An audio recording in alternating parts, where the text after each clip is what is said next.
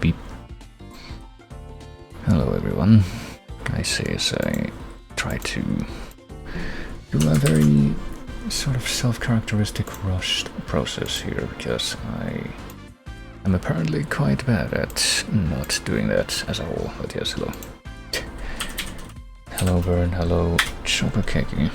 Thank you for joining us today. And hello to my own rushed process of this. Like I said, as I just sort of very quickly try to go to the screen. Hope that this, not this, the other Java window that I have, that one works. As I very quickly try to go into the daily quiz thingy in this window, which, if I am correct, should be starting in just a moment here. I guess I might as well do things in steps here. Go ahead and pause this thing after it's done fading out. And see if I can, actually get this to show up. There it goes. And why not?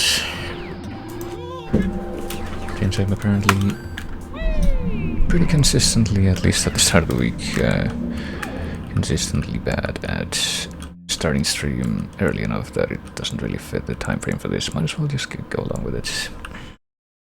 Let's see what we got. Subtitle for Street Fighter Strike. I'm sorry, what? Is this a trick question?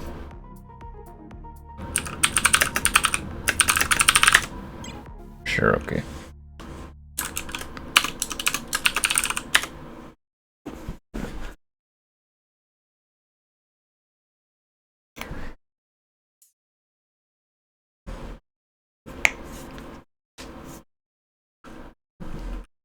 How many different colors of Yoshi can you play in Super Smash Brothers? In Super Smash Brothers, well, yeah. There's no way I was gonna be able to get that one if I guessed. I even like initially parsed that question as just meaning how many can you play, not in, like I assumed it was gonna be finished by not in Smash Brothers, but in Mario World. In that one I think it would be like 4, it's like regular green and then blue, red and yellow. But I guess not. Director of Resident Evil. Fuck, I should know this shit. I don't remember. Shinji something?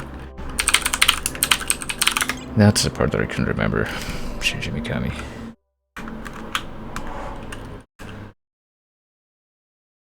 Yeah, clue 6. I mean, it's just like a literal one character answer that usually is just what happens. And honestly, better that way. It's not like the... What is the name of the character? What are they called? The ones where it asks for a year and it gives you like limited chances, and then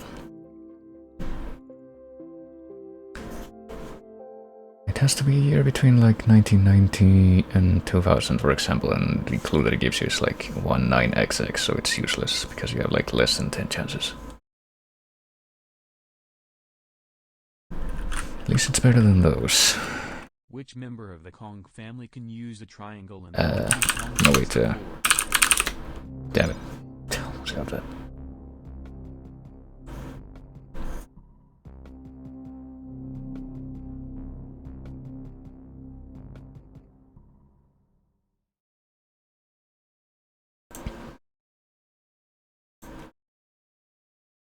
And there's gotta be some kind of in-joke here that I'm not understanding with the he's dead thing, I'll bet. Who is the heroine of Celeste? I think, maybe. Okay, sure. Celeste, a game that I am still very uncertain on whether or not I will ever touch.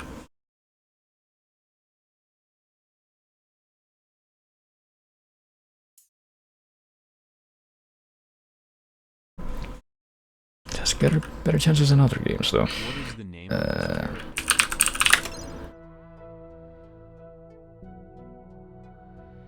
yeah, that must be one part of the game that I don't quite remember. It's been ages since I played Wario Land 4.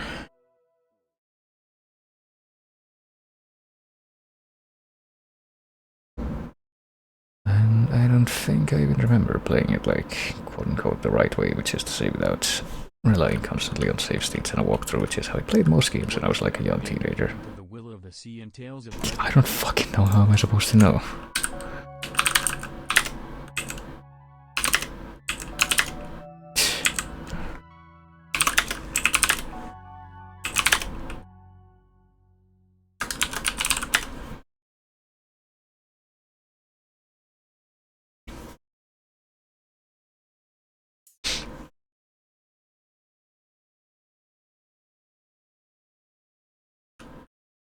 Give the hardest difficulties name and Batman Returns.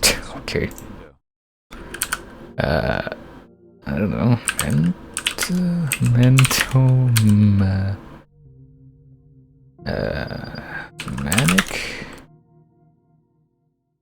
Mania. Damn it. Well, I was close. Yeah, good. You do 5 songs already? No. I pretty much very quickly came over to this right after I started, so probably be doing that after this though. It's okay. I guess it just takes Sonic to this one.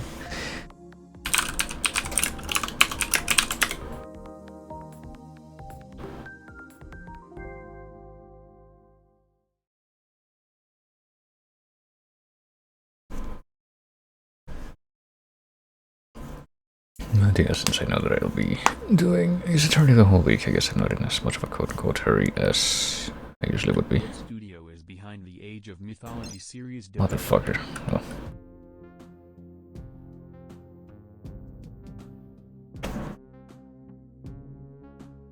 Yeah, for that reason that I was saying that I just kind of interrupted myself with, probably will be doing 5 songs after this. Can't really see any reason not to. As long as that takes... Maybe my phone will work properly. For like the past 2 days, my phone has been like plugged into charge constantly, and yet... Does Final Fantasy 15 make a for a DLC? I don't know actually. Sure. The Nissan Cup Noodles game. That one weird fashion line that apparently the Final Fantasy 13 characters had a crossover with. I see that one, but I think it was like at least 2 fashion lines and they were like kind of mainstream, but only tangentially aware of this thanks to trivia stuff. What was I saying before? Does this image come from? I don't know. Hey. Sure. I think I was talking about how my phone was like literally plugged into charge for the past 2 days and yet it refused to go above the 90% battery point for some reason, until all of a sudden it didn't anymore.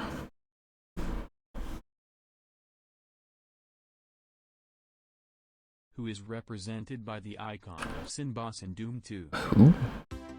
What do you mean, who? What? I don't understand the question. Oh, that's what you meant. Yeah, that was awkwardly phrased. Definitely could have phrased that better. More like who is inside the icon of sin if you clip in or use some kind of trick to actually get in there. Or always mentioned by the backward speech that the icon of sin does. Which robot pig boss keeps the entrance of Porky's? Okay. That was very much a guess on my part, though. Hey, guess who played about half of Mother 3 and then never actually finished it?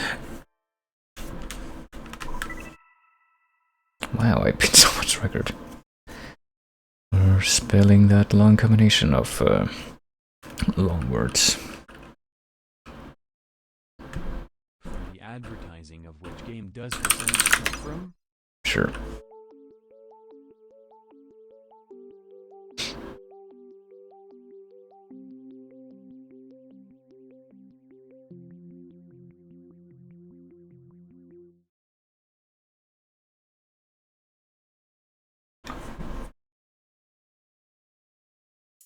Pokutosim no Machi. Well, I'm not clicking on that. What is Disney's Chip and Dale's subtitle? I mean, that's not just the subtitle of the game, I'm pretty sure.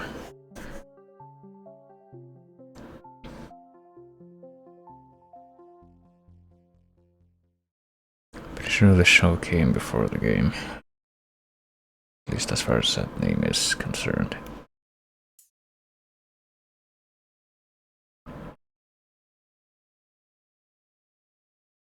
In which video game does Mario go to explore a typical United States town at a time? That's not Mario that does that though. Fuck, what is it? Super Mario Odyssey?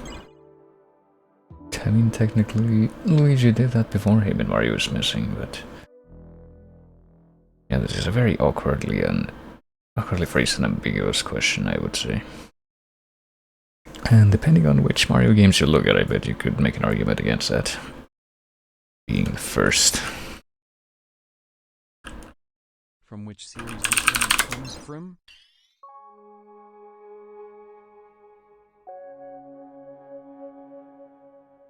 Clearly, it comes from the Creepypasta podcast special or something.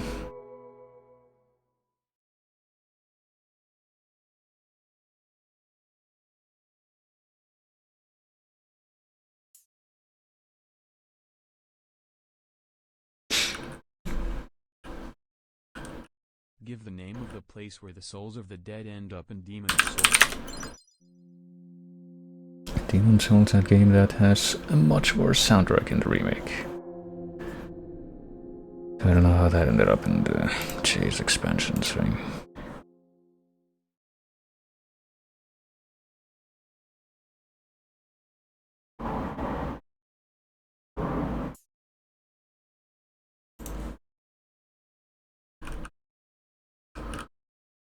What character does Christopher Lloyd play in? Shit, I should know this. I feel like this is Drew something. I've had this game forever on the Go account. I think it might have been free at some point, but I never actually played it. Drew Blank. I figured it might be Drew something, because I remember he was supposed to be like a cartoonist. Or Mark Blank. I guess he must have changed it in some kind of localization, unless Drew was the localization. What is the name of this I character? don't fucking know. I guess it must be Abba. Looks like some kind of Guilty Gear or... I don't know, Melty Blood or... Blaze Blue. Guilty Gear, there you go. Which would definitely account for me having no idea what character that is.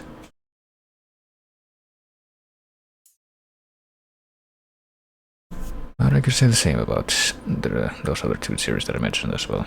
In which game is it possible to sing Snake Eater from Metal Gear Solid 3 or even Waiting for You from Silent Hill 4?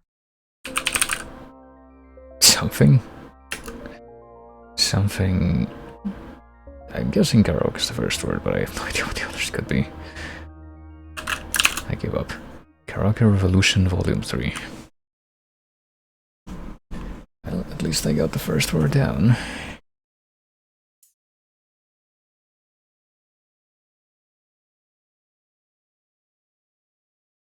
In which game released on Neo Geo is the main weapon the yo-yo? I don't know. And looks like... oh, I don't know. Comics don't even come out on Neo Geo.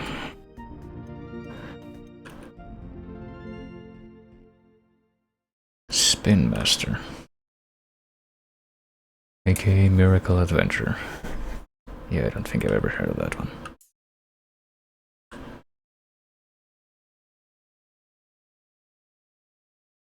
To what game does this cover belong?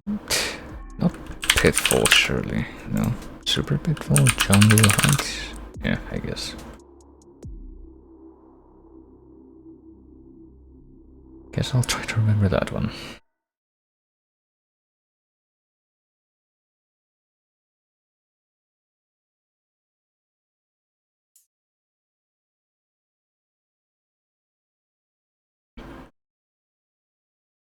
In what RPG is Nene the main antagonist? Fuck. Double fuck. No idea. Sure, the answer must not be Pico's school. Blue Dragon? Yeah. I had no idea about that.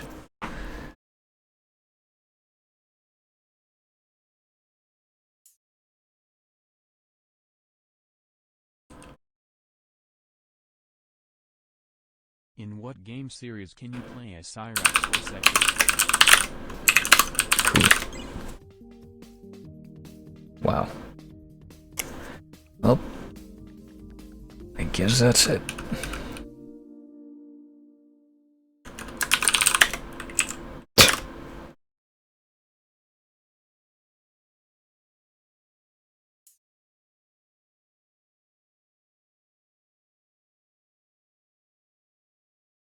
From which series this image comes from? Thought base combat first, but I have no idea what, like, no concrete idea what any of the games would look like.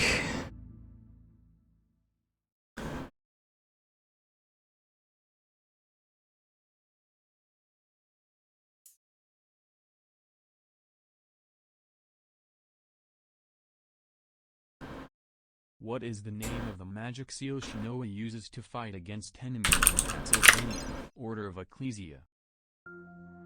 Okay, resent not being able to get that first.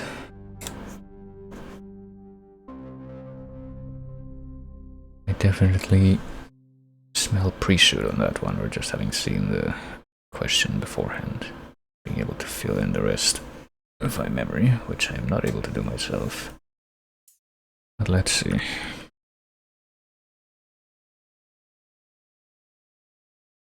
What genre is the game Neo Drift Out? New technology. Okay, sure. Total guess.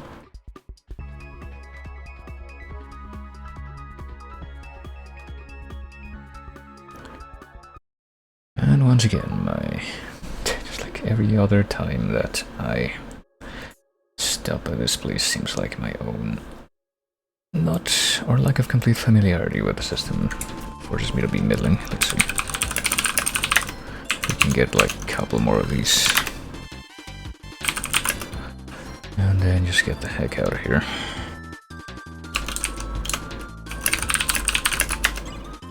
Sure.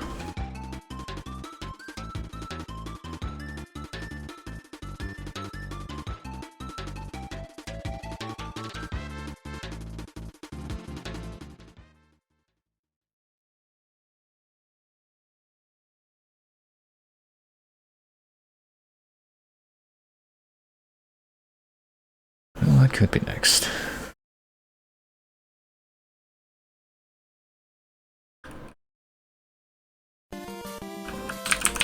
No. Almost sinned right there. Oh boy, let's see if I'm gonna just be losing points or just deny that, yeah. I mean, I could click one more time and be like, yeah, I'll lose 100 points or some shit, which is what happens when you get 3 skulls, but nah. I'm just gonna go ahead and do the good old Defiance yet again.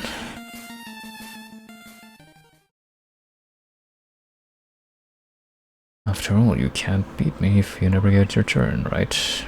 Etc, etc. That's partly the NES version, which I don't think quite sounds like the version of that track that I've heard in the chase, so I'm not quite sure what's up with that.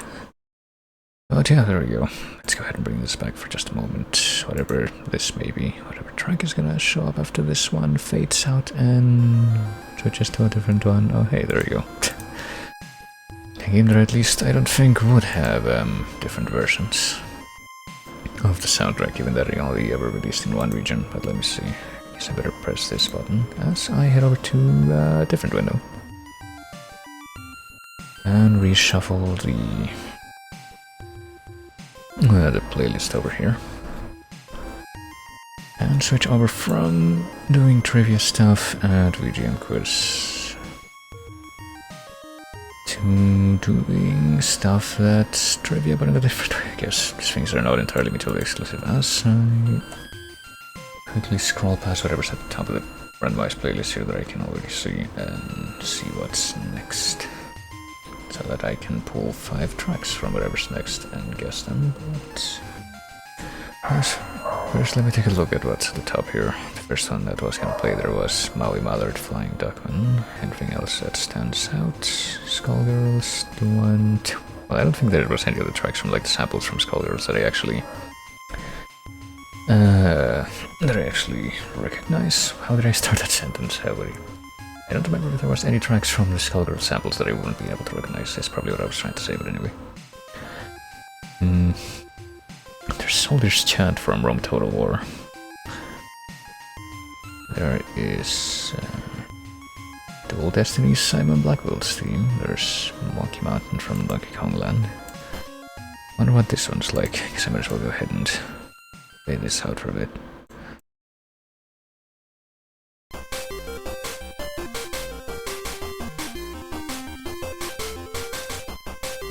I'd probably be able to figure out that this is from Donkey Kong Land, I guess, if he never came up in the chase, but... There's Lufia 2... a track which I don't think I necessarily remember having heard before. Like, I wouldn't really know a lot of Lufia 2 stuff, though I think I can only remember like a couple of tracks from that off the top of my head, and not even just what they sound like with the names. There's Waluigi Pinball from Brawl, which is probably would be another one of the pile of Brawl tracks that everyone would be like, yeah, this is classic, etc, etc, and yet it would very much be the same pile that I would describe as I play this game for who even knows how long and I don't remember anything soundtrack-wise. Including this, so... Do you necessarily have to type the full name? I think most of the time you probably are gonna want to try that, but... like, depending on what it is, you can usually... If it's a standalone, you can probably just type the first couple of words if it has a subtitle, or if it's part of a series, you can probably just type the subtitle for the most part. That's how I found it to work, at least, but anyhow, I'm gonna play 5 random tracks after this one, and each one will play for about a minute, and any present may try to figure out what they are, starting with this one. I think I know what series this is from at any rate. I think it's a coin flip as to which specific game it would be, maybe not. And as for the track name, I can probably take a guess contextually.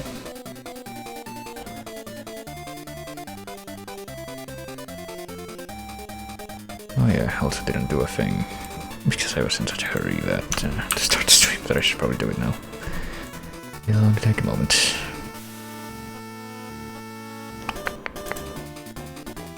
Here.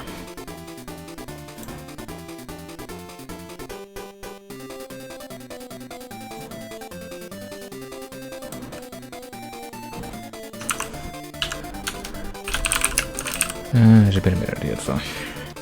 Not quite, but in about 4 minutes, 4 seconds it will be. Bit of a difference between 4 minutes and 4 seconds, but yeah. Kirby's Dream Land credits. I would have guessed Kirby's Dream Land title, but let's see. Apparently ending theme, yeah, so I guess my initial shot in the dark blind guess without confirming would have been a little off. But at least I was able to figure out which specific game this turned out to be from. Yeah, let's go ahead and... I could let that keep playing for another 20 seconds or so, but might as well just propitiate that myself. I think whatever is supposed to be playing next is already playing, even if I can really hear it. So my pre-shoot for this one is Minecraft or Skyrim, I don't know. Oh, there goes something.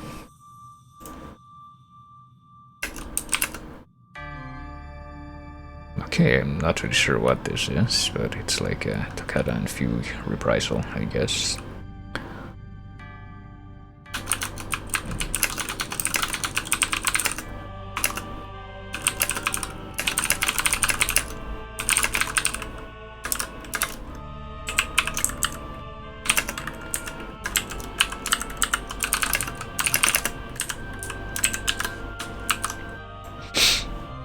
Magic 6, probably?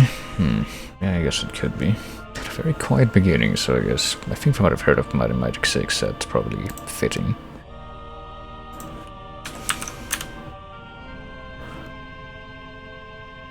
Well, it's been a minute, so... I get the feeling that, you know, Toccata and Fugue reprise probably wouldn't be a good enough answer for this. Trying to guess it contextually, but let's see, this is in fact Might and Magic 6.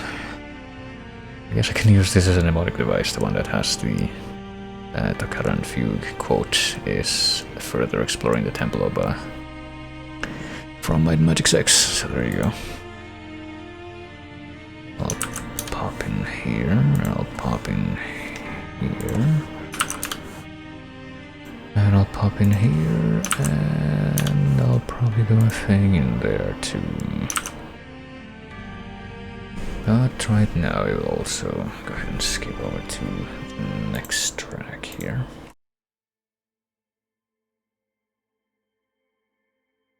It apparently also has a very quiet beginning.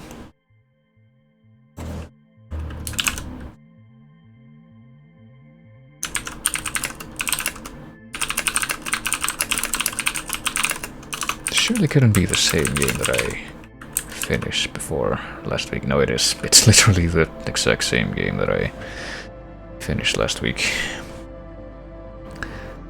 I wonder which version of this track this is, though, because I'm convinced that there's at least a couple different versions. There's like the one that you're gonna hear many times, and the one that you're only gonna hear close to the end. I think this is the one that you're only gonna hear close to the end, because it has like an actual build-up unlike the other one.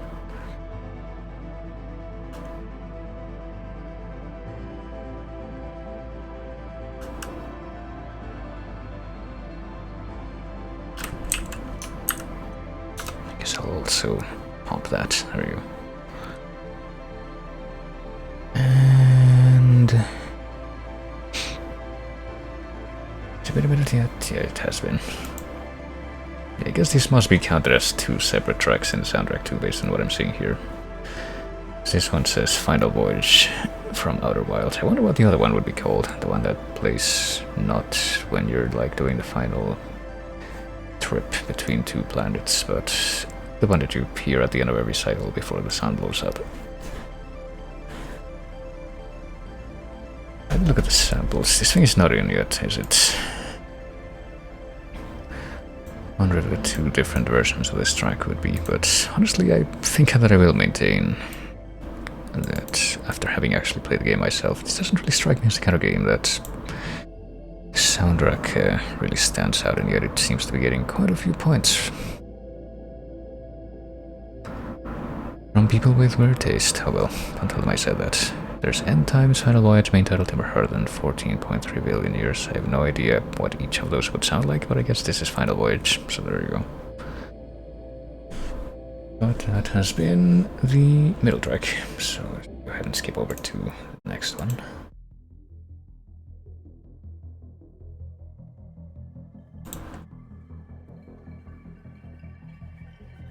Yeah.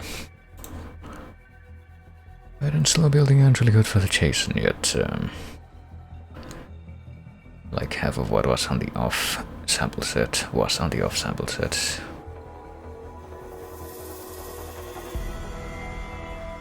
This one feels vaguely familiar, but I can't place it right away. I get the feeling it's not Risk of Rain, unless it somehow is Risk of Rain. Could be the exact same Risk of Rain track that I missed, and well, I think that we all missed on the last final chase pushback, but I don't know. I want to say that it reminds me of something else, but I get the feeling that any of those things that it's vaguely also reminding me of wouldn't actually be in the chase. I get the feeling that Risk of Rain is actually probably the strongest possibility here. I'm gonna guess that, yeah. Aurora Borealis. Let's see. This is Risk of Rain, Aurora Borealis, so there you go. You know, funnily enough, the other track I just played, Outer Wilds Final Voyage, is I want to say it's another one in that like wheelhouse of tracks that this vaguely reminds me of from like other indie games, with that kind of weird aesthetic that may or may not be somewhere in the chase, depending on how good your memory is. Well, there you go. I guess we'll immediately know if this is what's played, if it gets a long play from Rinsilius, but let's see, that's... I said that the previous one was the middle one, so the next one will be the final one. Let's go ahead and move on and see what that one's gonna be. Something that I don't even have the same vague feeling what it might be as with the last one.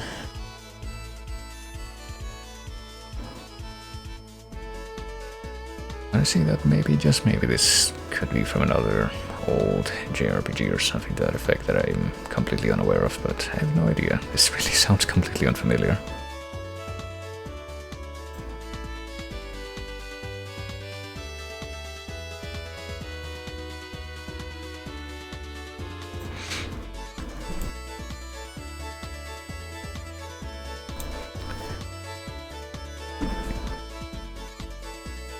And I don't think I really have anything else to add to that. Like, sounds vaguely JRPG-ish, but I don't recognize it at all. It's about all that I can extract from this sound. I guess there's a part of me that just really hopes that this doesn't turn out to be like a Pokemon thing. That's... if that is somehow the case, it wouldn't surprise me at this point. But it's been a minute. This time I am actually anxious to find out, just because I have no idea what it is. But apparently I was wrong. This is apparently from Nights into Dreams, and... the track is Suburban Museum, complete version. I wonder if there's an incomplete version that would somehow be differentiated from whatever it has played in the chase, or I assume must have played it by this point based on it being on here. Speaking of Nights, I went back to playing, went back very briefly to playing Shenmue after I spent most of the last weekend playing Diablo 3 instead, because I wanted to finish that, and I did. And then I went back to playing Shenmue to see if I can finish that on my own time next. But apparently I haven't looked at the Steam version of Nights into Dreams, which I do have on here. But which I guess I must have gotten in 2019 through some kind of medium. But have never actually installed or played. Apparently my tape played it on April this year though. And maybe it's another soundtrack that I should check out at some point. But yeah, that has been like the final track here. Suburban Museum. Let me listen to the beginning of that again. It's not the kind of sound that I would associate with Dreamcast, that's the thing. It just sounds like very kind of generic JRPG town vibes. You could say that I have come to expect a bit of a different sound from this, what I've heard of this game, but I don't know. I mean, obviously I've never played it. Just put whatever version sounds like what the Chase uses, or if I can't, I just measure chats and get him to send me the MP3 they used in Fubar. Put it to YouTube myself. Is that not Dreamcast? See, there you go. I wouldn't have been able to tell you that readily. That makes me very mildly curious about something, though.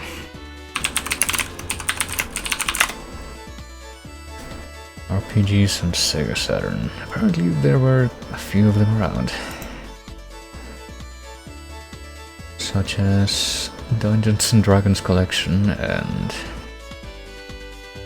Devil Summoner Soul Hackers, and yeah, have I heard of any of these?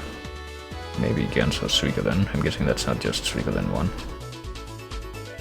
I don't know if I would call Symphony of the Night Saturn an RPG, I guess, a very technical thing. I guess they had Lunar Silver Star Story, I guess that's must have been like the precursor of the Silver Star Story Complete version that they had on PS1.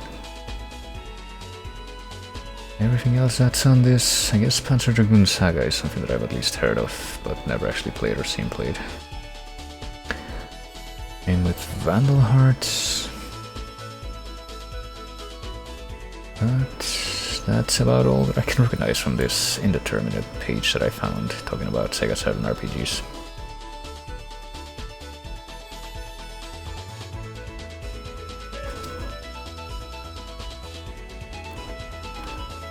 Oh well. I mean, apparently I am very bad at actually discovering and finding out or following through with JRPGs for the most part, except in very specific cases, or if I'm just forcing myself to stream them. Whatever comes first. But let's see what the bonus track here is gonna be. Oh hey! We were talking about this just a little while ago.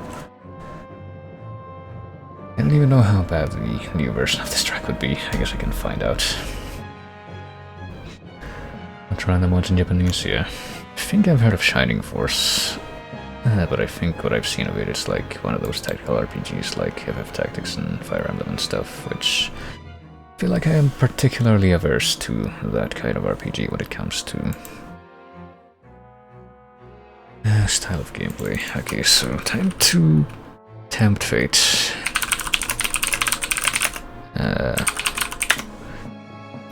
So this one seems reasonably recognizable. What does the remake sound like?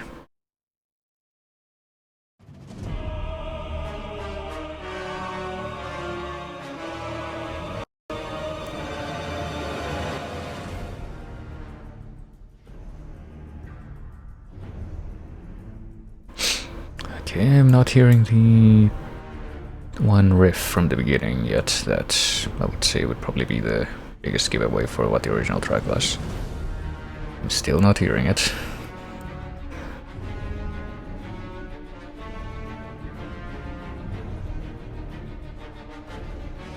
Unless this bizarre strings rhythm is somehow supposed to emulate that, which would be a massive cop-out. Yeah, this doesn't really sound like anything like the kind of follow-up that I would expect for the original version of that track. Still waiting for it.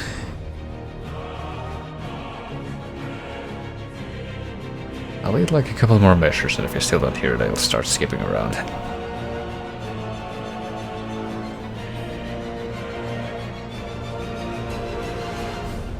I guess the fast-paced, high-pitched strings are you supposed to like replace that? It seems like a terrible decision.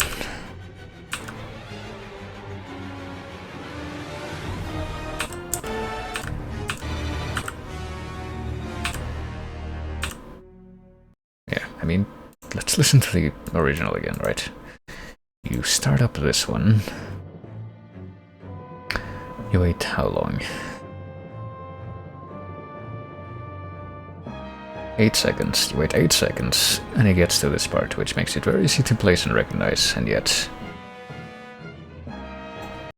you don't really hear that at all in the remake version, except it's just like hidden in the background. You have to like listen for it, and even then it's not really the thing that you were looking for, is it? It's bizarre. I don't know what was going on with the direction on that remade OST. It could have actually been better, or at least cleaned up nicer. Okay, I'll say one thing. That might be a bit of a hot take, but you know, all the issues that the remake of Diablo 2 has that just came out, one thing that they got right is that they didn't fuck with the soundtrack. They pretty much just left it exactly as it was. And well, speaking of the soundtrack, I guess I'm gonna go ahead and go back to this for a little bit while I change the metadata and get the actual game window to show up. Let's see here.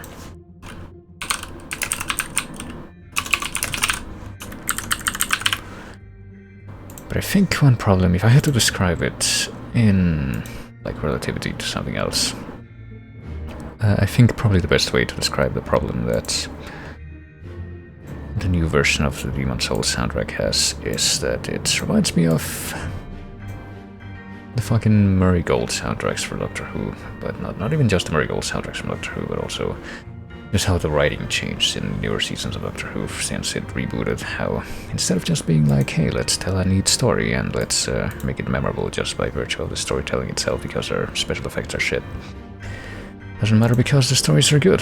Instead of that, it's just like every single season and season finale we're gonna have like an even more grander scheme of the universe is gonna end or something, and it's gonna be like each time more ostentatious, and the last this is the only way to go. More fucking stakes, more bombastic, more orchestras. It's just like, no.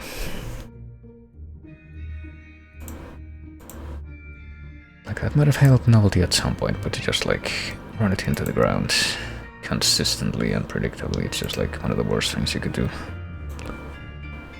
And to do that like so quickly that it matches that proverbial gradual thing that I just mentioned is like remarkable. But I feel that's pretty much what the new Demon's Souls soundtrack feels like. But anyway, this has been my actual opinionated rant, of which I feel like I have actually very few on this stream, but sometimes it's just like something that I really feel needs to be said. Let's go ahead and fade out the Oberdin soundtrack as it, you know, the actual soundtrack from the game starts getting so loud that it kind of starts making the other one inaudible, even though Soldiers of the Sea is a really good track.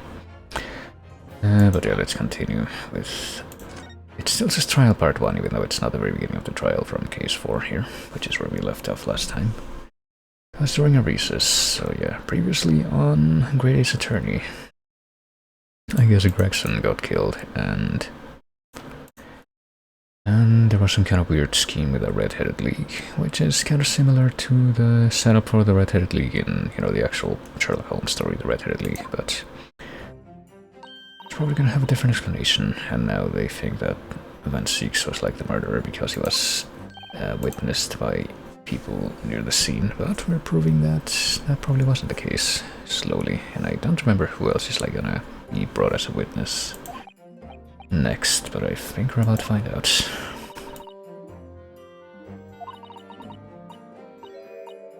The boss actually died the day before. Oh yeah, guess we better start getting reacquainted with the details here.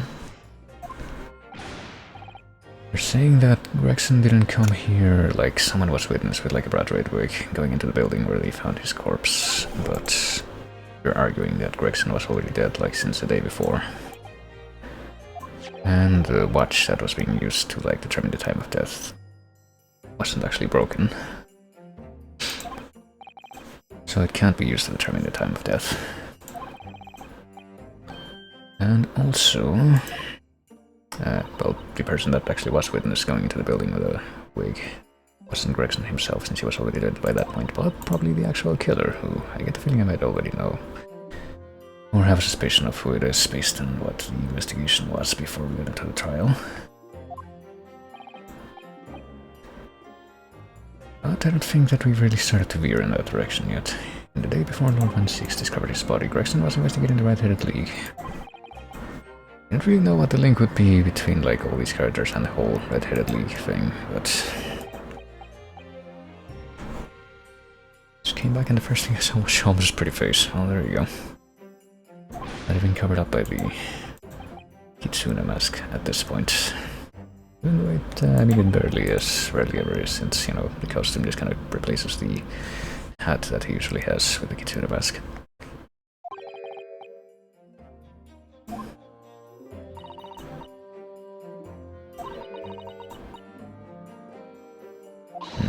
The criminals in question. Oh yeah. I don't remember exactly how they were talking about those two people in the last part of the trial. But apparently they were like the ones that were running the Red-Headed League or something like that, something to do with that whole affair at least. And they were apparently caught by Sholmes before. The day before he was found, he hadn't had trouble with them before. And apparently they were still running that the day after he would have been dead, so it's not clear exactly what the connection between all these things is yet.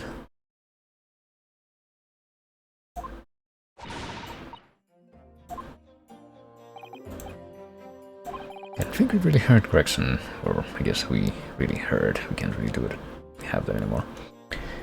I think we really heard Gregson cry poor at any point, pretty much in the same way that Sholmes does. So I don't know if he would be motivated by money.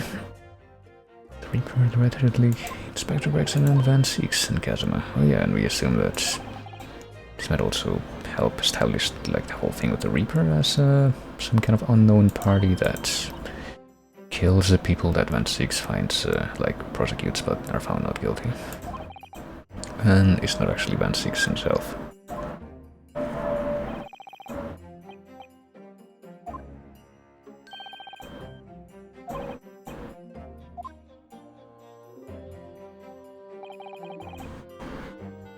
And Kazuma's the prosecutor, that's right. Is he hoping to make me see, I wonder? Well, Kazuma does seem to be a bit more aggressive so far as a prosecutor than Van Six was, even though that's not saying much. It's really just a relatively speaking kind of thing.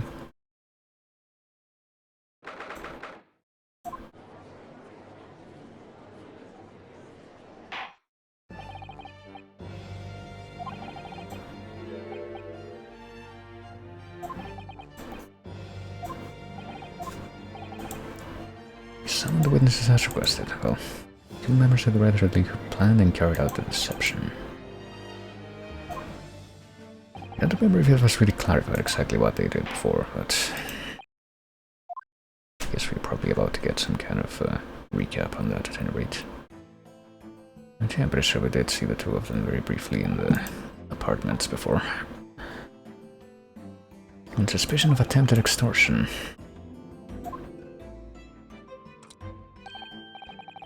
Fabian de Rousseau. Which claims Then there was a great Darosal family from Nice in France, or en France. And my name is Peppino de Rossi. Well, I'm noticing a theme with the names. Third son of the great Famiglia de Rossi, the landowners from Napoli. And yet they seem to be not in a position that would belie that. They first became acquainted at a boarding school for European nobility. Two men. Those who graduate from Temsic as future leaders of Europe, oh really? Well, I can't help but notice, but couldn't help but notice a little bit of a meta gag there maybe, but do you have any idea how boring it is to be born with noble blood? Hello. I get my mission to get the better of the world by employing so little grey cells in my brain. Okay, that's yet another meta joke.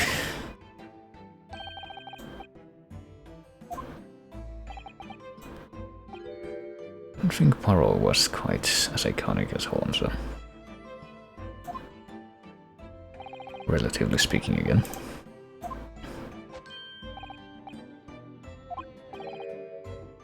He has the grand ideals but the petty plans. The strange combination is of the charm of the hilarious brothers. Okay.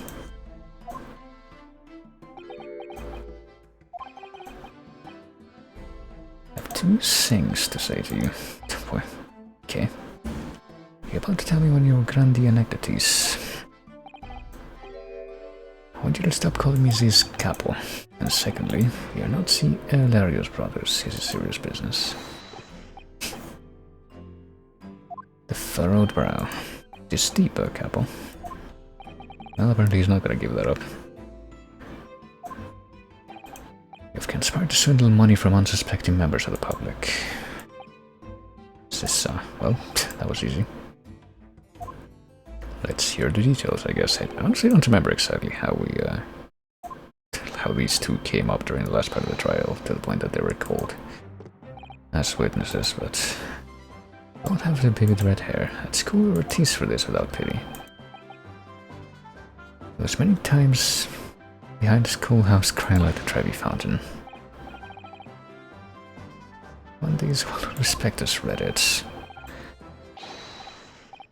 Boy, that was that last bit that got skipped. He would bury his head in his pillow and weep for the injustice. Well, first step was the newspaper advertisement. About 1 week before the plans was put into operation. At least this is a notice in every paper in London. Entitled to the Red-Headed League. The only condition is having flame-colored hair, and if you satisfy the interview panel and are admitted into the league, you could receive a weekly income of £4. And so it happens, but yeah. I mean, I'm pretty sure that I've said this before, probably a few times, but it can't possibly be the same scheme as in the actual Red-Headed League story, because they already had that as a gag in the final case of part 1. With the fake initial deduction from the joint reasoning thing. With the money to France. Where were they gonna get the money though? Just blinked over that part. Application fee of 5 shillings. Okay. Yeah, literally blinked when that happened, I guess. Just not anybody was foolish enough to be taken in by such an obvious trick. Yeah, but it's true that the application fee wasn't a part of a scheme in the original story. Would have been like an extra obstacle. Chunk with red-headed folk, like a coster's orange barrow. These two men spoke face to face with every single person present that day.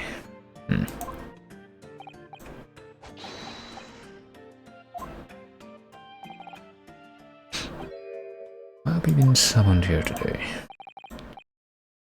Well, I would also like a recap on that. The date for our trial was not until tomorrow, I was told. Well, I've only been shown this photograph. When, though? I feel like we also need a little bit of a detail on that.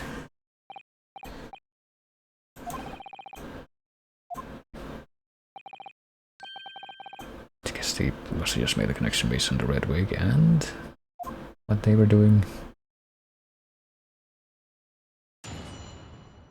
let's see exactly what we got here. And in the photograph, pretty can say that they don't know him, I guess. If I had to guess, we had more than 1,000 red people assembled in the park on Lime Street that day. I don't recall the man in this photograph, a capo. Well, don't remember him. Obviously he's dead now, but I assure you he was not in the park. Victim has nothing to do with us. That last part doesn't seem like it should be part of the testimony, but yeah, they just said, nope, we don't know him. And we didn't see him.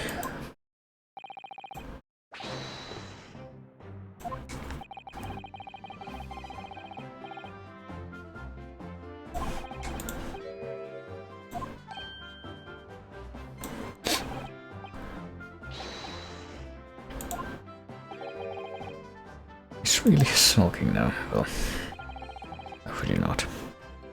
The confidential document was obtained directly from Scotland Yard. Records an entry from the inspector's private diary dated the day before the incident.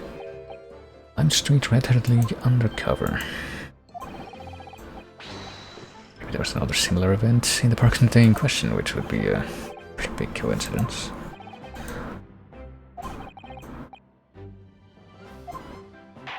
So we assume based on that he actually was present, and yet they say that they didn't see him.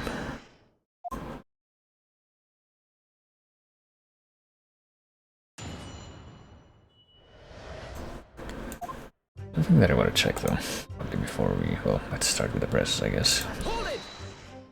And so we'll just carry on with all these presses, but if we go to the people section of the court record, do they show up there yet? They do. Okay, apparently they're 26 and 25, even though I don't know if this guy looks 25. That's a very big crowd. There isn't like any other evidence that I've forgotten about detail-wise, is there? I don't think so, no. Redheads had come in from all over the capital. Capo here, he has the magnetismo animale. Aye, well.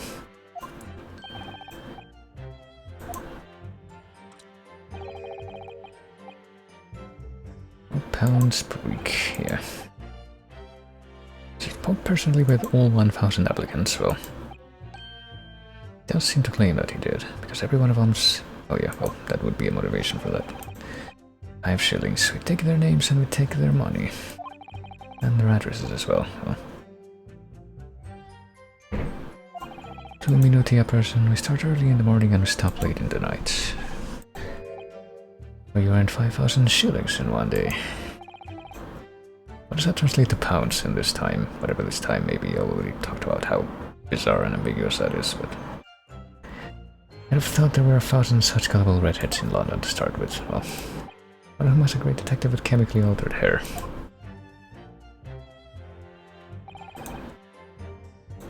And yeah, they say they didn't see him, even though we're led to believe that he was present at the scene. And this is a wig, eh? I don't like the people who are trying to trick the other people, even though, you know, truly would have just led to him getting conned out of money if he had actually spoken with them.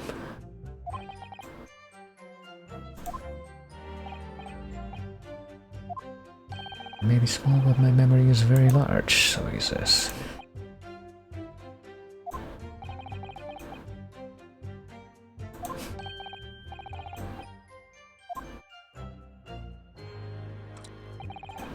Don't remember him. Obviously he's dead now, but I assure you he was not in the park.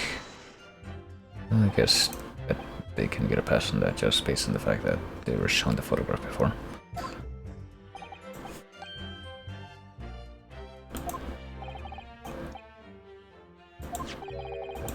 And now we're questioning this guy, I guess. Maybe he'll make the claim that he also has a very good memory.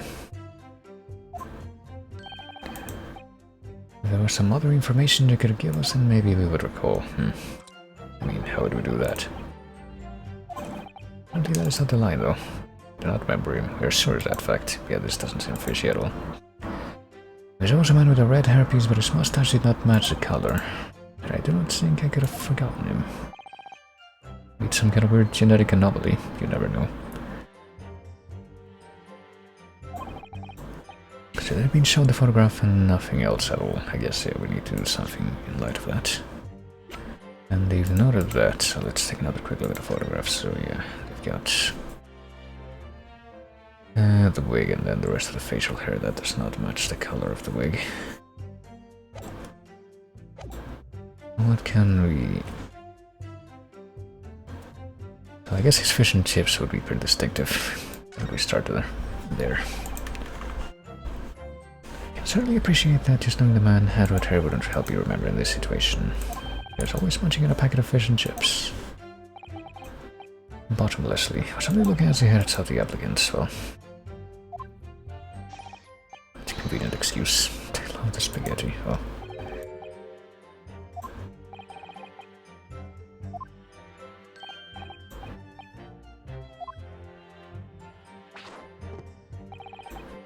This victim has nothing to do with us. I get the feeling we're just gonna have to go back to the middle statement and keep on pressing that with different prompts, but let's hear a little more about this first.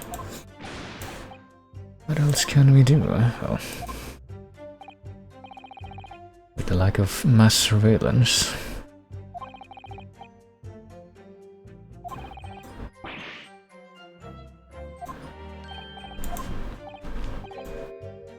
Now you were caught carrying out a plot to swindle hundreds of innocent people, so you know.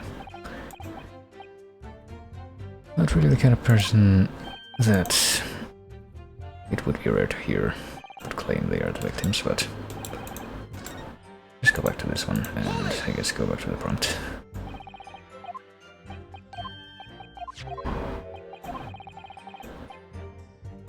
Okay, yeah, I'm pretty sure that didn't change. I do not remember him, the head. They said they were looking at the head, so none of these has to do with the head. His name, his profession. His name, his profession, his name. Well, I guess they would have had to have taken his name. They say that they kept a record of that, or at least pretended to. What if I told you that the man's name was Gregson?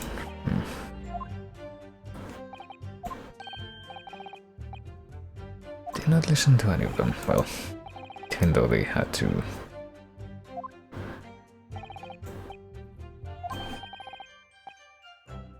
At least pretend that they were recording them. Maybe we can say a little more to that, but apparently we're not gonna be granted the chance to do that right now. So I'll try one more time, except with now the one choice that we haven't tried so far.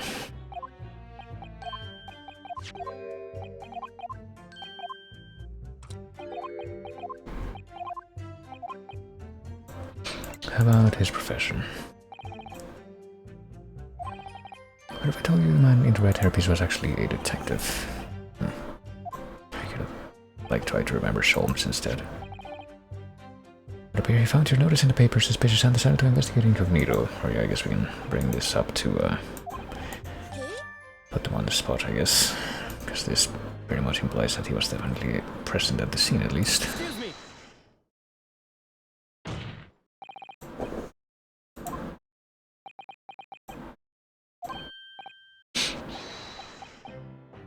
I'm always adding something. Parmesan, olive oil, pepper. Well, do you not agree with your friend's last remark by any chance?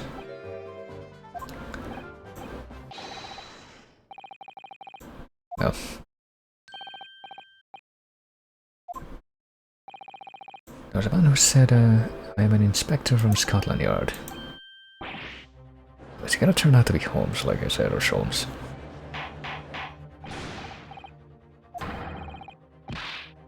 Explain this volte-face in your testimony, witness. So we get a conflicting report. I wonder why.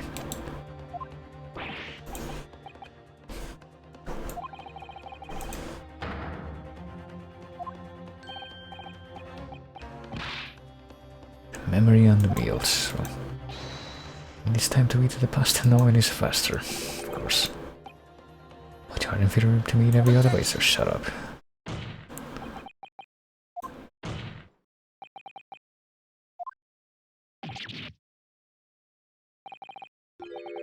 Tut, damage is done. Oh.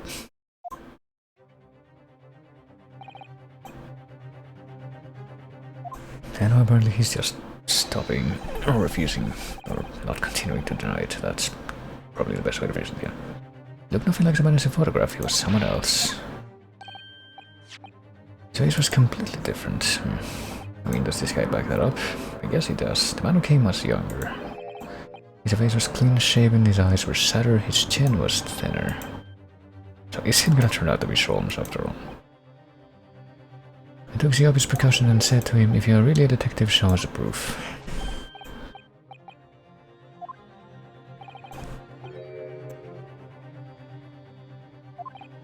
And apparently he had something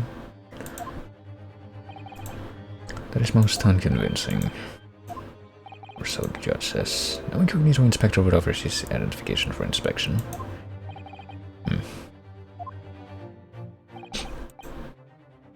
Clearly his papers were fake.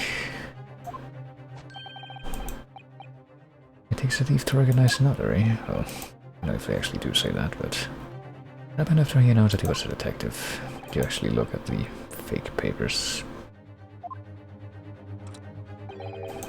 Took his papers from him and chased him out of the park.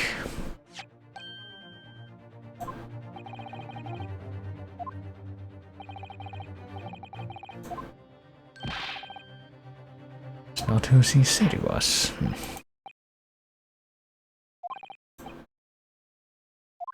Well, can we actually look at the identification papers? Let's return to the witness's testimony. Well, not before we take a look at those. That's probably going to be the trick to find out whatever we need to find out here. Metropolitan warrant, police card, nothing on the back. It's apparently not a hotspot, I guess it just has to be this thing.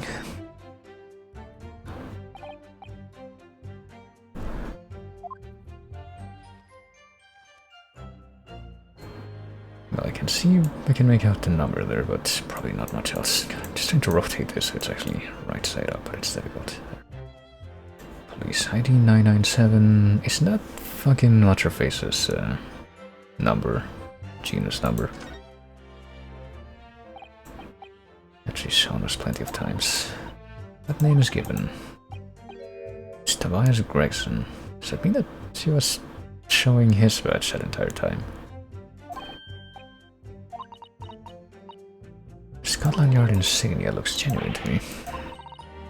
And the department and identification number details are all correct as well. So these are real.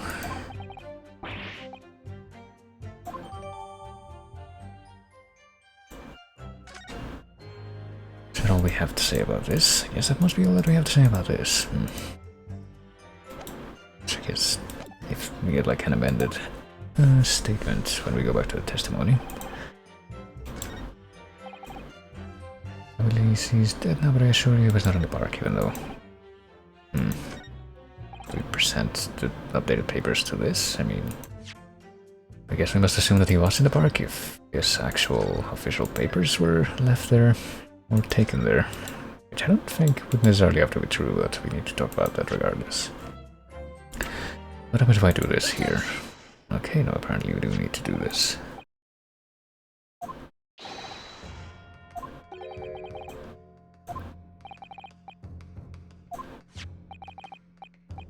Is it really a fake or is it genuine? Objection. I mean, is there anybody else that would be like from the police force present that could answer that? Was Scotland Yard with it? What? Allow anything to be stolen unless, you know... I guess they had Gina for an assistant. The undercover detective who attended the Red Hooded League's enrollment on the day in question was in fact the real Gregson. And apparently he just left them his real papers and just gave his true identity even though he said he was incognito. That part just seems weird, but...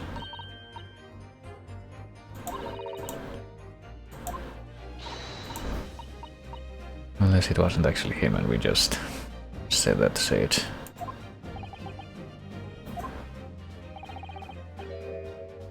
Maybe the inspector was unable to report it, yeah.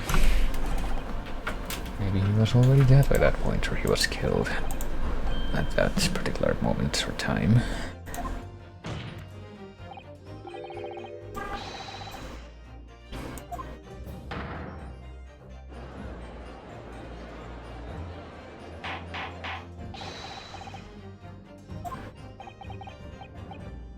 The victim was killed the day before his body was discovered at a different location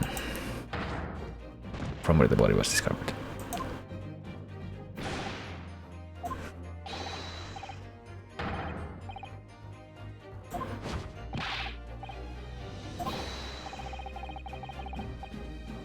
I can behave a little more like a master criminal than that, no, well.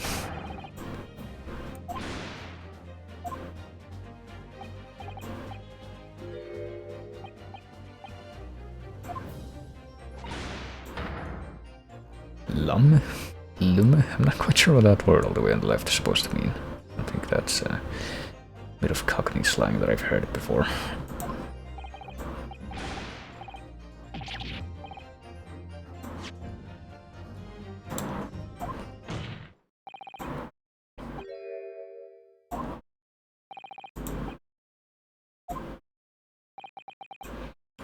We'll dry your eyes and testify again about these identification papers and the precise circumstances under which you came by them.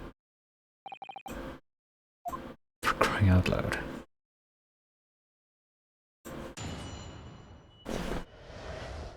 If you know what I'm saying. Well, let's see what they say now. It's between tears. I took him prisoner and kept him for the night at our secret hideout. Well, that came out of nowhere. Even though I didn't think he was a real detective, I was too scared to let him go that day, just in case. I took his ID and shot him in the room next to ours, and he just let you.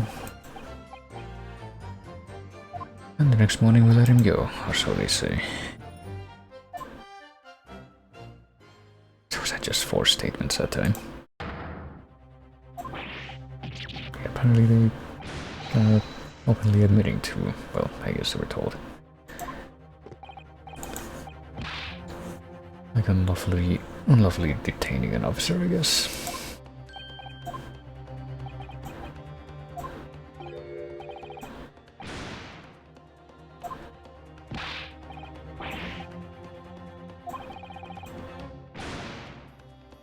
Because I did the date of the ferry wrong way one little day. Well, I don't really see how that relates to the rest of these statements, but...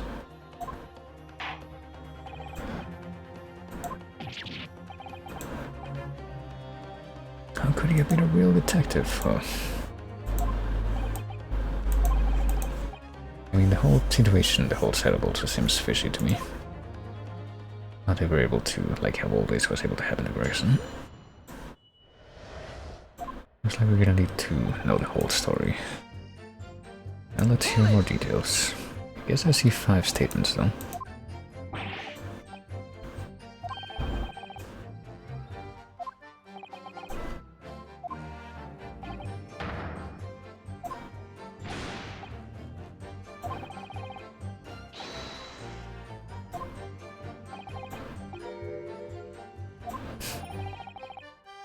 And what about the hideout here? An old empty house behind a park on Lime Street.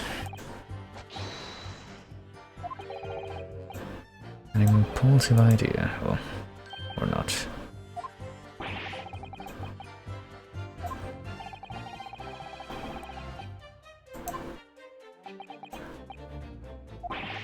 Maybe we're gonna have to take a look there later, but I was under the impression that he was a pretender, not a real inspector.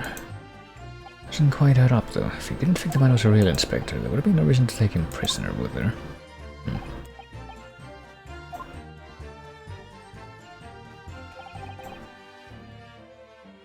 Hold it! And yet, they're still claiming that they didn't know. But they did this anyway. There's a chance that he had seen through my plan, and if that wasn't the case, he would go straight to the police station to blow the whistle on us. It's up to no good, yeah.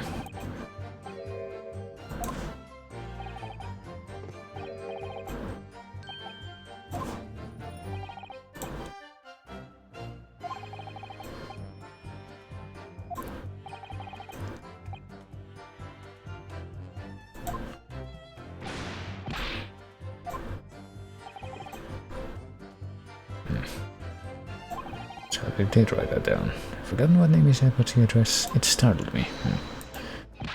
Scotland Yard Homicide Division, he said. Oh really? They didn't really mention that before.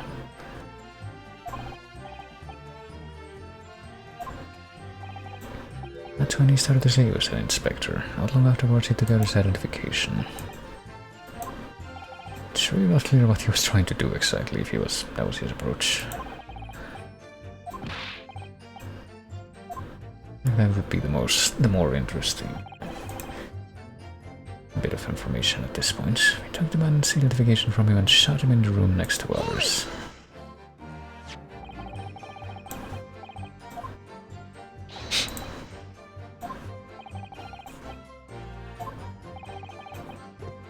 Never seen a real one, of course. He was so suspicious.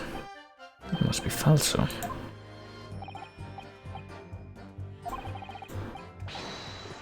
Together the hilarious brothers who took the man captive. Oh. All we did was show him inside a locked room. Then we made preparations to transport all of the money.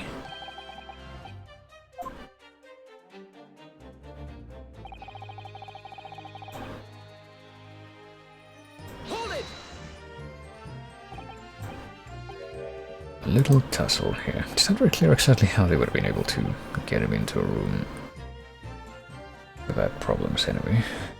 Just a minor incident.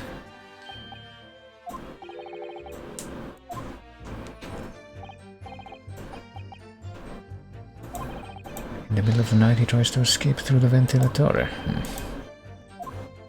Wouldn't that just be the window? Chased him beyond so and we caught him again in the middle of the night and nobody saw. How convenient. Didn't shoot the man in your haste, did you? Well,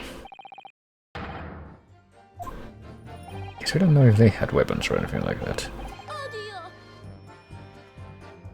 But guess we do need more information on this part of the story.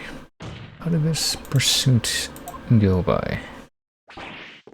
What happened exactly?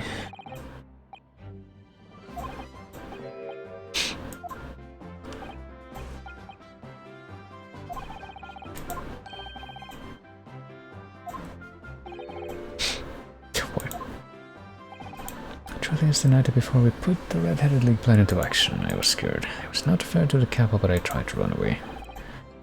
But the capo here came after me like the turbine. Would turbines even be a thing? I guess they probably would be. In this indeterminate time period. I guess that also only muddies that question though. The bizarre indeterminate time period. May or may not be Victorian or Edwardian, but...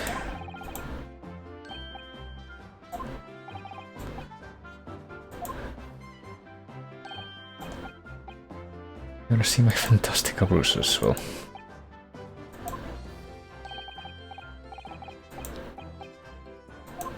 I'm uncomfortable, but yes, we're being told that I think that he has here. They'll see that before he... Jeez, before he completely pulled that back. That red ring around your neck, were you like lassoed to make a ring like that?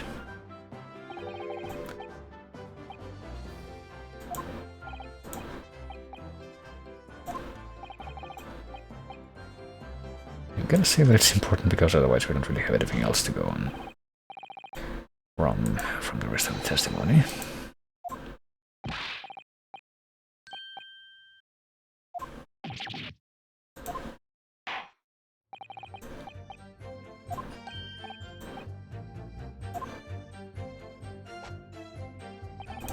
Tried to escape, but Capo put the collare on him and dragged him back, like what he did to me. What collare? We need to hear more about that. That red mark was caused by a big collare made from other leather, and...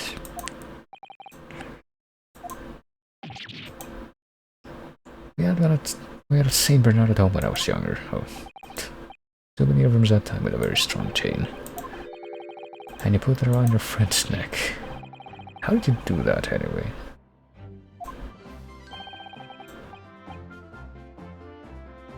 You didn't have to tie the chain to the leg of the bed though. Well.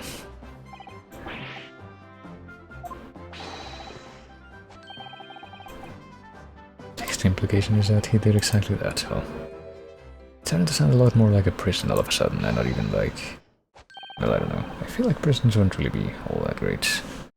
Not like they would be great now, in any respect either, but you know. Like they would be, maybe have a bit of a vestige of the medieval still at this point. He had the red ring around his neck just like me, but we don't see that ring in the picture, right? I think that's probably what this is gonna be leading up to if I look here. We can't see a lot of his neck, but it doesn't look like it's bruised. So I suppose the implication is probably supposed to be that, gonna turn out to be that there was somebody else that they actually caught that was actually not Gregson, but had stolen Gregson's papers.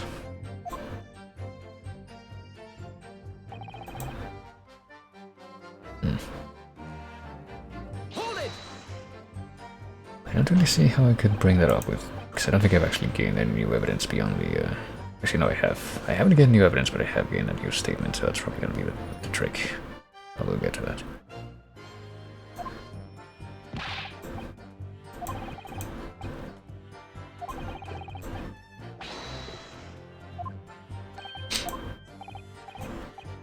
No money, no freedom. Oh. It sounds convincing when you put it like that, but when you look at the practical applications of the alternative, then... If you also feel disenfranchised, take him out of the court. Yeah, there you have it.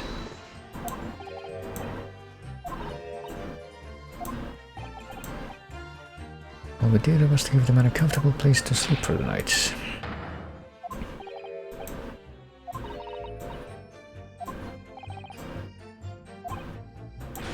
I heard him snoring fucking chained to the bed with a dog's collar, which apparently he couldn't take off. I have to assume exactly how that, how secure that dog's collar would have to be if a human couldn't take it off easily.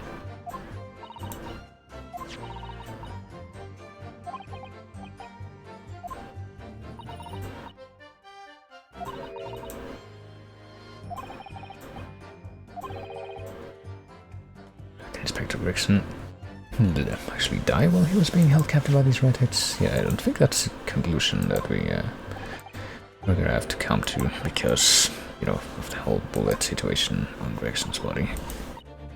And also, you know, the bruising situation, which I think is what we're gonna have to pursue right now. Took the ID and he tried to escape. The capper put a collar on him and dragged him back like what he did to me here. Except that in the photograph that we have, and I'm pretty sure that he just didn't come up at all with like the autopsy or anything like that was done. Doesn't show any sign of bruising, so clearly that means that had to have been somebody else.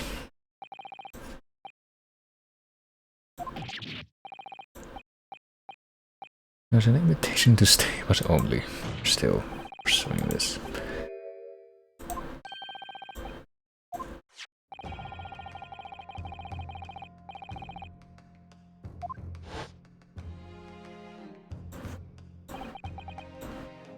You will see that there is no red ring visible around his neck. It's me who took the collar of the man in the morning, and I saw the red bruises on his neck, just like I have. Yet you've also been claiming this whole time that you don't recognize the guy's face. You would think that you would recognize it better if you held him prisoner like that.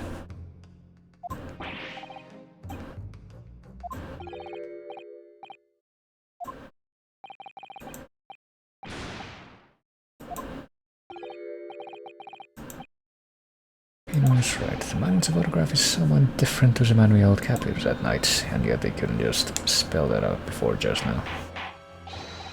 Even though it probably was obvious to them, since the moment they saw the photograph. And who visited the park on Lime Street posing as an incognito inspector was not Gregson at all.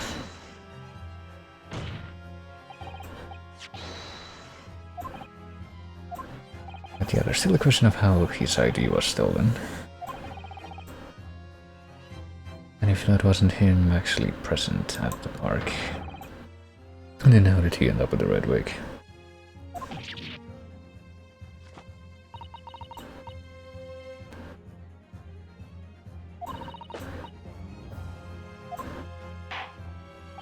So we do have reason to believe that these things are connected at any rate. It were the real Inspector Gregson whom these two red-headed gentlemen encountered, or red-headed gentleman. That's a bit of a grammar spelling error there. But that no bruising can be seen around his neck defies explanation.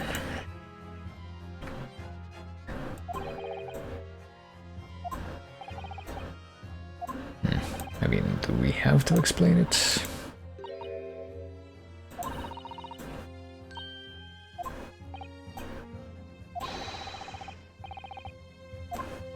Looks kind of like when they point to something so incredible, it's almost unbelievable.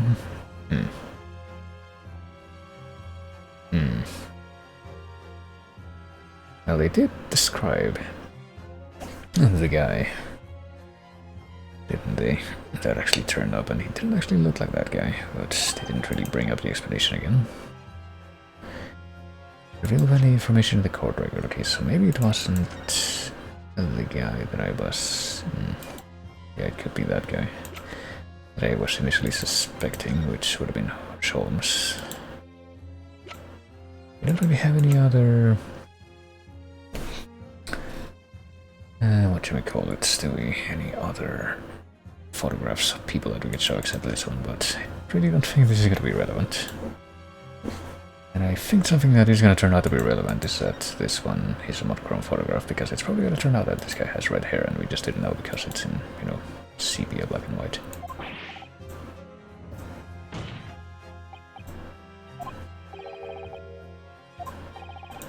Exactly what was this inspector that appeared before Mr. There was so on Mr. De Rossi. Well, we're gonna continue to hold it was an imposter, because it clearly wasn't him.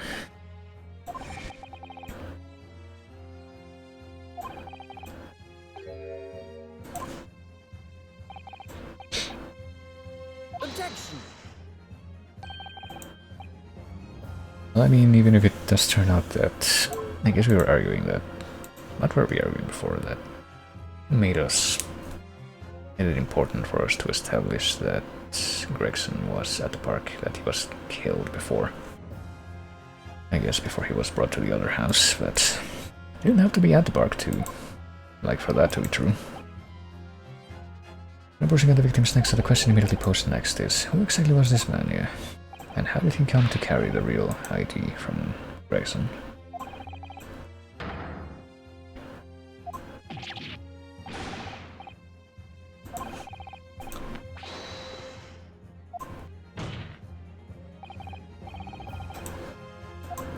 Really, the defense has an idea about that. The true identity of the man who is to imprisoned that night. Well, we have only an inkling. We obviously can't prove it definitively right now, but... Who did the witness encounter in the park posing as Inspector Gregson? Or thankfully we do have the save scum strategy open to us.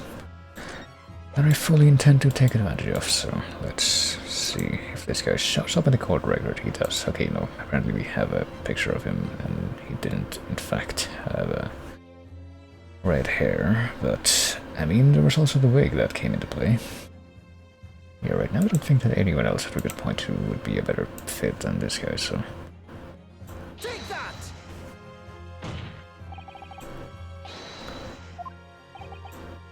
Unless it's not.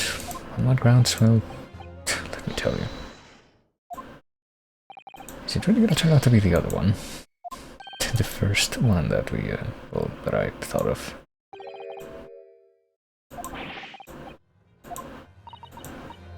Red ring produced by the color is clearly the crux of the matter here. Bruising around the neck. I feel like this might possibly be referencing back to something that we may have witnessed before, but that I've completely forgotten about by this point, because I don't think any of these other people would have the possibility of having bruising around the neck that we can see from these profiles, at least. I think we can even go back to like the rest of the court record, so what happens if I do this? Take that!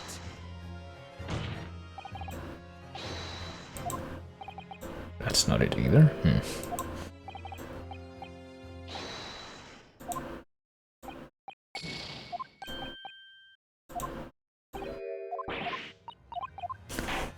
Bruising around the neck. Okay, so I'm actually a little bit lost if it's neither of those.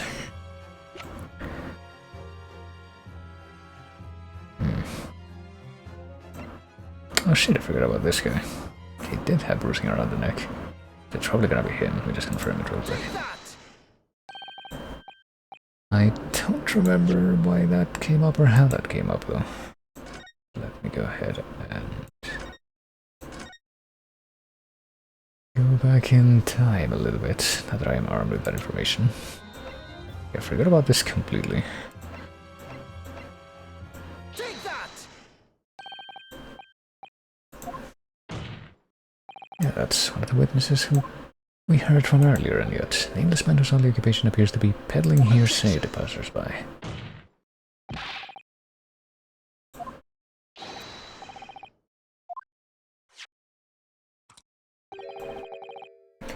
What has happened to his slip? Well, he's looking for the Twisted Lip League. Well, is he gonna okay, I think I might see what this is actually leading up to. It didn't hit me, I don't know, but...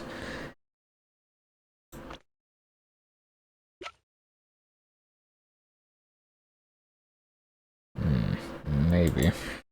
Well, let's see what happens here. I think that I actually was not entirely off the mark with my first guess, but it just turned out to be a little more convoluted than I suspected. During his testimony earlier, I heard something around the man's neck, a red ring of bruising. So yeah, this is very much a man with a twisted lip thing.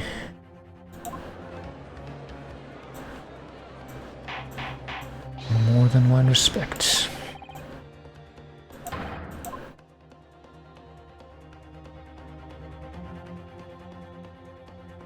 And he just comes in immediately showing the bruising.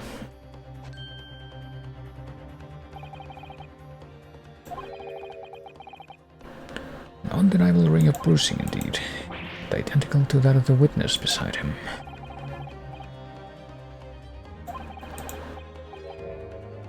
It's a birthmark in it, well, the birthmark that you're apparently displaying proudly as you come in.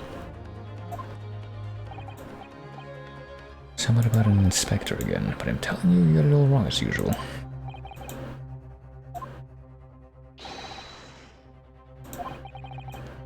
You're trying to kill me with all this nonsense.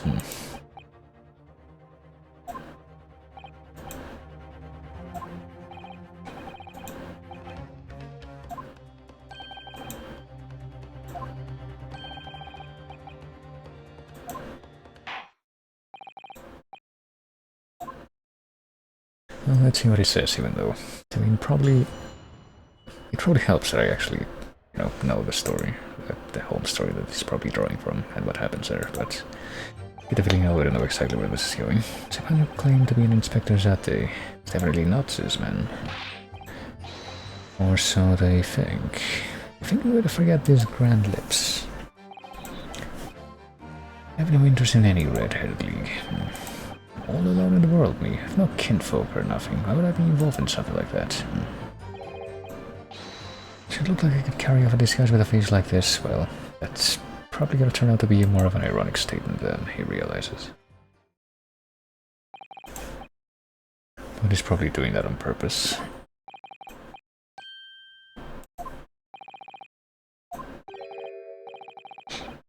Just a simple peddler, remember. First no street soul, I know.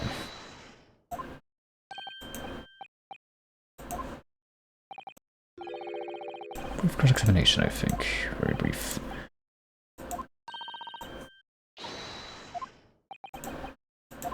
Well, hopefully it will be very brief, as in that it won't take very long to point out the problem here. The man who claimed to be an Inspector Zate was definitely not this man. That's what he's gonna leave. Oh, he wanted to press.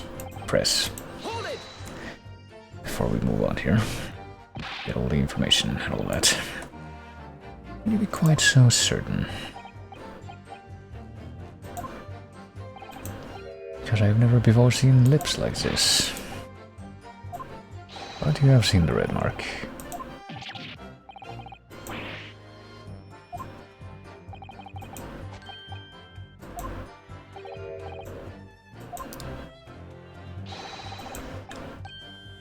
actually thought that that red mark was gonna be like in goiter or something the first time that we saw this guy, but this makes more sense, I guess. Broke the mold when it beat me. You're lucky to have been born with red hair. Well, not being Japanese made you stand out in London. Yeah, I mean, it's not like that's really changed all that much. People being a little unfair towards that.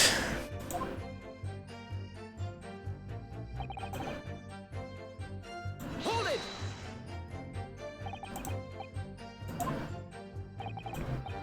And apparently the crux of why they don't remember this guy is still all about the lips. For some reason it makes me want to eat. How did Fabian call it? Honey Eclair.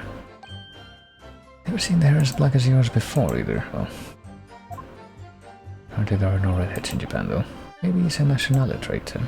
Well, it claims that he's from Italy. And the other guy is from France, but I feel like most people would probably associate red hair with Ireland. And yet the one character that we've had in this like duology so far that was pretty much all what seemed to be from Ireland, I don't think he had red hair. He had like purple hair, didn't he? Maybe I'm remembering that wrong too, but it was fucking Mr. Big Hat Guy from part 1. Not Milverton, except there was also a Milverton stand-in in this part. Hold it! So you'd heard the red hair leak, yeah. I don't think we told him that, but I guess we can pass it off pretty easily. So that tasty tidbit to a fair few redheads that came past me. Even got Sandwich to cover up for it, even though he doesn't have red hair. That's a red nose if that counts.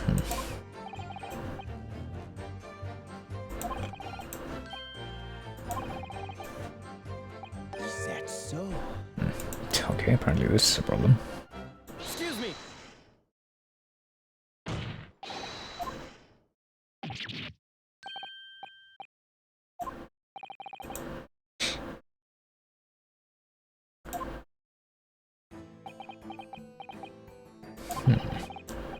That's the other day when I was looking for a place near the park, small house or something. Was that like not very far from where they actually did it? Visited an housing agent on Lime Street and there I saw him. This man was paying money to the agent. Ooh, so yeah, it's all going in the direction, or starting to go in the direction that I'm pretty sure it was going to. If he looked like that, I guess he must have had the big lip at that point. Had some kind of contract in his hand, and they were clearly discussing terms.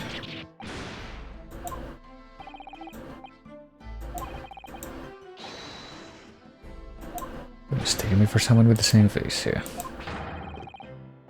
Would be a little bit harder to pull off in that state. There's a paying the man with the banknotes.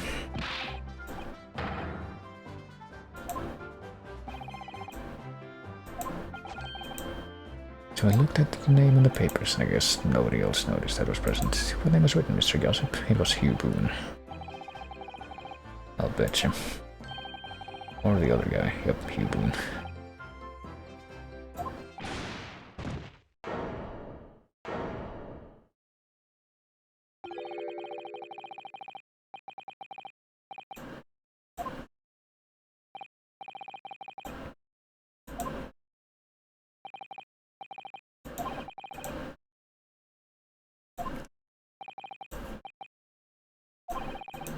The aforementioned name shall be redacted from all court records of this trial, assuming no objections, except that we do need it, yeah. Right on cue.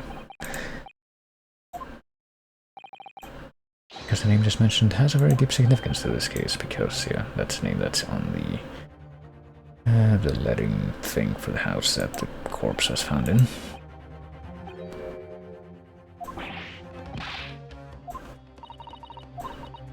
The name of the leaseholder of the room here. Well, not the whole house, I guess, but the room. Victim's body was discovered in your rented room. And you never once mentioned this before, during the previous testimony.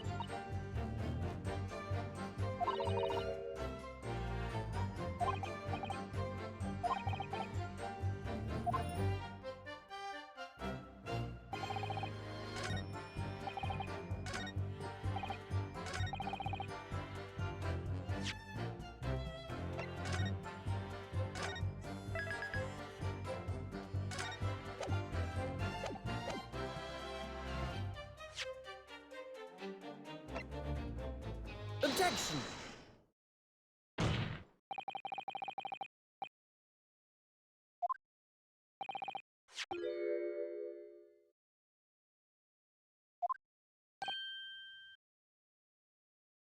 Also, whoops, I've been muted for a bit and I didn't realize.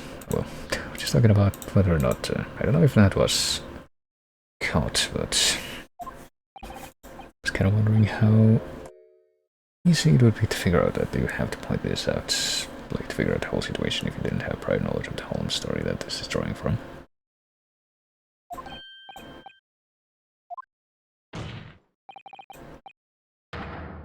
Tell the court exactly who you really are. Oh hey, it's a different, I guess, objection track. Which I think we have heard before, but probably not very often. I'm pretty sure this track though is specific to part 2.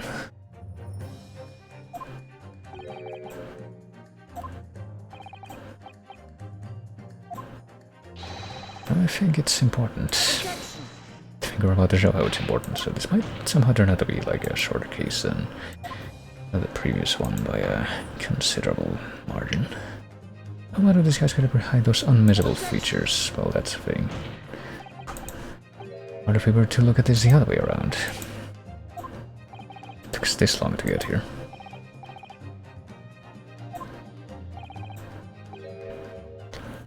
This prominent leap would be itself part of an elaborate disguise.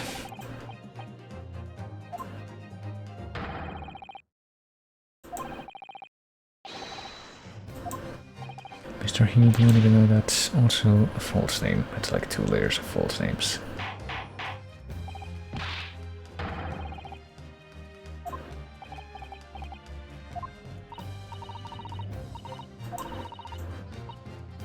Underneath this true identity must be, yeah.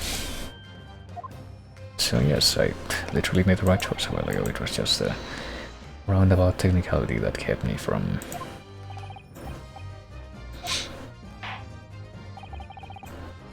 having it accepted at that point. The identity of this peddler who goes simply by the name of Gossip on the street. Does it still show Gossip here? It does, but yeah. Must be this man's the individual who does not really... I guess the individual is just supposed to be like a pun name, but... What's her wife again? Evie Vigil. Doesn't really resemble Neville St. Clair all that much.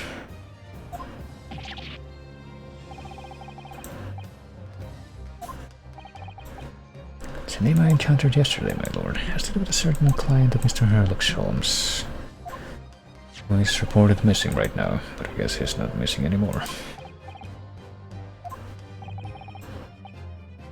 I returned home since the night before the inspector was found dead.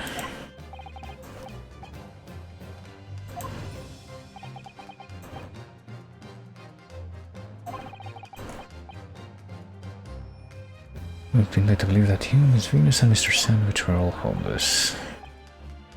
We need to know where we could find you, well. Explains why you've not only been unable to return home, but also unable to contact your wife, because you were being part of this whole charade.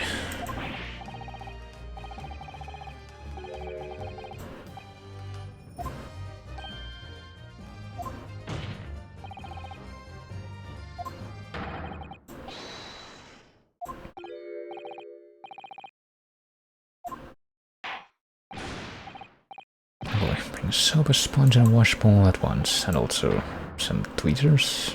You'll restrain the witness. Okay. Apparently they have no problem with this.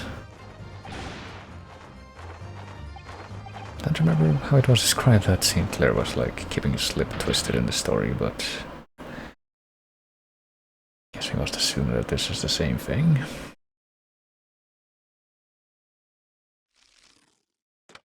I guess he had a whole fake lip. It had to have been for it to be that swollen. And a fake nose, because I'm pretty sure that looked different too.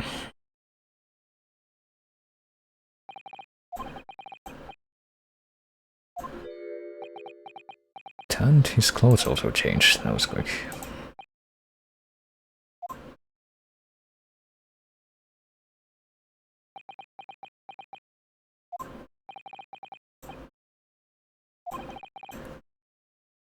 It's all been a very elaborate deception, so... I mean, I would say that in theory this means that all that's left is to explain why he would have killed Gregson, which I think we also kind of know. There is no question. This is the inspector we saw in the park. Except I guess he must have also been wearing the red wig at that point.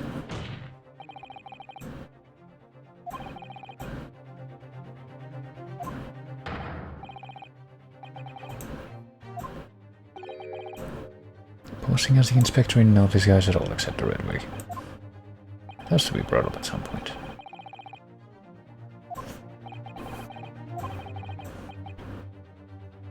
Could quite possibly have become the future governor of the prison.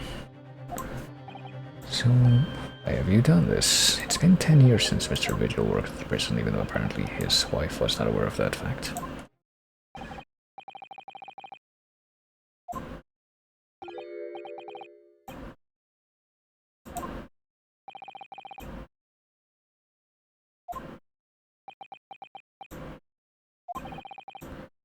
Where did Mr. Hugh Boone come from?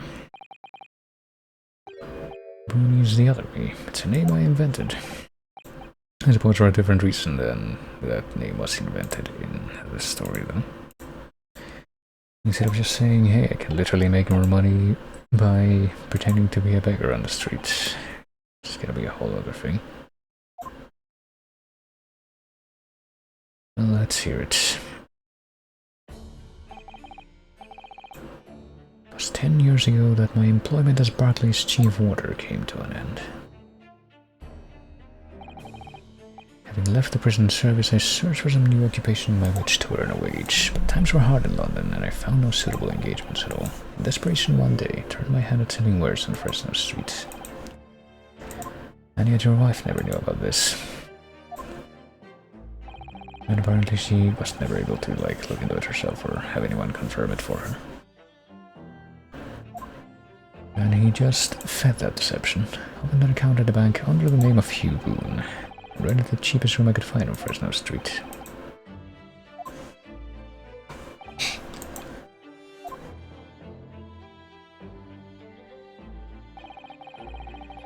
The place from which I could emerge every morning at 8 as a squalid peddler, and transform myself back at every evening at 5 into a well-dressed man about town before returning home.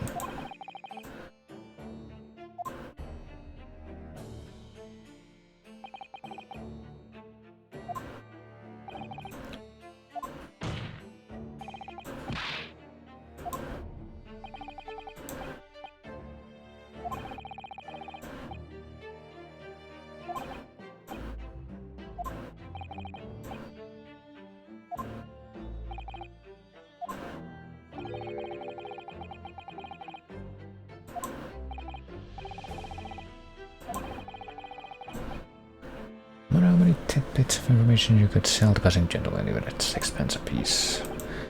Couldn't hope to match the salary you must have commanded as chief warder at the prison. How did you get all the rest of that money, I guess? Because you got the money earnings discrepancy. Doesn't really fit this version of the story.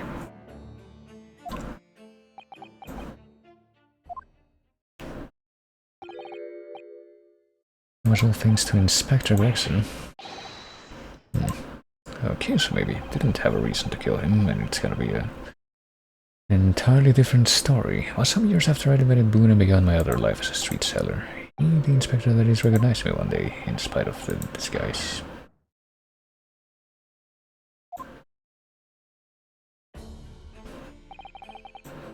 Even for my time working at the prison. When he saw what had become, he was deeply troubled for me and my family, and from that day forward he visited me on Fresno Street with increasing regularity. Then one day, he asked me if I would carry out a secret assignment for him. Well, if he already had some kind of experience with, like, law enforcement related work, what better choice? There we go. I was to impersonate the inspector. What? Okay, so he was the one who actually, or at least is claiming that that's the case. Maybe he's lying. Always wait in that little room so the inspector could brief me. Visit Orchie's tomorrow and take a statement from the proprietress. Something along those lines. Surveillance work interviewing people. On those occasions, he would lend me his identification so people would believe who I was.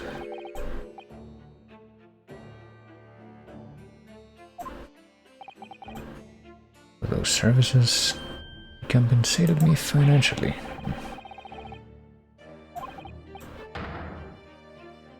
Well, I guess I can't be pursued against Gregson anymore since he's dead.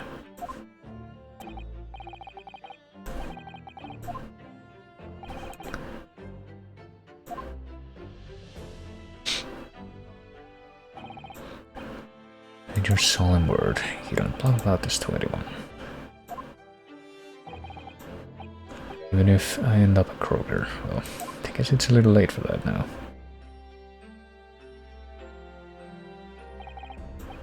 And yeah, I thought that the explanation for how he was able to get all these police documents was like somehow gonna be just the fact that he had connections to the prison work stuff, but I guess he's saying that it was him working alongside Gregson became something of a second office for him.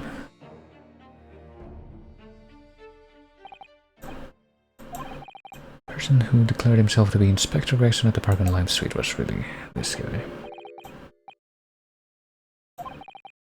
And the inspector's order, so that part was unexpected.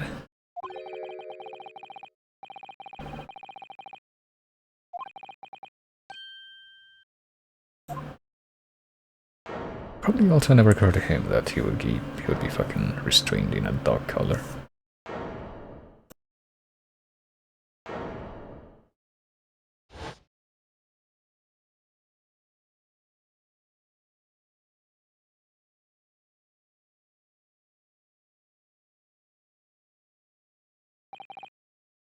Well, it would seem this confession completely destroys the defense's case, or does it? I mean, I guess it kinda does, since that implicitly eliminates him as a suspect for the murder of Gregson. I would say that he still would have more information to give on how Gregson could have possibly ended up as a corpse in his own house that he was renting out.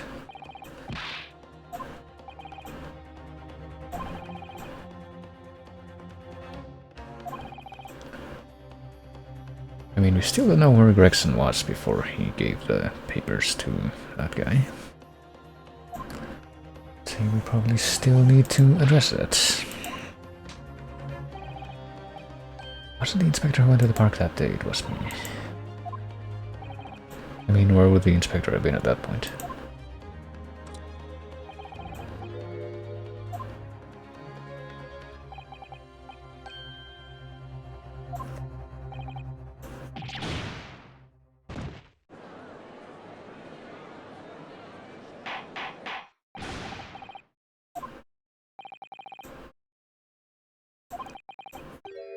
This witnesses had no involvement in the murder of the victim. I guess, yeah. I think that much has in fact been proven, I'll give them that.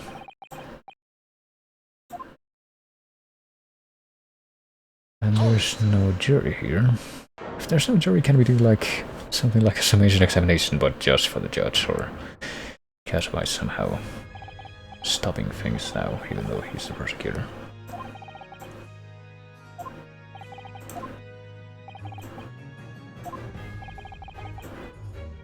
Returning the events of 10 years ago, yeah. There's another thing that I didn't think we were just gonna be barreling into all of a sudden, but that still had to be clarified. You would have to have been present at a very significant execution that was carried out at the time. Yeah. Yeah, I'm pretty sure that Gregson was involved with that. I think they said that he was the one who ended up catching the criminal, the professor, or something. He was involved in that, and I think that was around the time that that Vigil was also dismissed from his job as the prison guard, so...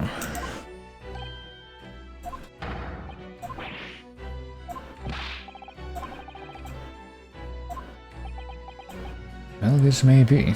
It would involve two people who would be involved in the present case, so...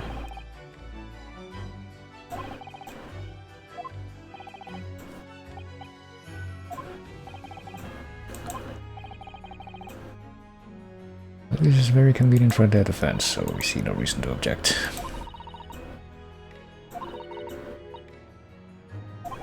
Yeah, I guess he also has a personal stake in wanting to hear what happened to his own father in that bizarre story that he turned out to be involved in. You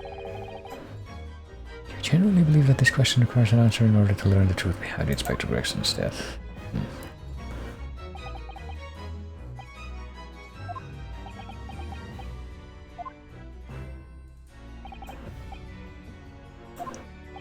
I mean, why are we objecting at all? We're about to reach a conclusion that we assume to be false anyway, so...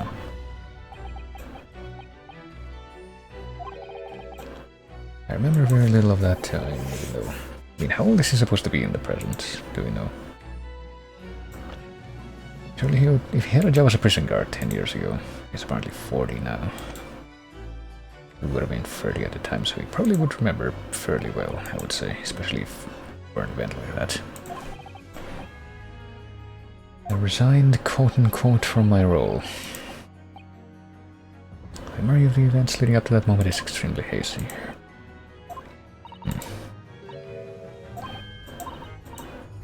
10 years is a long time, but I've forgotten the reason why he left such an important job. And not only that, Mr. Vigil's claim contradicts what we already know.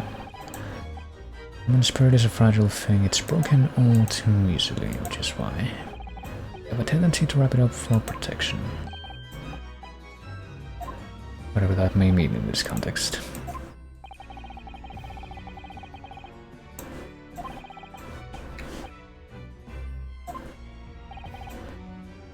It never truly leaves us.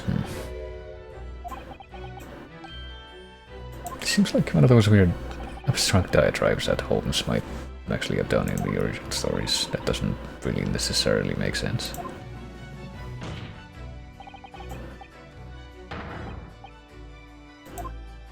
Clearly you must remember everything unless you're making a conscious effort to not be able to remember it.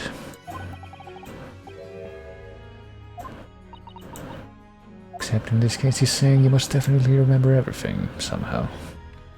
Perhaps if I pointed out the contradiction in what Mr. Vigil claimed earlier. I don't know what he's talking about here right off the bat, but... I mean... I think we need to do that to pursue exactly what Kazuma's trying to do right now, so... Evidence that clearly contradicts your version of events. Oh no. I don't really know exactly what he's referring to, though. I was hoping that maybe there would be a refresher, but perhaps not. What evidence do we have that would contradict his version of events, I guess? His version of events in this case would just mean his agreement with Gregson. His pocket watch. The card. The photograph. There's surely... isn't anything else that we can take away from this photograph. The Red-Headed League. The dismissal notice, maybe this? Oh, I think that might be it. The fact that he says that he resigned, but he was actually fired. Relieved of his post for violating the code of conduct. Aiding and abetting the escape from this prison of convict. It's like 8 asterisks or something, right? Or 1, 2, 3, 4, it's 10 asterisks. It's prior to his execution. And that's probably the guy.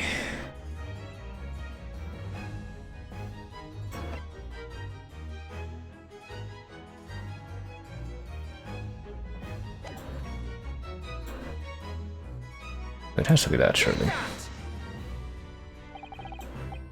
I made the following statement. I resigned from my role at the prison 10 years ago, yeah. You claim to have left the post of chief warder of your own volition. And he's still claiming that, so yeah, he's bullshitting in at least this front, so there's probably more to it.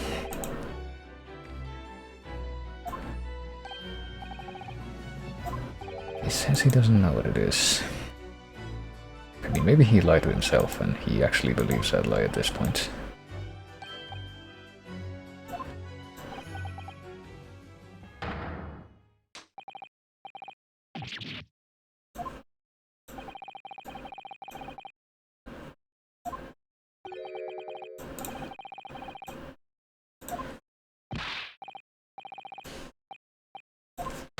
And it says right there why he would have been fired.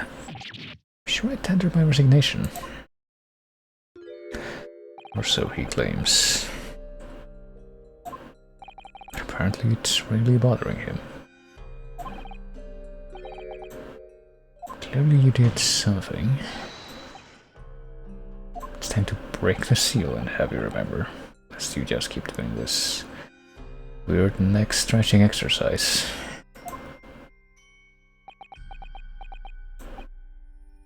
According to the few remaining records, the final execution that you supervised was on the 17th June 10 years ago. And on that day something very serious took place at Berkeley Prison.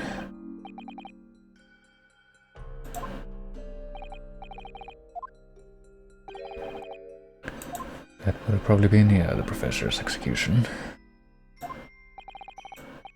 If you were the chief warder at the time, it stands to reason that you would have been present throughout the proceedings.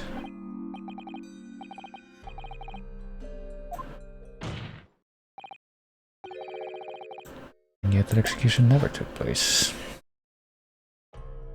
I thought the impression before was that it was a botched execution, and I mean, Courtney Scythe did like produce that notice that turned out, I guess, to be completely false about the professor's execution.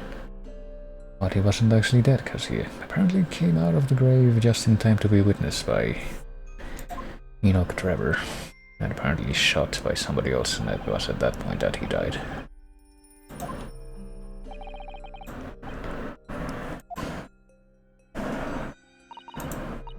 The witness claims that a moment after he saw the convict clambering out of his grave, a gunshot rang out from over his shoulder, and the bullet that pierced the professor's chest, killing him instantly.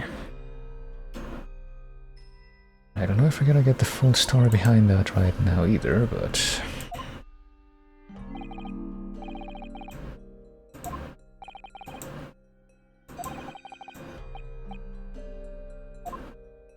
it was not the truth, even though I think that we can. It's probably not an entirely unsafe bet to assume that the dismissal notice itself tells us the truth, which is that he conspired with the criminal. Apparently he conspired with a few police elements to escape and just avoid execution, so could also be that Courtney Scythe was one of them. And now it's time for you to drag up these memories, well.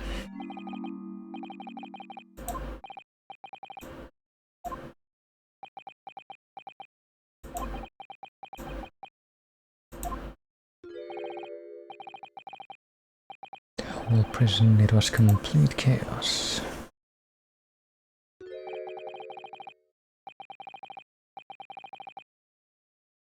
Prisoner escaped. He was killed in the cemetery. The shocking news ripped through Berkeley like a hurricane. And now he doesn't seem to be bothering to try and deny that anymore.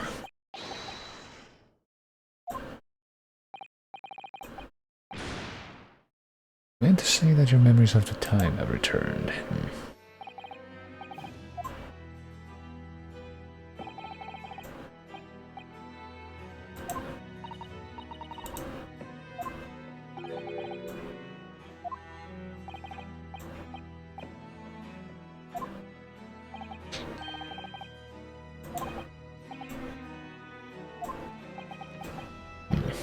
There were traces at the scene. Logan Cemetery, plot number 139, blood, lots of blood. That's where the man was buried, of course. Obviously something terrible had happened there.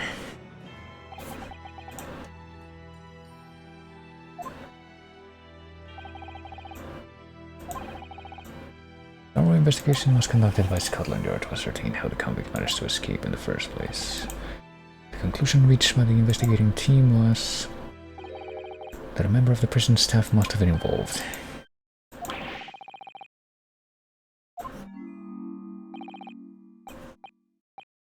I was suspected of doing it, but he's now going to claim that it wasn't him. You using that mass murderous execution as a way to help him escape.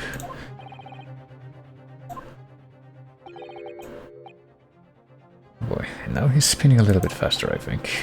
That evening, a few days after the execution, some detectives came to the prison. It's called to the governor's office at the top of the watchtower.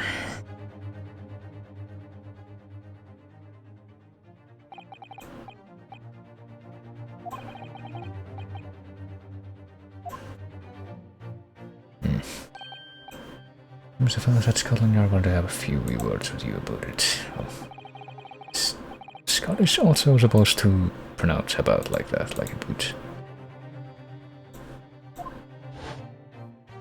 I guess I can maybe believe that. As soon as he told me that, my mind just went completely blank, and the next thing I knew, I became even more of a human blender.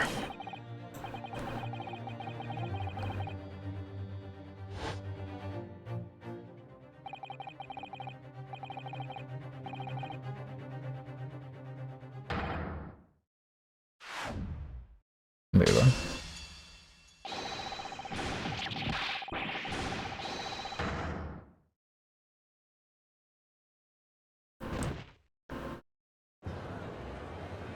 Okay, I don't think that we saw or heard anything to imply that before. But he's saying he tried to kill himself at that point. And court is adjourned for today with immediate effect. So, with Mr. Vigil's collapse, proceedings came to an abrupt end for the day. Once again overshadowed by the legacy of that notorious killer, appearing like a cursed ghost ship on a foggy ocean. Lord Van Zeeks, Mr. Vigil, Kazuma, and Gregson. All of them bound by invisible chains anchored to the same wreckage in the murky depths of the past.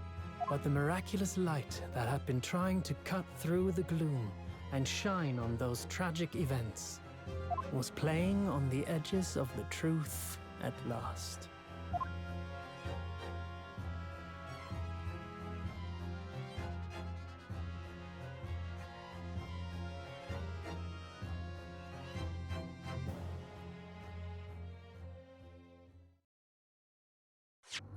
Okay, it was kind of looking like it was like the whole case was just kind of heading to some kind of wrap-up situation at an uncharacteristically fast pace in relation to the previous case, but I guess now it's going to turn out that there's more to it than that after all.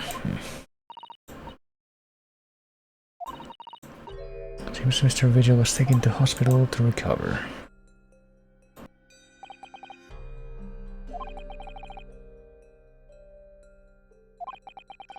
I don't think we heard about that suicide attempt before.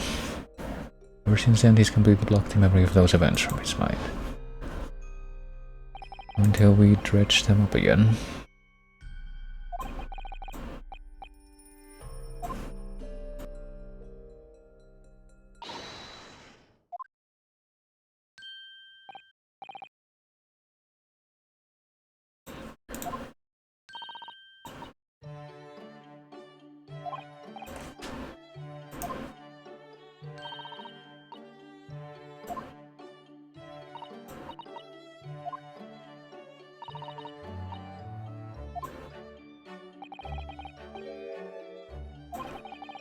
Where did Holmes go at this point?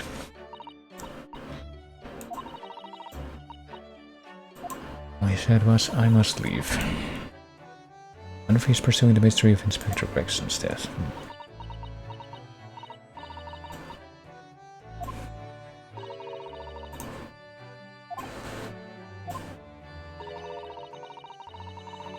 Construction of a solution comes only at the expense of the destruction of something else, I guess, if you're going to be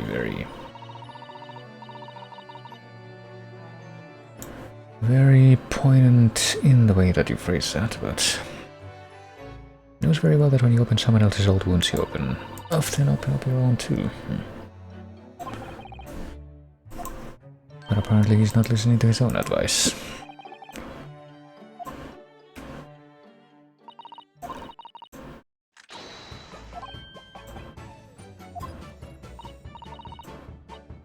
Here's his Bond's manuscript at last, barely a day to spare before the deadline. Wonder what it would be this time. I always had Hurley's violin the days before I had the deadline. But it's anything like it is in the stories, it probably wouldn't be that much of an obstacle, but get the wacky anime version, so... I mean, you know, what are we doing? I guess we're gonna be chatting about it, but before we do that, let's, as usual, take stock of this entire thing. We already saw this. Have we seen this?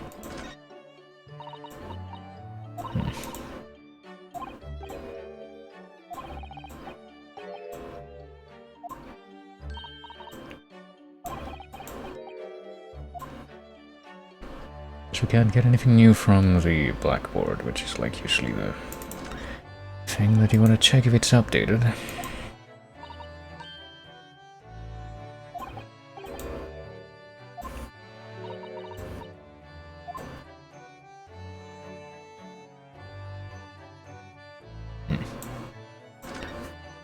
How about the mantelpiece? How about the giant trunk in the middle? No? Nothing else that I can even find. Well, there's a violin.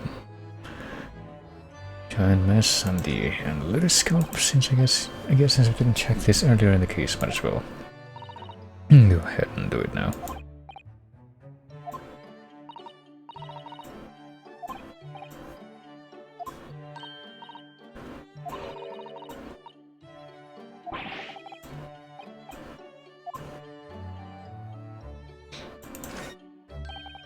The violin.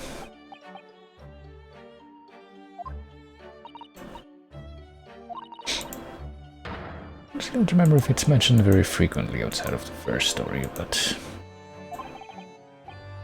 it does feature into that one, into Studying Scarlet.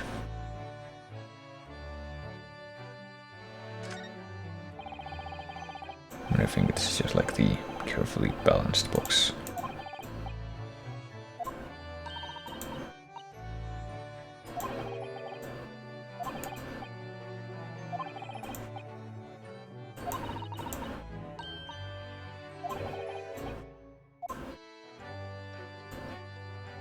Alright, I didn't have that completely deprecating comment. What about the mask on the trunk? Does it have anything new? No, I guess not. Now let's go back again. Can we move before we have this conversation though? Maybe to the upper floor, just to check if there's also anything new that may or may not be examinable here. Namely the shovel spade thing, that's pretty much the only thing that I wanted to look at. No, damn it, didn't want to check that. I wanted to check the, see if I could move to the other side of the room, but apparently moving to the... no, there it goes. Arrow didn't want to show up at that precise moment. Alright, well, doesn't look like there is anything new to examine here, so never mind. We are discarding this possibility after all and having a conversation, but not before I go ahead and present my armband again. Always good to start a conversation that way.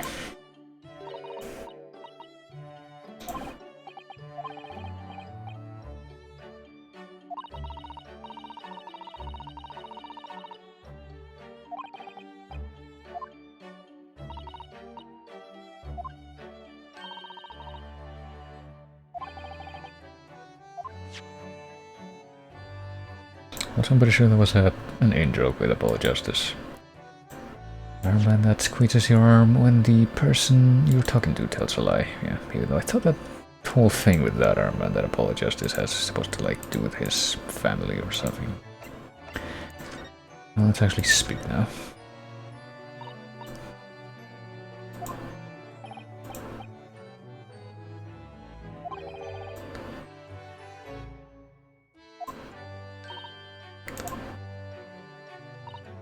I see that we don't necessarily have definitive proof, but we are assuming that Van Six didn't do it. Because he's our client.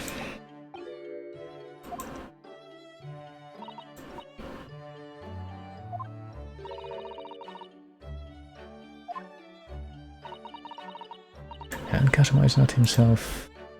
It's almost as if he's possessed. I mean, the fact that he's acting as a prosecutor and not as the other side. was like a bloodhound the way he was chasing down Mr. Vigil through the past. He's apparently not normally that aggressive, even though I think he pretty much might have been if we had actually gotten to see him act as a defense lawyer before.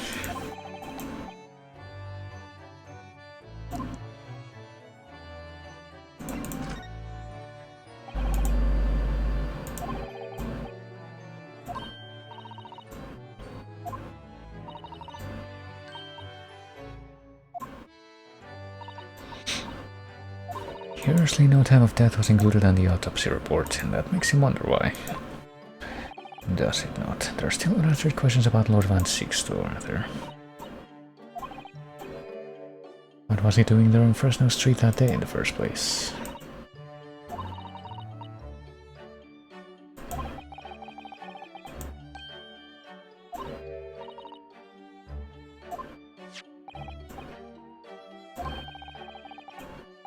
And yeah, I guess the big question would still be, how did he end up there, dead?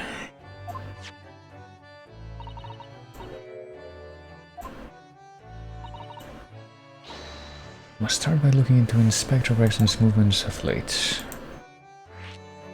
Well, how are we gonna do that? Can we actually go to, like, a Scotland Yard office or something? According to the entry in his diary, he was carrying out an incognito investigation of the Red Head only the day before his death. So maybe we are gonna turn out to, like, have to go to that room that the people from the League were renting out.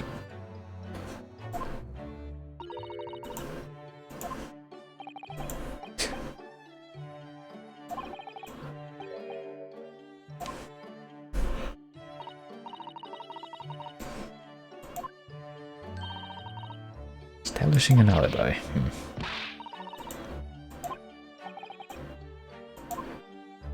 Would Gregson need an alibi? I thought that maybe you would have been saying that now the other guy was creating an alibi for himself.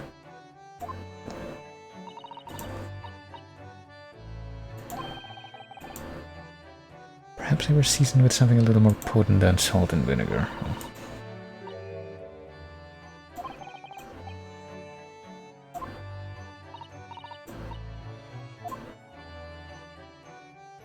I would hope so. If you were eating those kinds of chips, I think they would probably taste better if they were seasoned with something a little bit stronger than just salt.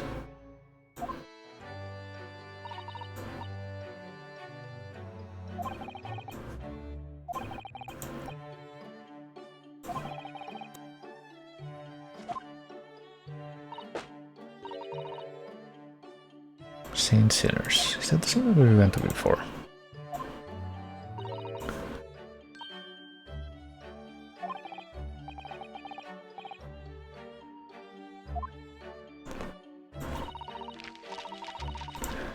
And 10 years ago, he was responsible for overseeing the professor's incarceration. Can't be the same hospital that we went to before, surely the one that's connected to the prison there. Better go now, bye. Alright, Chobukeki. Thanks for stopping by. Have a good night. And see you around, hopefully.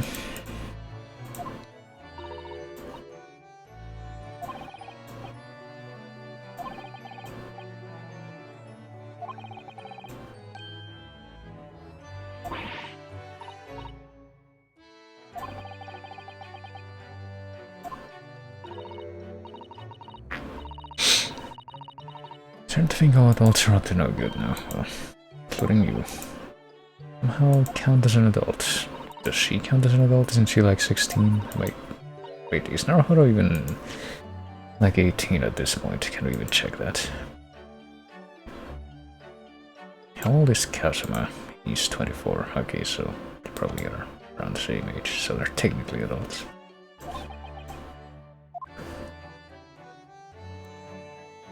Off to Saint Sinners then.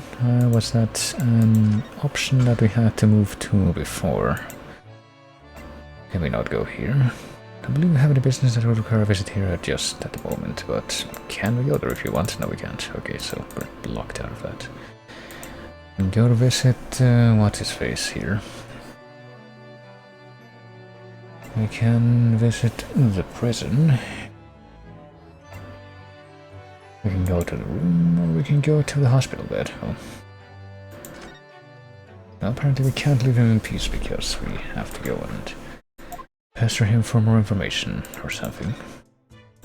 I mean, can we find anything out just by examining things here, even though there's no one here? Tendency to jump from windows, remember to place cushion at base of wall outside. Well, I guess that must be where he's staying.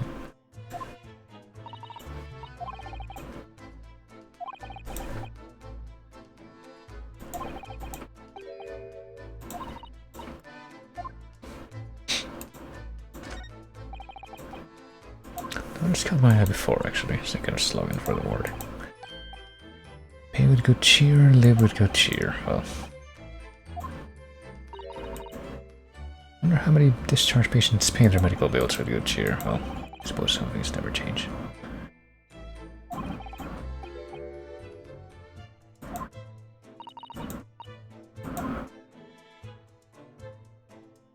There's nothing there or there.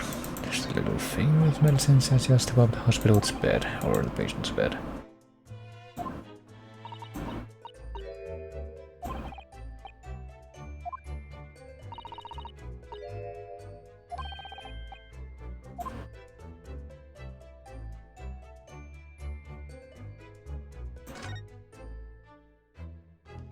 Guess we can try to figure out who's over here.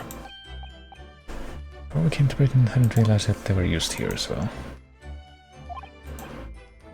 So no one in all of Japan broke a leg before their arrival. Well,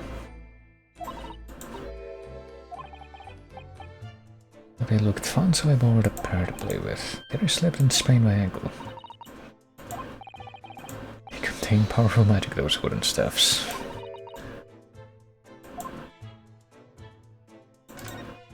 How about the paper here? Endlessly obliging. Suppose that's referring to the patient in this bed.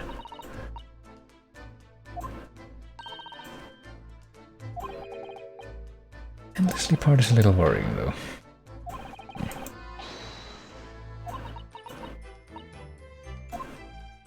Wonder if that's supposed to be implying that it's someone that we've seen before in that bed, but I don't know who would be endlessly obliging like that.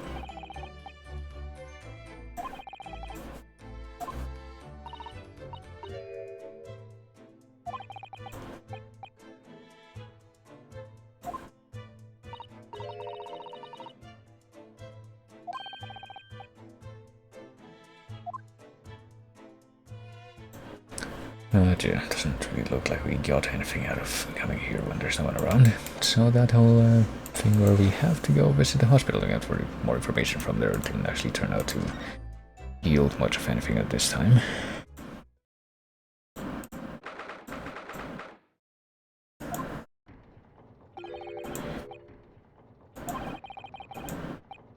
You'll continue with the trial exactly as I instructed. Fine Lord Strongheart by the sound of it.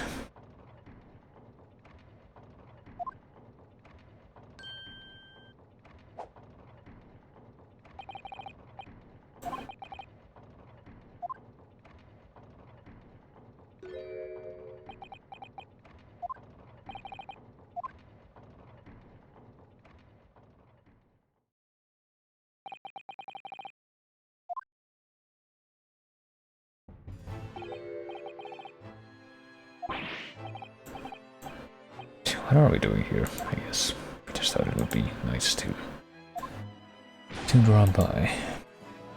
Procure recipes and welcome inquiries are going to make it take longer than necessary. Okay, so that part was not something that the prosecution had planned. Losing even more precious time. Currently 2 hours, 55 minutes and 41 seconds. 42, 43. Well.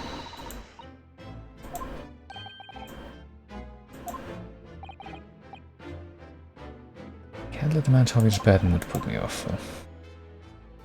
I'm gonna take even more of your time, I hope you don't mind.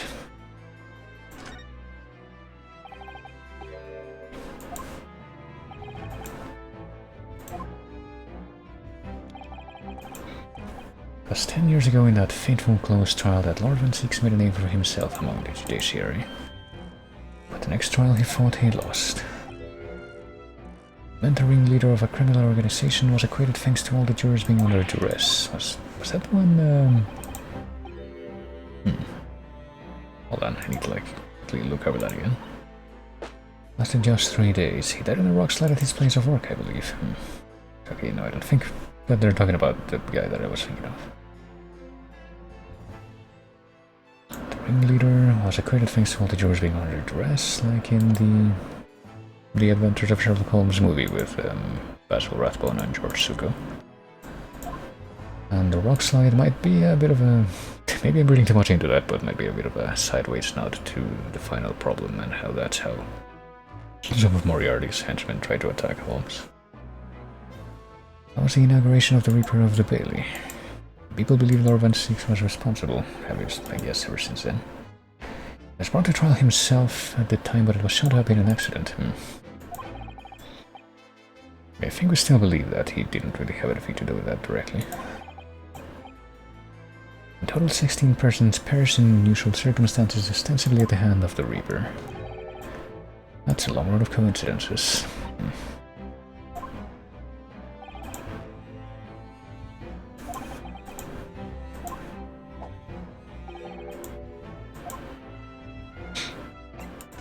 And I guess independently of what we end up finding by the end of this trial, it's not gonna be made public, or at least we assume that it's not gonna be. In spite of people like, you know, the Wax Museum lady. Somehow being able to find out stuff like the true face of the criminal from 10 years ago. You're gonna prosecute that trial yourself, and seeks entreated me to relinquish the prosecution to him. He would avenge his brother's death, and here we are 10 years later. The son of the man Van Six had condemned, and now looking to avenge his father's death in the same way.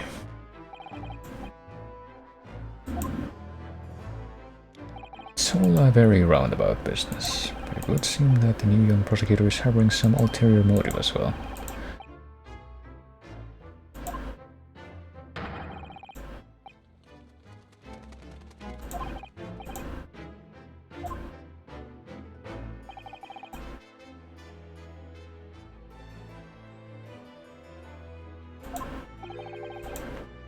I will be forced to take steps, oh boy. Doesn't do exactly what I say, he's gonna be shit-canned.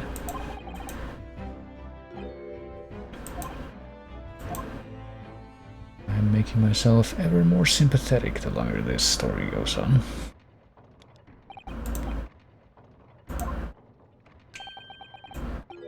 As of this moment, I've been delayed from attending my next meeting by precisely 3 hours. And that is a long time, even though that was, like they said before, apparently not even 5 minutes since this conversation started.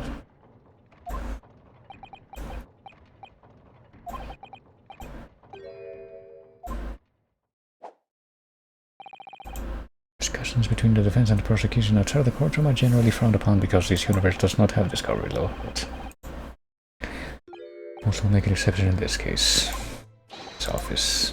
Would his office be the same office that Van Six had before, or maybe we're heading somewhere else this time?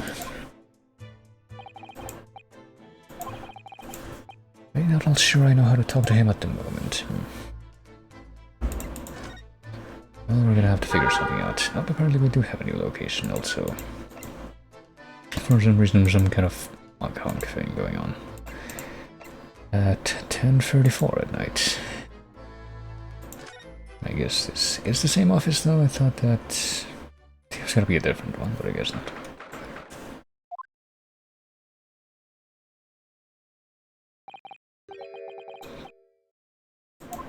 And apparently it's also incorporated a tiny model of the crime scene here as well.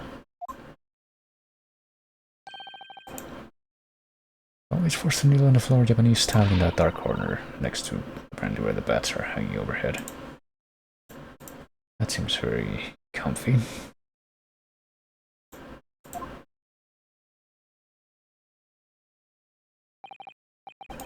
Looks like our journey here was wasted. The prosecutor appears to be out, and yet we're still able to just come in here and do whatever we want. But we discuss things with another prosecutor we know first, I guess. I suppose technically we do know where to find him. Wonder if we're gonna be giving any more comments on the state of his bottles and glasses while he's not around. Or she's just going to object. And she's just gonna say you're not allowed to get any descriptions from anything here unless that guy's around. Not even the giant painting, that's not even his relative, but the other guy's relative. Not like there's that many hotspots here anyway, so... Well, let's go to prison. Seems to be where we're being shoved to at the moment. Can't believe bingo's outside your house. Yeah.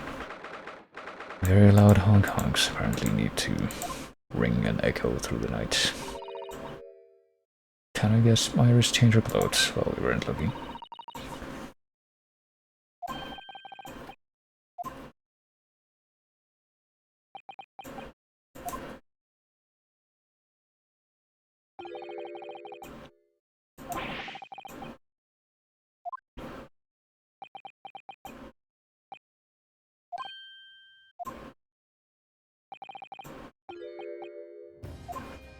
Okay, that was simple enough.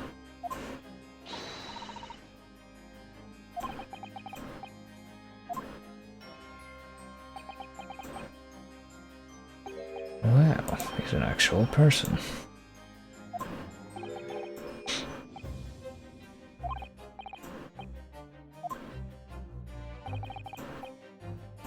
It's sardonic, don't you think, for a man such as me loading the Nipponese to be entirely at the mercy of the two of you? Oh well. I suppose it's retribution for having played the part of the Reaper all these years, even though he's saying that he... Like, we're still all believing the argument that he didn't actually murder anyone. Oh wait, what am I doing? It's this one that's we're supposed to go for.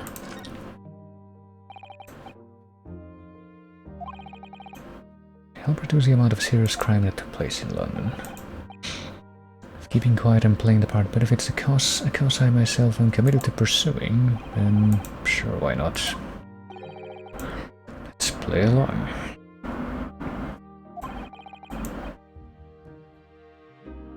And apparently that's just gonna result in me having to suffer assassination attempts, so...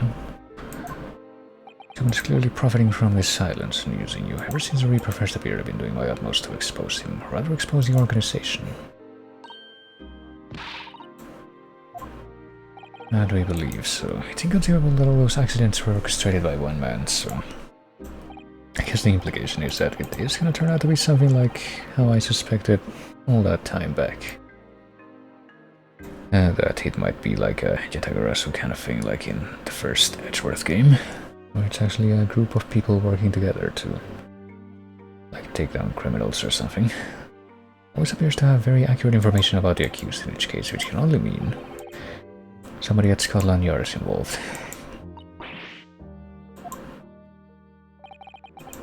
Taken me many years, but I finally identified the central figure in this Reaper organization. Is it the... Tobias Gregson? I thought I was gonna name somebody else here, but... I mean, is that what the, what's it called? The Reaper. What, those 4 names on the...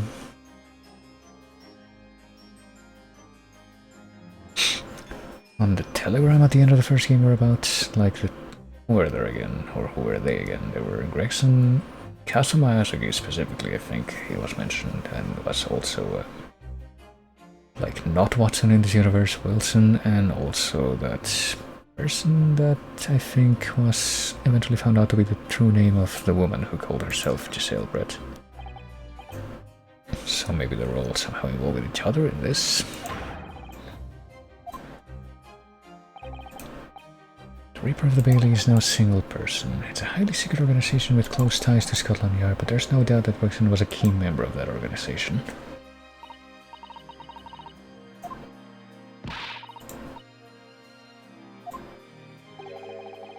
Gregson didn't do the dirty work himself. Maybe it was one of those other, one of those 4 names that I mentioned. He was a tactician. His job was to covertly investigate the marks and plot their assassinations. He regularly needed a firm alibi, which is where Mr. Visual came in, posing as the inspector. Oh. But he would not have been involved, he was just being used without receiving that information. The room he rents in Fresno Suites was almost certainly the headquarters of the operation. Gregson would have met the assassin there for briefings, so I guess maybe the implication that's building up right now is that the assassin that was part of the Reaper organization was also the one who ended up killing Gregson. Do have a name already. Well, that's very convenient. Is it gotta be Shiba or Shen or whatever that person was called? If I can name the woman... Oh god, is it actually gonna be that, even though we know now that she's dead? She's a young woman by the name of Assassin. Oh my god, Assassin. Of course. Shin? Is that what they changed the name of the... yeah.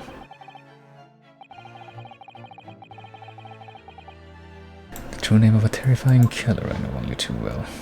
Showed up a couple times. She came to Japan posing as a visiting student and murdering Dr. John H. Wilson and not anybody else, but yeah. But when it seemed that diplomatic protection would help her escape Japan and conviction, she ended up murdered herself.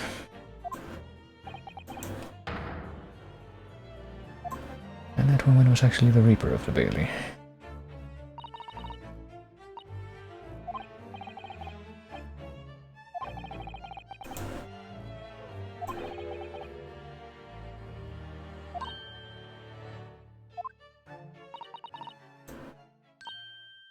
So was she trying to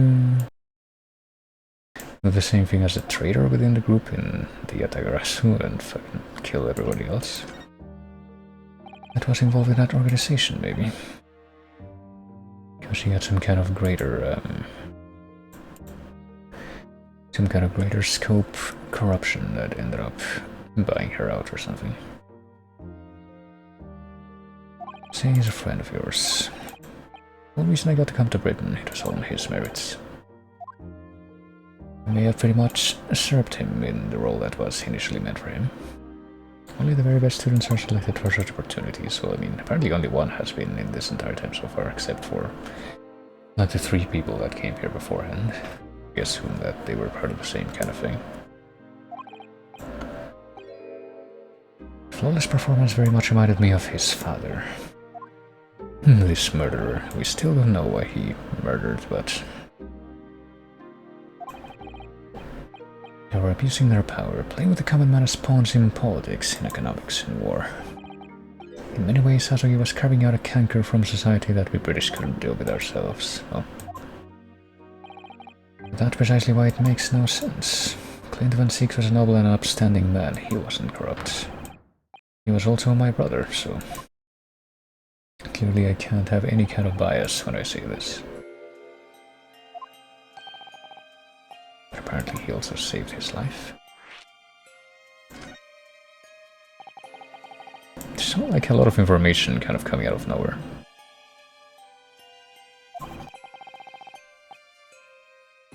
Possibly the professor's final strike had sent a wave of panic through the capital, so Clint Van Six would have been killed at this point. So he had already killed his brother and he saved his life?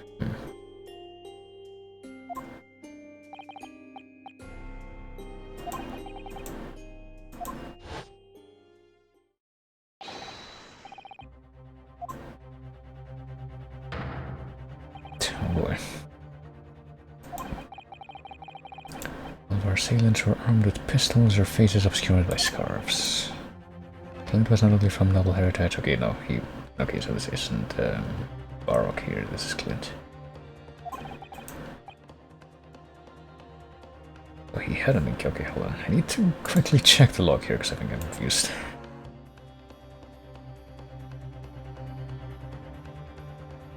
No? No, never mind. I don't know why he's talking like this, though. He's come off London, hated the sight of him, and they had no sympathy for his younger brother either. Okay, so never mind, it is Baroque. He was phrasing that in a pretty confusing way, though. So by this point, Genshin had already killed his brother, but he saved him.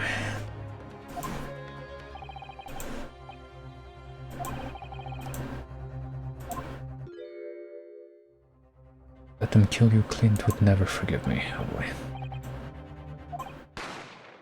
So yeah, there's definitely a definitely has to be more to his motivation than we've been able to find out so far.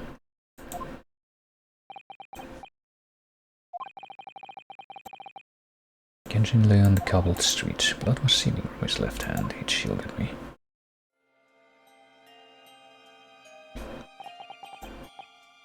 2 days later, they arrested him.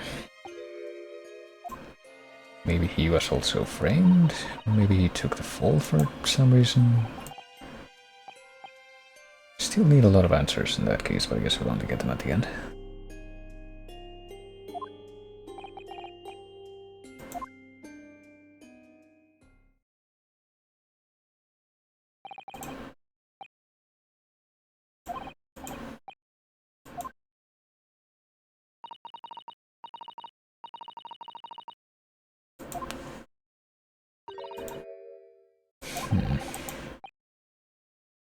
Person was essentially the Reaper, even though he was very much not working alone. He was giving assassination orders to Giselle Brett. I guess we never really discussed her with him, did we?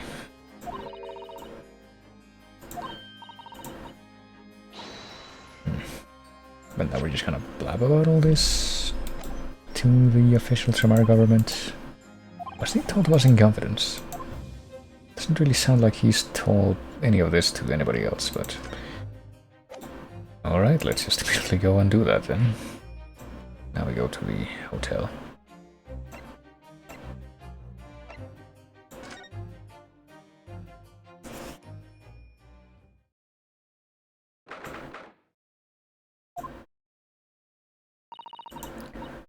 Well, yesterday I figured again today. This place is so princely.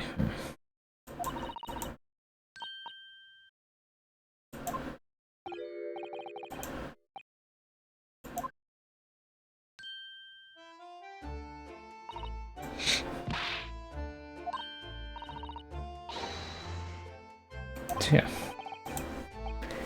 looks quite a bit like the man that is apparently his own father. When he's got that bowler hat on and the suit.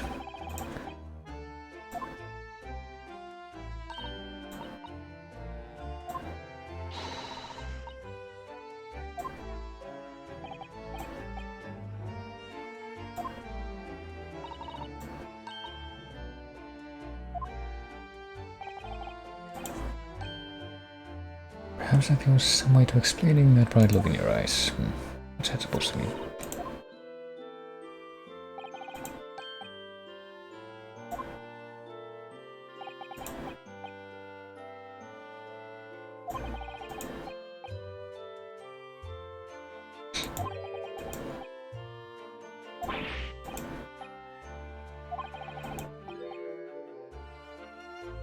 Really sure you made it by Kazuma in the Ender, but... exemplary performance, so... It was you who impressed me. Because he can read his mind just like his daughter. Didn't miss a step against us again, we all know how capable he is. Can't believe how bizarrely competent you seem to have been over the course of this whole time.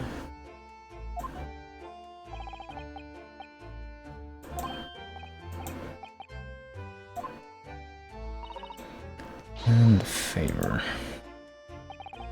Oh yeah, I think he was gonna ask Naruhodo something before, but he just got completely interrupted, so that didn't get clarified at all at the time. And we also need to blab about this information that we've gained about the criminals to him immediately, I guess. Hold on, before we do that though, let me take a quick look and see if there's any new hotspots in this area that we can re-examine to further our discussion of frivolous matters such as spades or shovels or the stepladder thing, but I guess not this time though. Never mind, we're just gonna present the armor to him first and then...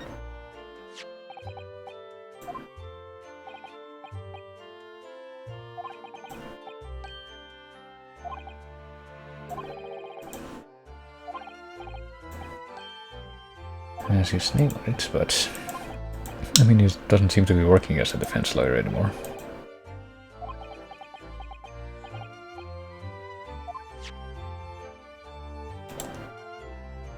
I don't know if he'll even want it back. Well, let's talk about these things that we found out. The Reaper of the Bailey. As a visiting student, the Reaper was yet to emerge. Olaf Van Six was in the dock today. Now as the younger brother of Clint Van Six. And now he's known throughout London as the Reaper, but the truth is it wasn't him behind all of those mysterious deaths. There was apparently a group of at least 4 people, which somehow may have involved Kazuma, even though it wouldn't really have made sense with the timing, but...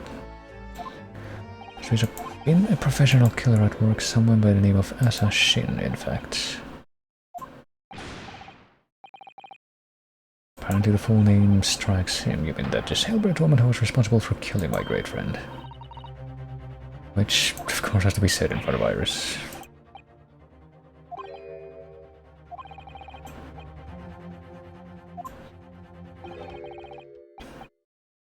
Not like this, anyway. Well, I mean, she's gonna have to find out about that at some point, but let's better stop talking about this by continuing to talk about this.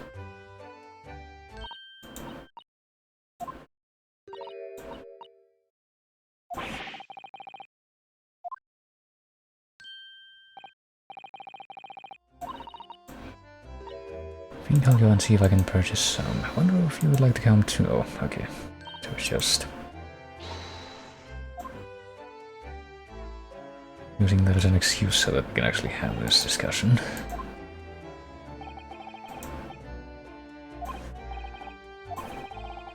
And she's the author of all those adventure stories starring the great detective Sholmes. But the name of the credited author isn't Iris, is it? It's Dr. John H. Wilson.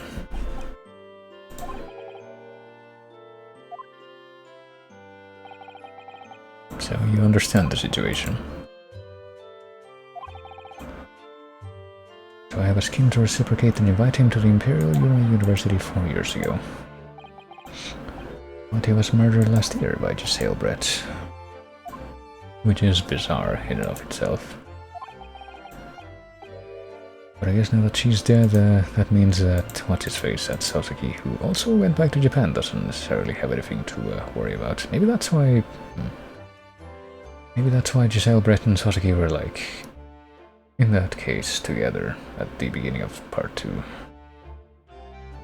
She was maybe trying to sniff him out. It's very likely that the victim, Dr. Wilson, was her father.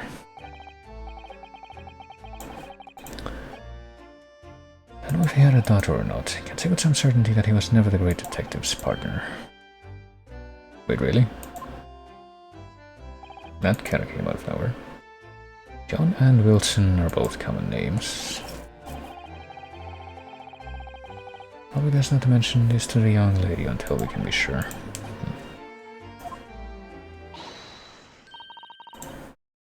Okay, well, that was quick.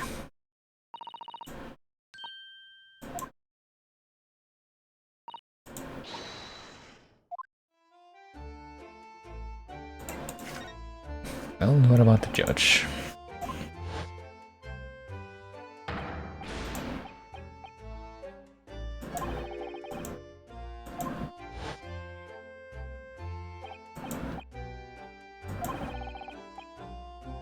Since the symposium's opening was postponed, he'll have gone to explore at the Great Exhibition.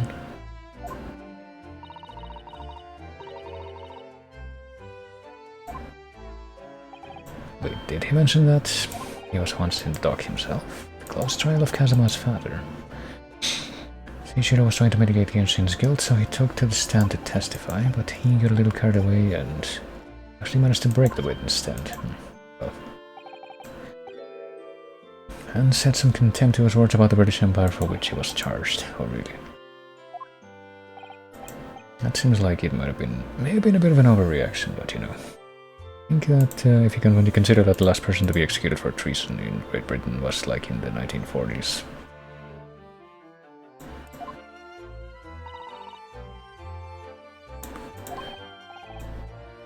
Talking of Seishiro, a copy of the photograph we all took together here yesterday. Oh, right. I guess that must have happened at some point. And there you go. I think that we actually got to see that photograph like As it was being taken from the cameraman's perspective in color at that time, though. And yeah, I don't think that those customs match the customs that we have, but whatever. Apparently, though, it's now in the evidence. That seems a bit conspicuous. That makes me a bit suspicious that something related to this photograph might come back in the actual case, and I don't know if that's a good feeling.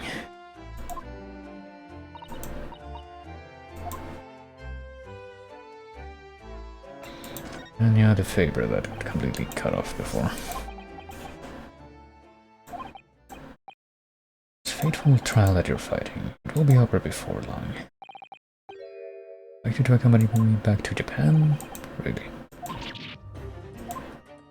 Well, we can't possibly do that. There's still one more case left, so it can't possibly take place anywhere but here. I would imagine.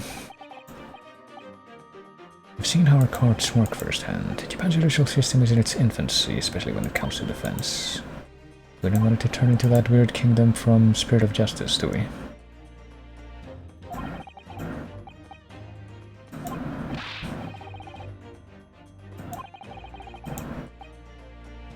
Well aware of your extraordinary talents, and having seen you in action with my own eyes earlier, there's no question. You are precisely the man our country needs, Phil.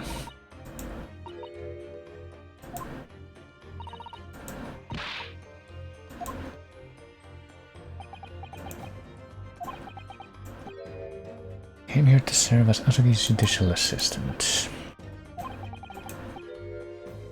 The government is still in the process of deciding how best to deal with this situation, though.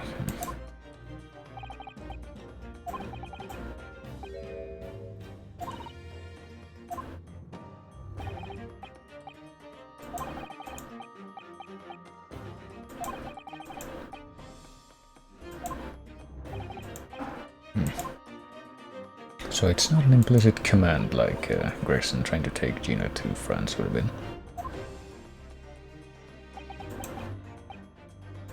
Thought hadn't even crossed my mind. I get the feeling that he will do that at some point, but probably not as quickly as the other guy would want.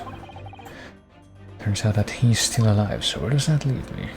I mean, would he go back to Japan, or are there enough competent prosecutors in Japan that actually care about doing things properly?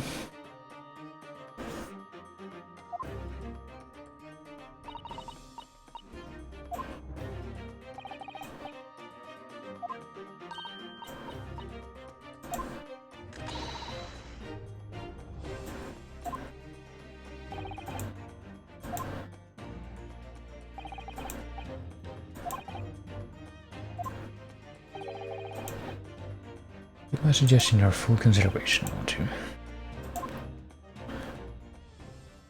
I get the feeling that we already know how that's gonna go. Kazuma-sama has always meant a great deal to my father. And yet apparently they have not met up to talk ever since this whole affair started, but it's so obvious. Oh shit. Also, like, he's here, I guess.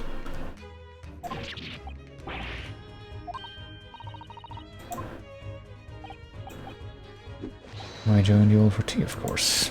Even though he didn't apparently show up until now.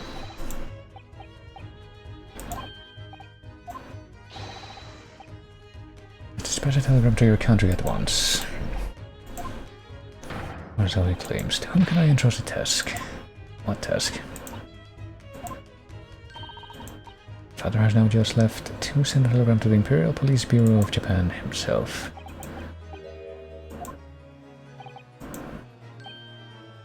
He looked reliable enough for a bearded fellow, really. It's more of just a mustache, I guess. Kindly ask your trusty unshaven father to see this is sent. Well, what would it be, though?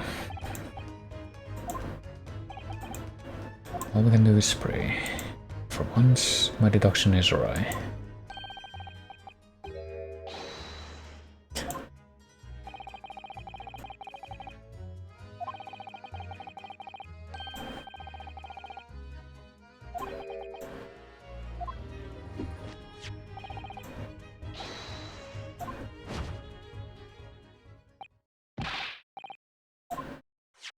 he left it with us, so surely we can take a look at it. Left the unpaid bill for his tea behind, too.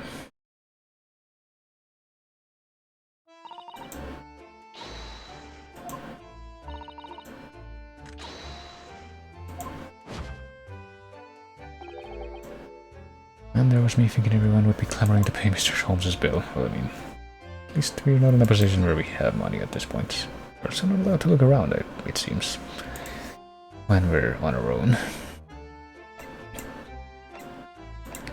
Well, where else shall we go now? We have permission now? I mean, we had permission before to come here, but the place was empty. So, is Susato at least somehow gonna be back when we come here, or is this gonna be a solo visit at this point? Is that what I have to wait for? This opportunity. It's right about what I said, wasn't I? About what? All the makings of a great defense lawyer. Well, some people seem to think so.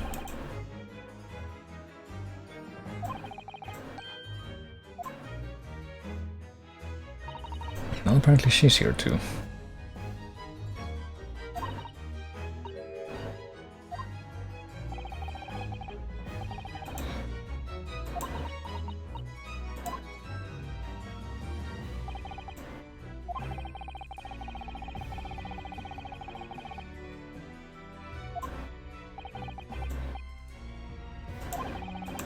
Suppose it's just another test of fate. Well, it seemed like if we're working together like this, it could turn out to be very convenient.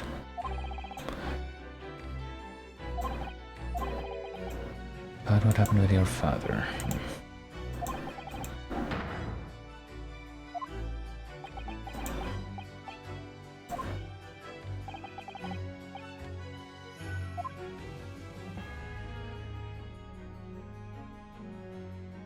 Tell what you mean as you wish. Also, can we now get the lowdown on the stuff here? Fine collection of hallowed chalices and bottles all need lined up.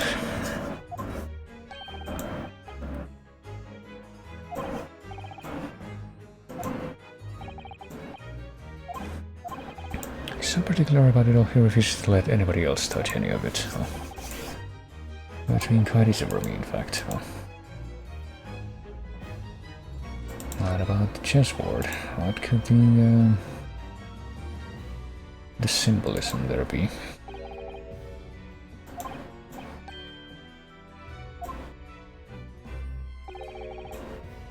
There wasn't kind of punishment set up by Lord Van Six when I first saw it, but I mean, he did certainly kind of made it sound that way when he was first talking about that, but what is the most comfortable way to work?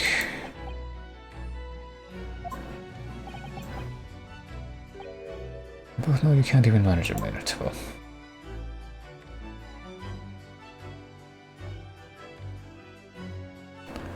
Thanks for throwing me under the bus like that, Kazuma. What about his brother? What do you have to say about that guy?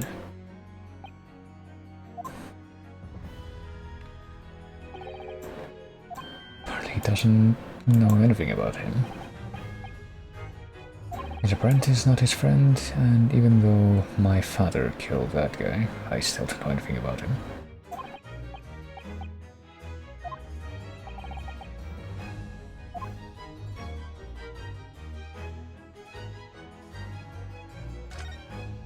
Well, how about the little model of the crime scene here?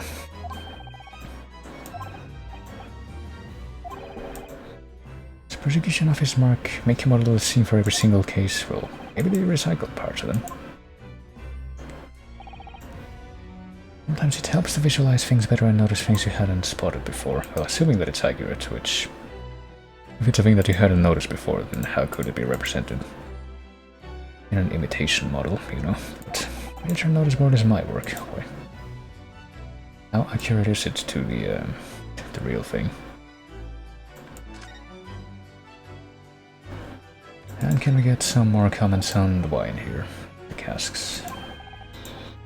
Hallowed barrels, I suppose. Arranged according to vintage, flavor, and region. Every week they're taken out and put back in order.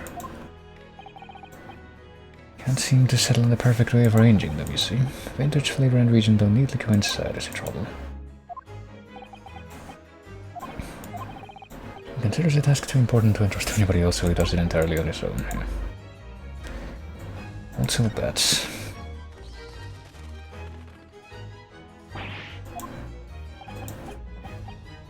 Meeting companions of Lord Van Zieks, I mean. I've seen things flying in Lord Strongheart's office too, doves, I think, depending on how big this office is. I'd say that at least the doves probably have enough room to fly around in that place. Perhaps you have to like birds to attain rank in the judiciary here, even though bats aren't birds, yeah. What a sparrow for you. Wouldn't that fit your anime-esque character design? I guess we can't get any more description out of the little table here, so...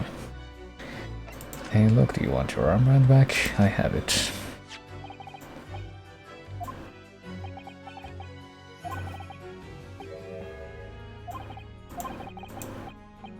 You're the defense lawyer. And now you've chosen to take that path in life.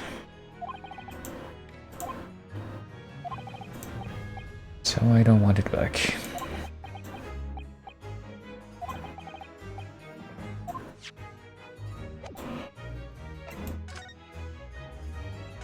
Well, let's have a chat then.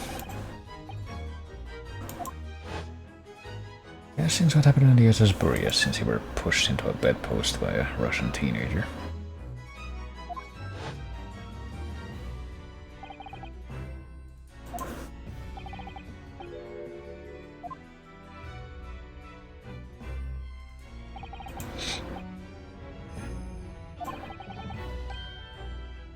There was a posy of flowers by the pillar. Took me a while to realize that it was in the cabin of a ship.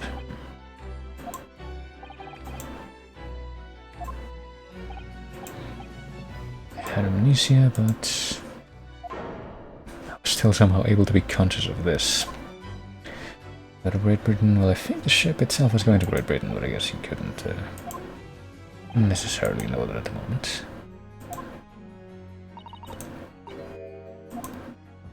So he escaped the ship without anyone even noticing when they were in Hong Kong.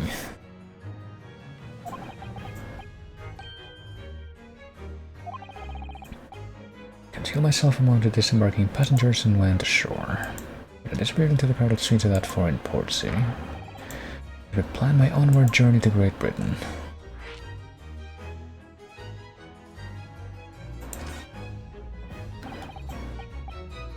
Because he didn't know that that ship was already going to Britain by itself.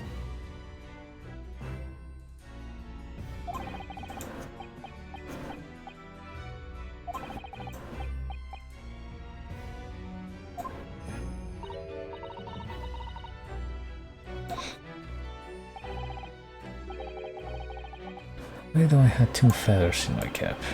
One being your knowledge of English, I guess. And on the back of that I was able to pick up some work as a deckhand on a cargo ship. Eventually, finally arrived at Dover.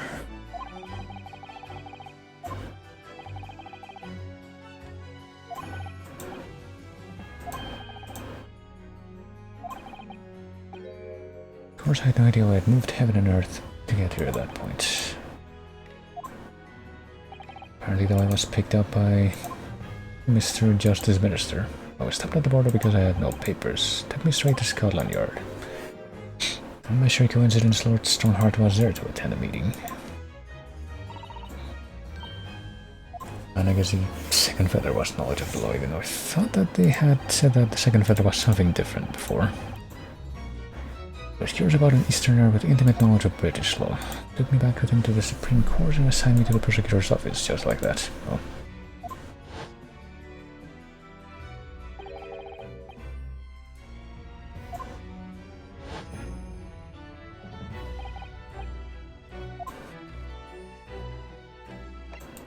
I want to talk about your mass murderer father. And how intimately related he may be to your reason for coming here in the first place.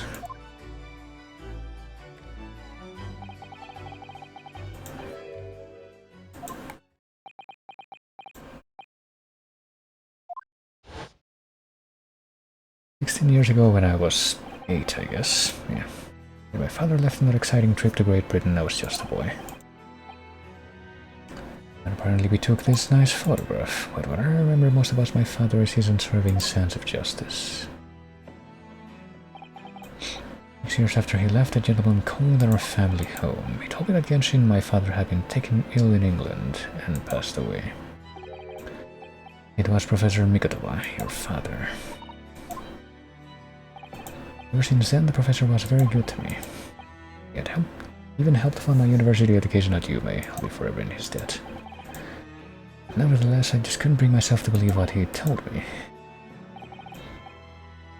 Then one day, a letter arrived at our house from Britain. There was no indication of the sender, so I opened it, assuming it was from an old acquaintance of my father. What I read in that letter changed my entire life. Hold on. I blinked and glossed over some of the details here. Been taken ill. And died, and this is a letter that changed everything. It said that my father had been a mass murderer, and the writer cursed the Asahi name.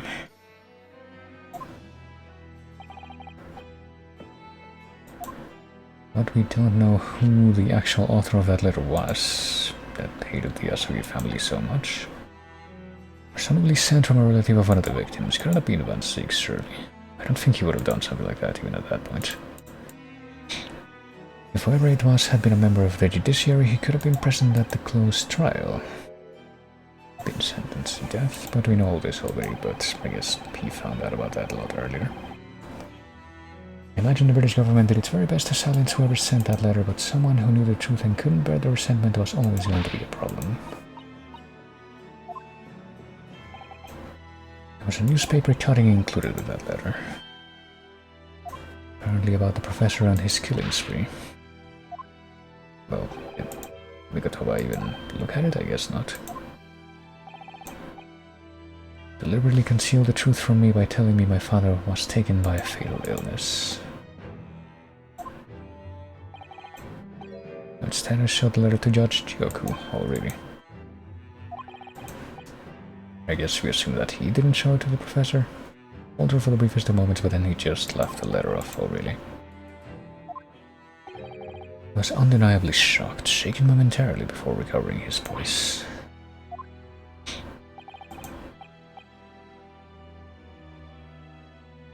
But apparently his mother died of grief without ever having seen the letter, we assume. And I guess that was his implicit mission this whole time. Finding out the whole story.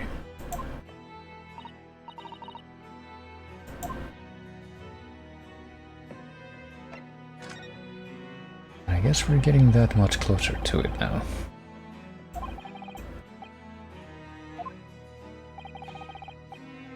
Orphan 6 isn't the Reaper, you know.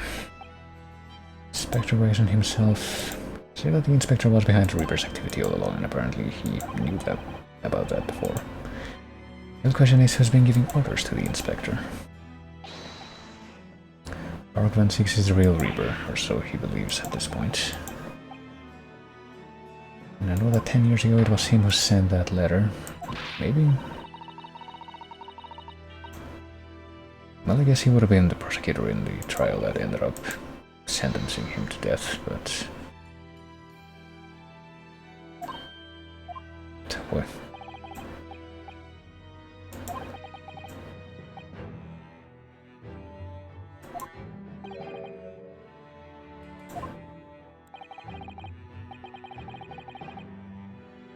On the contrary, my father's life was taken by the Reaper, so there's a lot of confusion here, it seems, but that's also the end of the conversation. Do we show him something to further this? Let's see. Is there anything that we can show him to further this, or maybe we should leave and try a different place? And come back here eventually.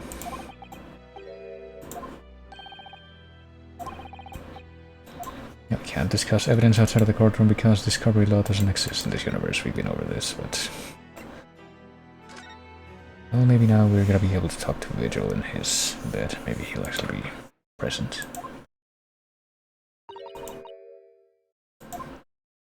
You know, this is the first thing that we try to do, but Yes, we weren't really able to do anything here, I guess, until just now.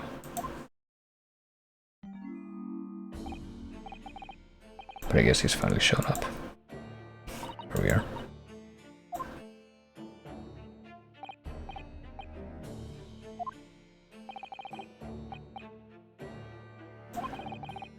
Can it expose your secret and force you to remember things you obviously try to forget? And apparently the prosecutor, who Kazuma, well, evidently he wasn't here just a few moments ago, because we just spent like 20 minutes talking to him in his office, but wait, hold on, I skipped over that message. I was very apologetic, but the truth is I brought all this upon myself. I mean, he also seems to be acting pretty apologetic at this point.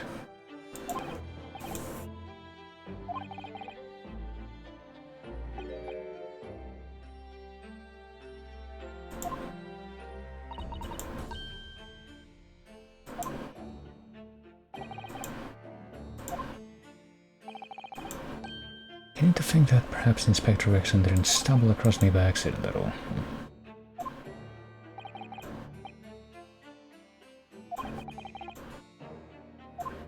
I mean, how would he have found out before he actually saw him?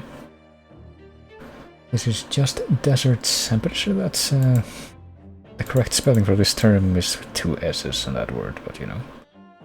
Just deserts for 10 years of lies and deception, but wasn't me that held the professor escaped 10 years ago, or so he claims.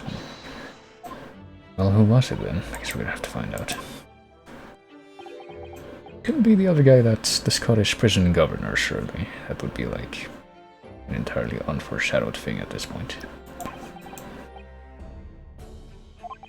Well, surely you, if it wasn't you who did that, surely you can tell us what you actually did at that point.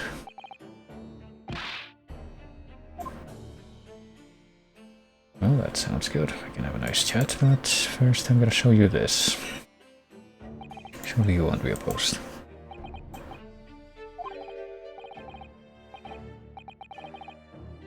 Well, apparently he's just doing mimery with his left-hander or right hand.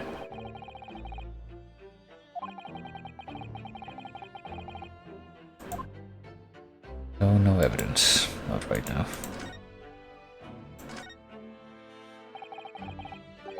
Inspector Grayson was obviously engaged in a special operation of some sort. He was investigating something that even Scotland Yard couldn't know about. He was apparently doing his part as part of the Reaper organization.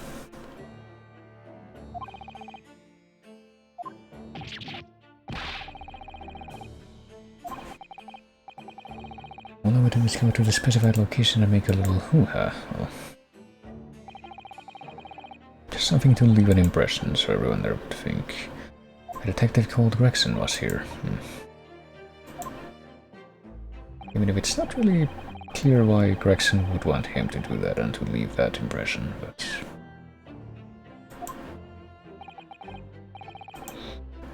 As usual, I flashed the inspector's identification around and was very vocal about my presence. But then you were taken prisoner by those red-headed fraudsters. You would always make a point of showing Gregson's identification. I'm generally being loud.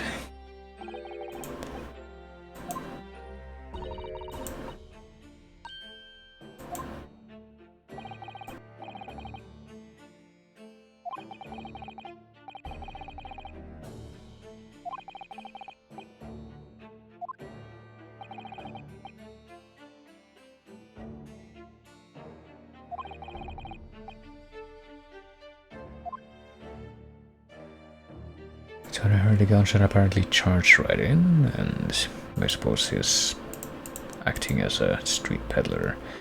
Witness isn't entirely an act after all.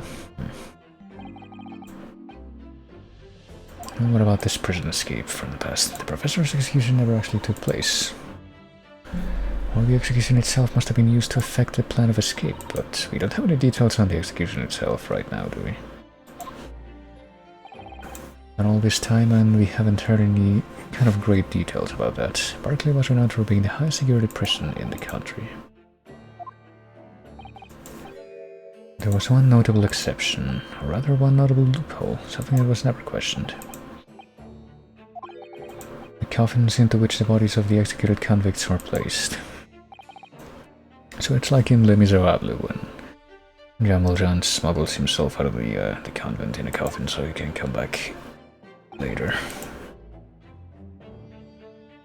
Once the coroner had confirmed death of a condemned convict, the body was taken in its coffin for immediate burial in Lowgate Cemetery just behind the prison. The father had to sign the necessary papers, and after that no member of staff was permitted to touch the coffin containing the body again. Only the executioner and the coroner were permitted inside the chamber.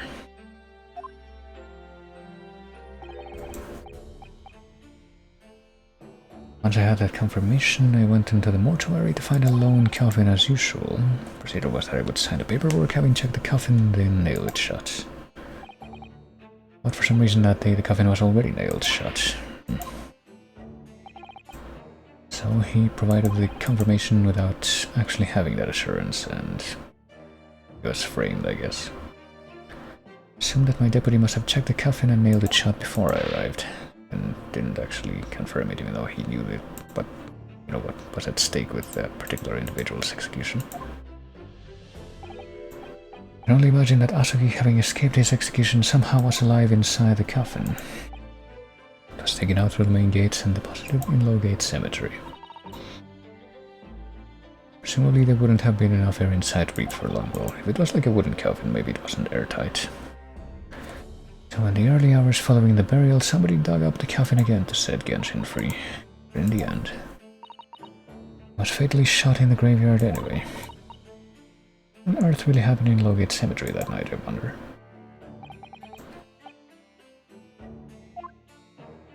So what do we know for certain according to this guy? Asogi couldn't possibly have escaped that way without help from somebody working in the prison. That wasn't him.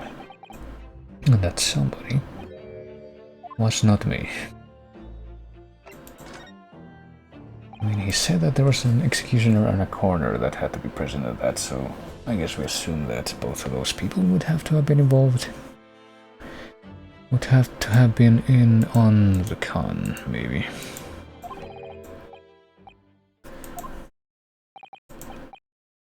Remember him well, in fact.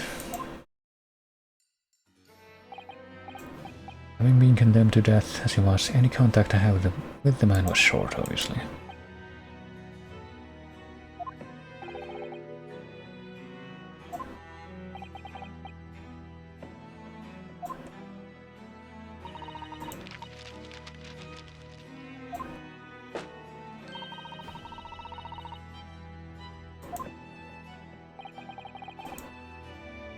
The man had less than a week in total. I oversaw his short stay in the cells until his final hour. I remember being struck deeply by his noble character and incredible resilience.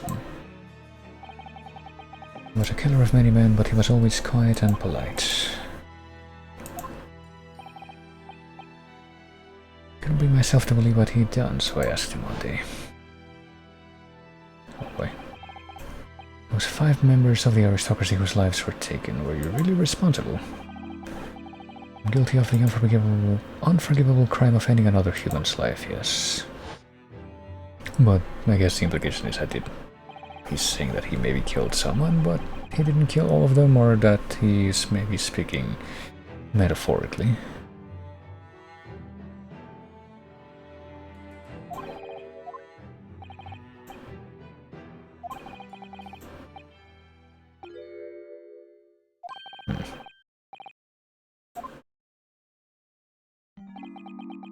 The Last Will and Testament. Genshin Asogi. So can we get details on this? That would probably be very interesting. Because on the night following his trial after he had been found guilty, stowing the brands of his cells and we looked into Asogi's, I noticed that he seemed to have a sheet of paper in his hand. His Last Will and Testament then, presumably. As soon as he noticed me, he hurriedly shoved it behind his back.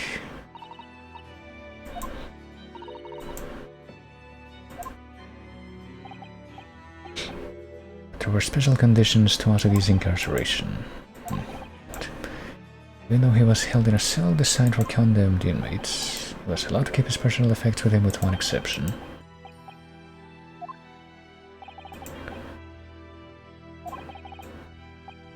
He was a guest in our country from the Empire of Japan. Well,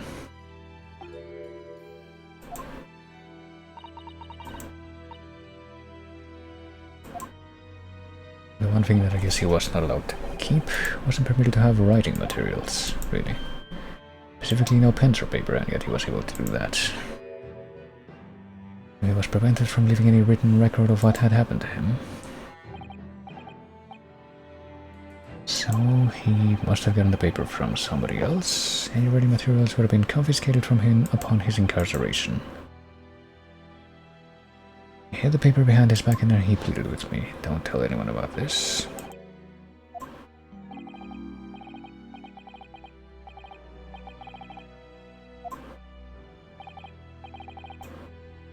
You know, it's against the rules. You're the only person who's seen her.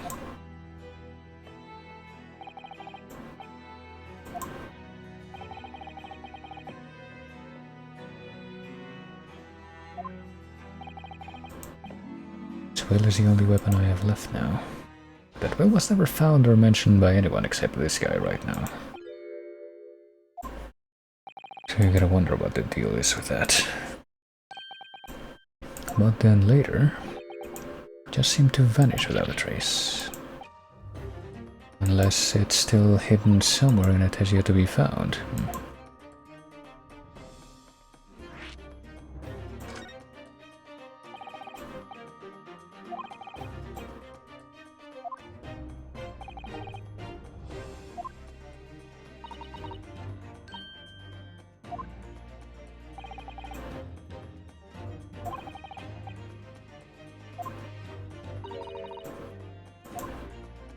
Well, did Kazuma receive his stuff? I'd say that maybe that's an inconsistency with the way that Kazuma related what he knew about his father. Maybe he just didn't get to see the personal effects at the time since he was a kid, but...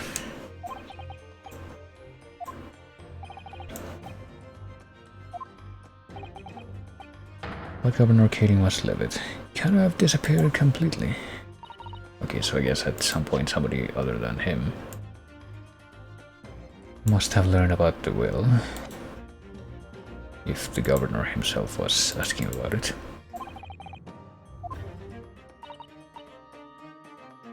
Yeah, that's what I just said. In which case, how did the prison governor know to look for it? Did you blab, after all? I really don't know how he knew, but it certainly seemed as though he knew of the will's existence from the outset, so maybe... Well, he didn't refer to it as a will. What he said was... the Asugi papers. Boy. I can't tell you anything of the subsequent events because of what happened. Forgotten about all this until today. I suppose it's relevant to the case. Well, it could be. I mean, the prospect of finding that will is very interesting. Maybe whoever shot Asugi dead and when he came out of the grave was somehow the one who took the will.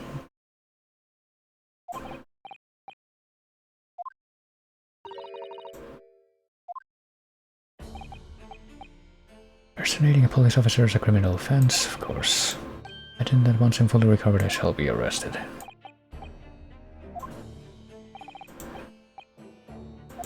Just like that woman who was staying in this hospital in case 2 and tried to kill the other guy in a very indirect kind of fashion. Oh boy. What else is there though? The Asugi papers. Very grateful if you'd make no mention of the things I told you about them. Because they would also serve as a more conviction weight against me, maybe. It's my understanding that their very existence is a closely guarded secret.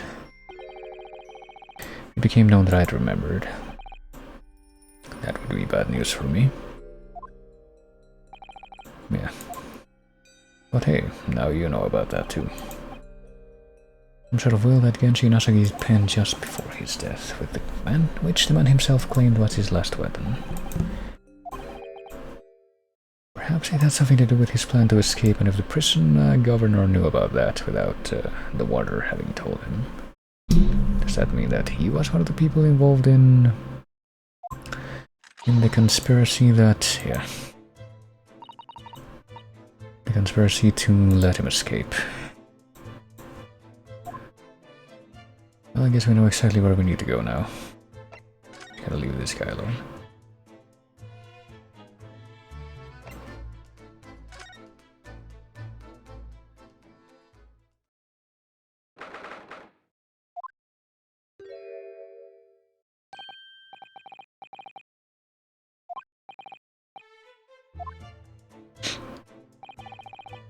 Well, about your investigations, and read the report just now. You found me, Vigil. Well, anywho, glad he doesn't work here no more. So case is not to do with Barclay. Well, wouldn't like you to get the wrong idea about that. Can't possibly ignore all those phonetic words, now can I? Let's give it a chop.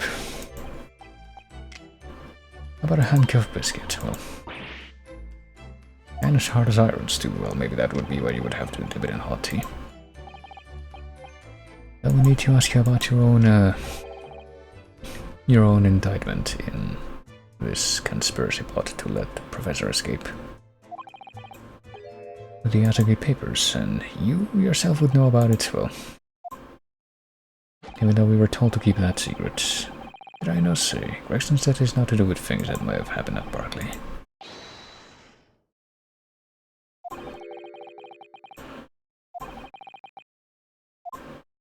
I don't know if I would say that his expressions change. It's really hard to argue that something like that has occurred, but hey, take a look at my armband. Always a good thing to show off. Perhaps I should wear these handcuffs, eh? I mean, maybe. You've got me there, then. Not actually a sign of anything, are they? Well, they're a sign that there's probably some kind of law enforcement involved. Is there anything else that I can examine in the background here, or is it all over and done with? I guess it's all over and done with, then. Nothing missed there, so let's hear more about these very interesting topics. A murderous botched execution and a miserable escape. They were Barclay's darkest hour, aye. Because the convict had a collaborator on the prison staff, yes, or so we're led to believe. Is he gonna pretend that it's, oh shit, Courtney's side was the corner. And my chief order at the time, yeah, figures that he was gonna pin the blame on Vigil, but I guess right now we are willing to believe that he wasn't actually in on the conspiracy and that he's telling the truth. Oh shit, hold on, I just clicked on the wrong screen there. There we go. But Vigil says that he didn't know anything about it. I mean, there was the coroner and the executioner. Do we know who the actual executioner was, or the deputy? Looks like these are people that have gone unnamed so far.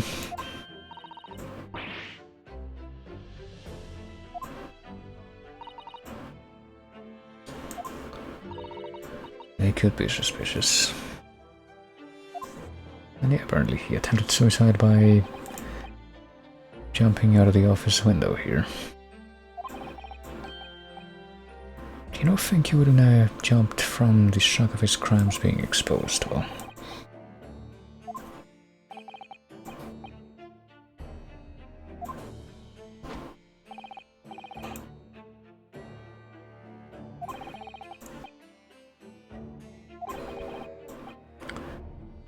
someone doesn't want her giving anything away. See, that's also pretty suspicious, the fact that Scythe is specifically being barred off from everyone else that may be involved or looking into this, but make a handcuff or two. Oh. Wouldn't want to become anemic.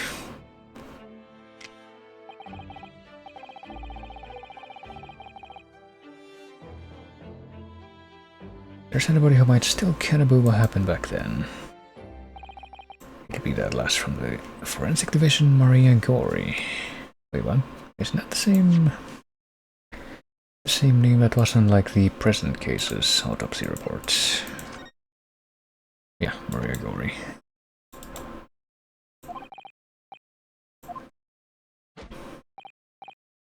Side's daughter. Oh, wait, really? I guess we did see her before, but we just kind of forgot about her after that. She didn't have no more, just one.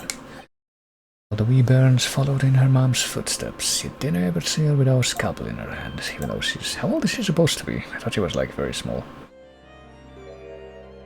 Well, maybe not that small.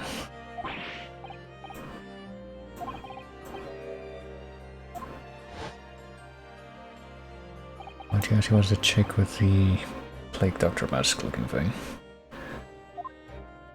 Well, where is she found? Sure, we'll go talk to her. She's Dr. Side's daughter, but her surname is Gori. And he doesn't know why. She grew up watching her mom working with the bodies of folk who died in strange circumstances and decided to do the same with her own life. Must look very appealing when it's all you know, I guess. Perhaps he was driven by a deep respect for her mother. Perhaps he was in charge of Gregson's autopsy, but she did not provide the time of death. So maybe she has more to learn. There's a rumor that she used to listen to the funeral march as a lullaby. Well, which one? Chopin's? I think there's a few funeral marches out there. There's also the funeral of Queen Mary. I don't remember if that was by Purcell or by someone else, but it is very famous for being featured in Clockwork Orange.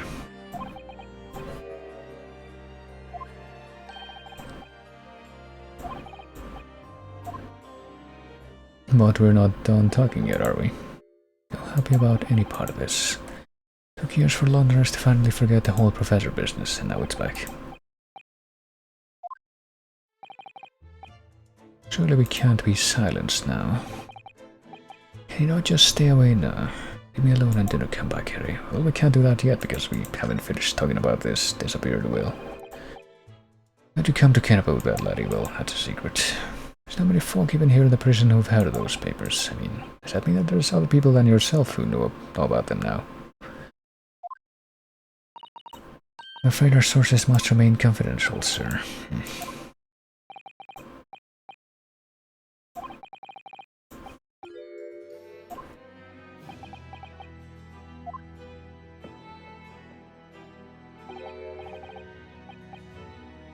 Well informed, Jimmy, even though that's not my name. After the convict's execution, it mysteriously vanished from his cell, didn't it? Well, you're of a tough cock there. I think you didn't quite get your facts straight. Was that in the cell exactly where it should have been, so it was found? Yeah, it's not what Vigil said. Apparently he's gonna... Maybe he's the one bullshitting right now and he's gonna come up with some kind of forgery.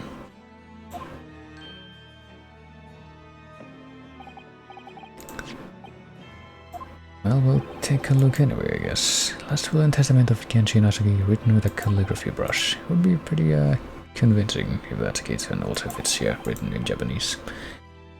In mine it says he leaves all his worldly possessions to his son back at his homeland. And, well, I guess the... Well, apparently she's already read the whole thing and that's the gist of it. Papers written by Asagi, no doubt about it. There's no mystery here. Well, do we get to keep them and maybe look at them in greater detail? After all, Stramashrat's slayster of an execution.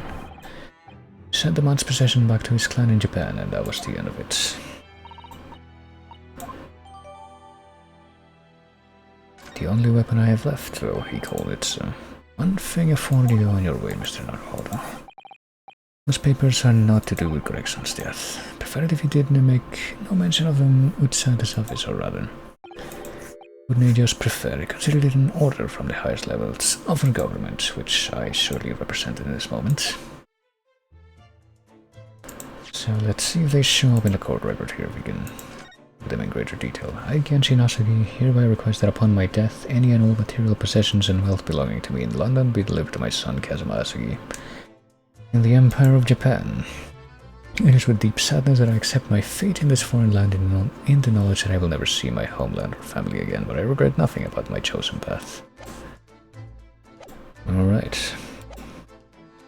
Doesn't really have anything that surprising, but...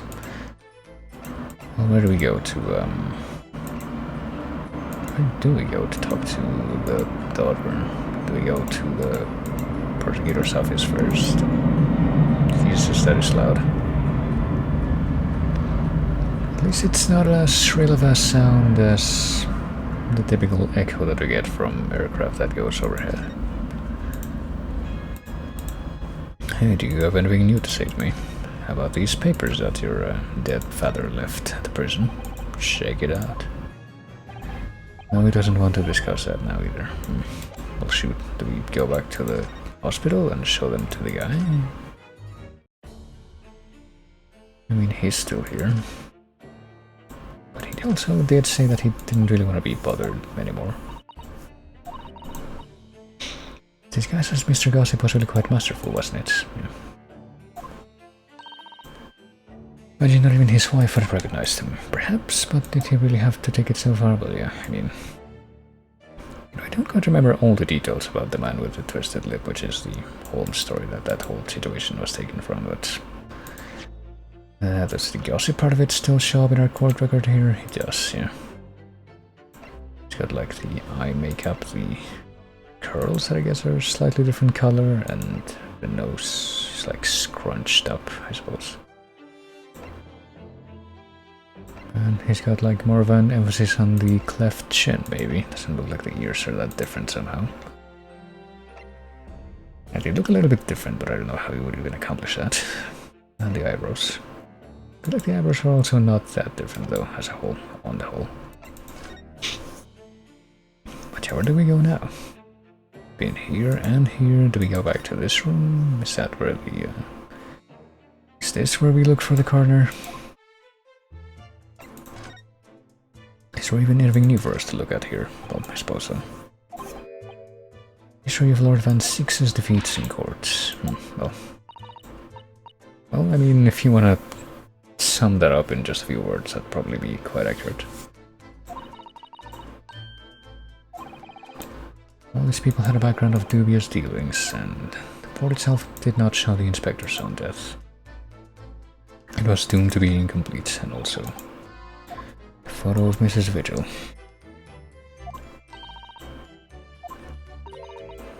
Pretty much doomed himself by bringing this one thing with him to this lodging.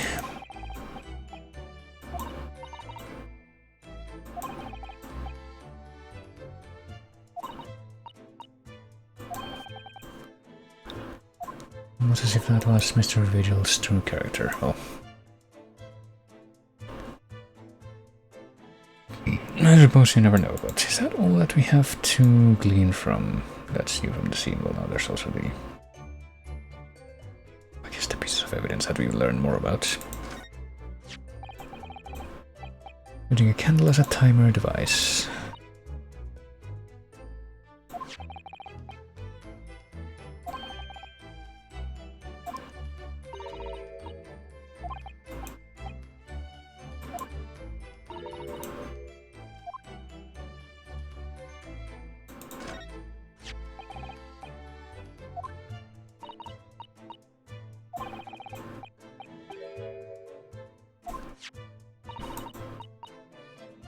With our jet black Japanese hair, we stand out almost as much here in London. It doesn't really look jet black, it's more like dark auburn, maybe. But it could certainly be darker.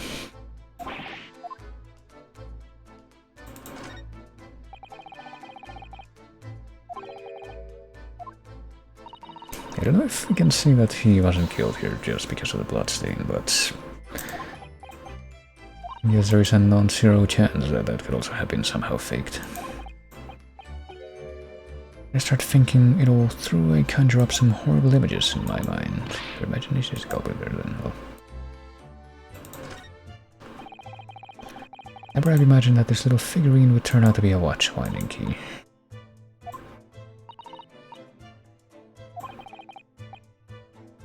Fish and chips ruined his image, well.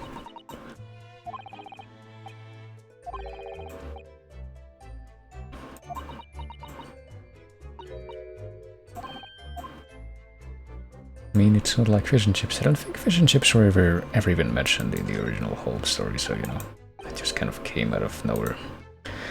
It's pretty wanton design for the characters in this version of the story that this game has.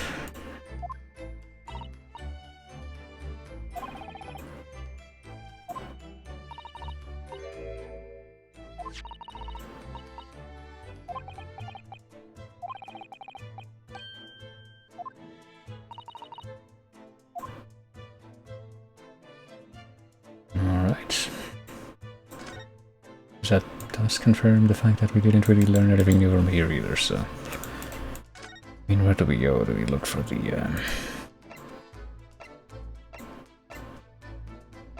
the place that says we haven't been here for some time, even though I think... Are we sure we've asked everything we need to? I don't know. Maybe we do need to talk to this guy about something else. I mean, we've had all of the stuff, all of the normal topics. Do you want to talk about this commemorative photograph? We're just gonna try to show him a few things and see if he has anything to say about anything here that hasn't already been said. Check out Gregson's photograph. Check out Gregson's ID. Might as well exhaust everything from this page, so we don't have to consider it.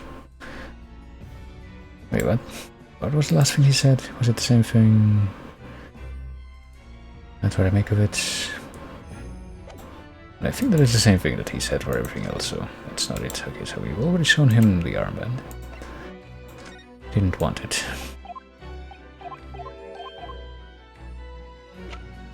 Doesn't care about this. Want to talk about Gregson's...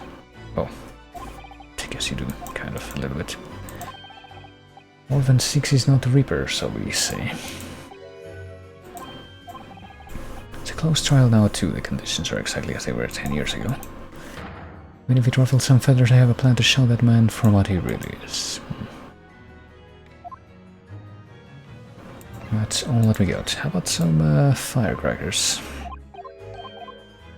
Very loud gunshot firecrackers. How about the notice board? Did you put that together, I think? Nope, it doesn't have anything to... No, I don't think it would involve him, actually. It would be like Gregson himself put that together, actually.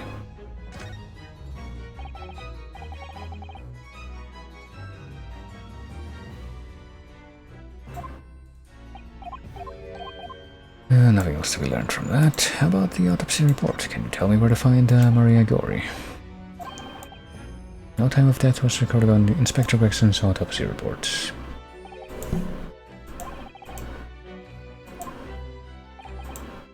The idea that the victim died the previous day at some other location is quite something. Considering when the pocket watch had stopped and the scorch marks on the candle, it's certainly a distinct possibility. Paid a visit to the autopsy room earlier. Coroner responsible wasn't there, but I got a name. It's Dr. Gori. Okay, so we're hearing about her now, too, from him.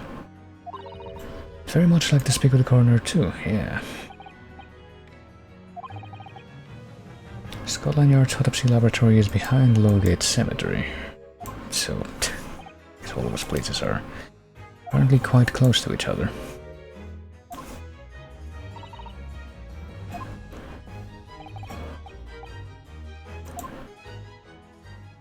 And by later today, I mean right now, after we've gotten this information from you.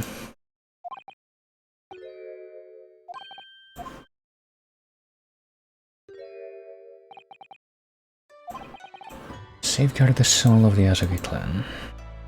My only slight regret is that I never got the chance to draw it before I returned to Yuho. Karuma is said to have been forged by a master swordsmith during the Sengoku Warring States period.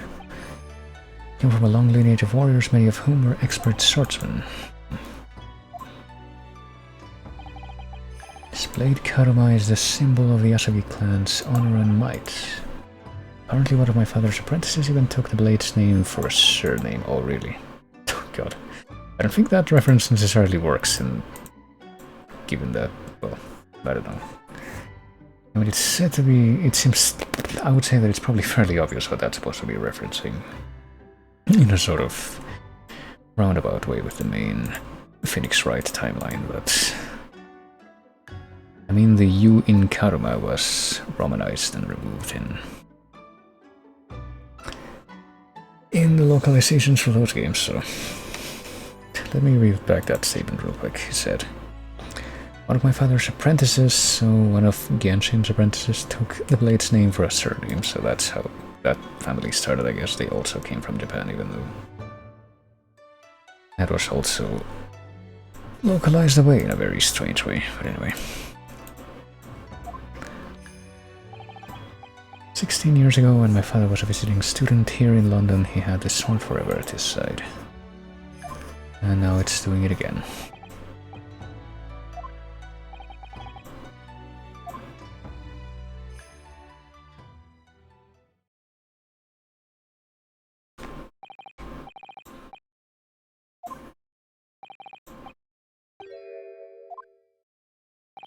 Well, you were very earnest just now, but also I am gonna be very aggressive, as I have been in court.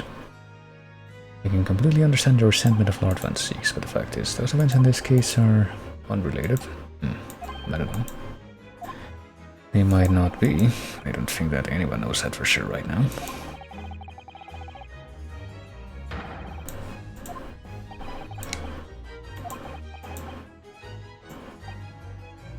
I know you'll do what you have to as a lawyer, but I'm sure I don't need to tell you that I won't be taking any prisoners in the courtroom.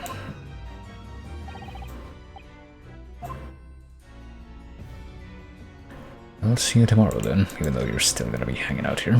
But let's go to the laboratory. I believe we visited this place for some time. I was gonna say I don't think we visited it ever, but technically we have done that in case 3, so that's not entirely true. Well, this place has gotten a bit of a facelift, I see. It's probably full of the spirits of the dissected, even though... Well, depends on what belief about the dead you subscribe to, I guess. Or if you even do that, but there's a rather pleasing scent of roses in the air. Connor probably needs a bold scent like that to mask the odor of death. I mean, depends on what kind of effects that would have. Well, is she actually in here, though? Shink, shink, shink.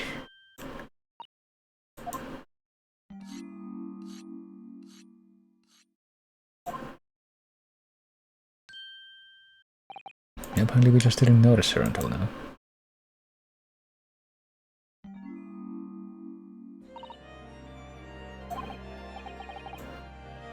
That night before, I was sharpening my tools, well, so she literally was just doing that. And following the collagen fibers in the dermis, an expertly sharpened scalpel cuts like cheese. Well,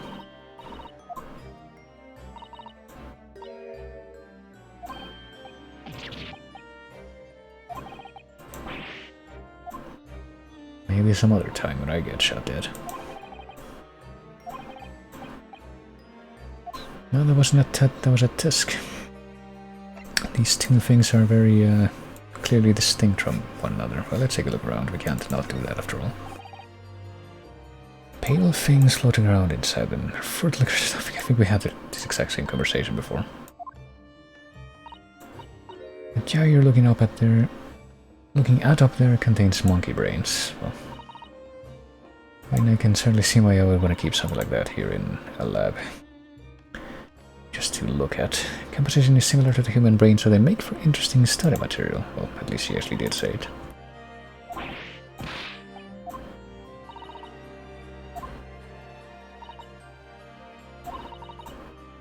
How would I still thought it was just some pickled umeboshi plums him so long ago already? Well,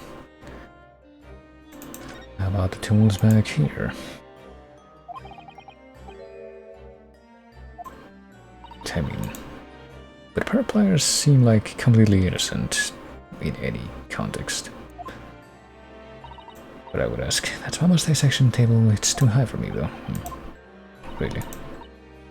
I fell from that height in my sleep, it would really hurt. Ooh, that's what you mean. Autopsy work is very involved, it's usually too late to think about going home when I'm finished. Well, I have bad dreams when I sleep here and I always end up falling onto the floor. I'd like to exchange that table for a lower one. Oh boy, Or just go home. Or maybe you could do it like Kazuma, where you get a low one and just kneel down on the floor next to it when you work. These ones are labeled highly toxic, because there's also things that look like salt and pepper shakers in here. And they actually say salt and pepper on them.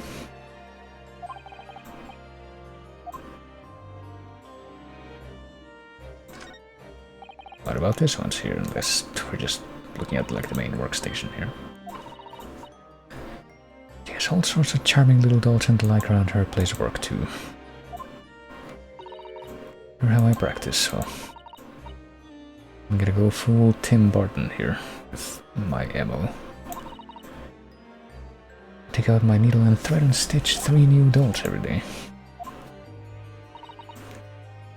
Used to make livers or kidneys or intestines, but Mama told me to make something more friendly instead. Well, I mean, depending on how good you are at replicating the shape of actual organs,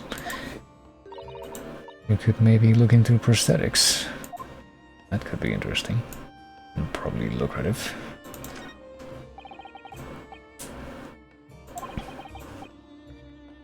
Cherry wood has been polished to a high sheen and the intricate carving is a joy to behold. It's 10 people. Made from the bones of 10 different people all mixed together.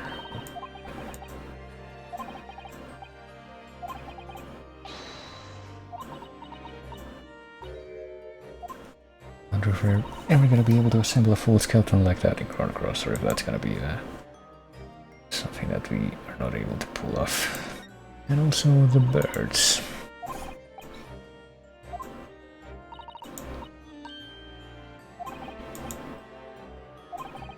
The dead birds, yes.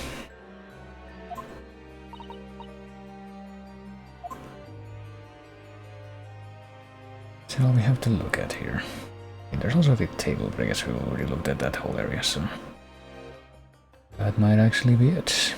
Alright, gotta make a taste of what's in here again. Let's show off the armband like always, I suppose. Don't forget, you're responsible for putting my mama in jail. I mean, she literally murdered a guy for extorting her, to be fair, but she also apparently was involved in some kind of conspiracy to falsify autopsy reports, so hopefully you're not doing the same thing. You're not dead yet, so Mama said I wasn't to cut you open. She's so strict about things like that.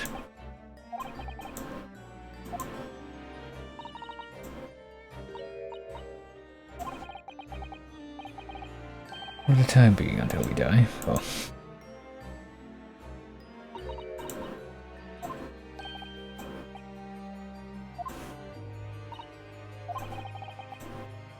sure, there's some less drastic way of making her listen, so I guess we have to show her something. Something to do with her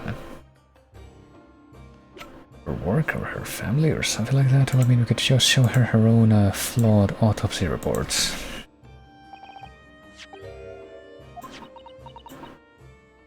And use that as the segue. He was very good. Gregson, I guess. His skin didn't snag my blade once, and very little mess. His joints dislocated easily and his muscle tissue was a pleasure to work with. Boy. I mean, that's surely gotta be the sort of thing that you appreciate in this line of work, to be fair. There's one thing about the report that's caught my attention. You don't seem to have recorded the time of death. What's up with that? Oh, hey, she actually shows her face.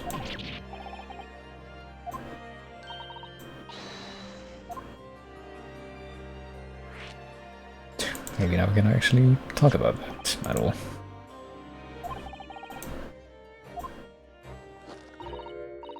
Okay, apparently she's gonna show her face except when she actually has to do lip sync. I was told not to write it, really. By Male Strongheart. And he told you to withhold information. From the witness statements about the gunshot and the other evidence, it was obvious. He clearly died at 5 PM on 1st November when the gunshot was heard, even though we proved that that was not the case. Was there some reason you didn't include it? Was that actually your own conscious decision, except what that guy said? You're hiding something under Lord Strongheart's instructions. Sooner or later you're gonna go the same way as your mother. Well, that's a bit of a sudden thing to say. You know, she actually did speak when she got her mask off. And now she just scribbled it on. You've written... Oh yeah, what did she write? Indeterminate. Oh, okay. Well, that didn't actually change anything. Unless maybe it doesn't... That specific indeterminate text is somehow gonna turn out to be very important in the trial that's to come. When the specimen was brought in, it was still fresh. Okay. So the time of death could have easily coincided with when the gunshot was heard. You don't know that it didn't, but there was one small discrepancy. There was some fried fish in the pocket of the specimen's overcoat. Oh god. And that fish had started to rot. Presumably he liked to eat it before it went off. We always saw him do it many times. We have to assume that it was fresh then. It's possible that someone tried to manipulate the apparent time of death. Really? If you were to chill the body in ice, you could delay the onset of putrefaction. And if the overcoat wasn't on the body at the time, then only the fish would have started to rot. But how could they have accomplished that?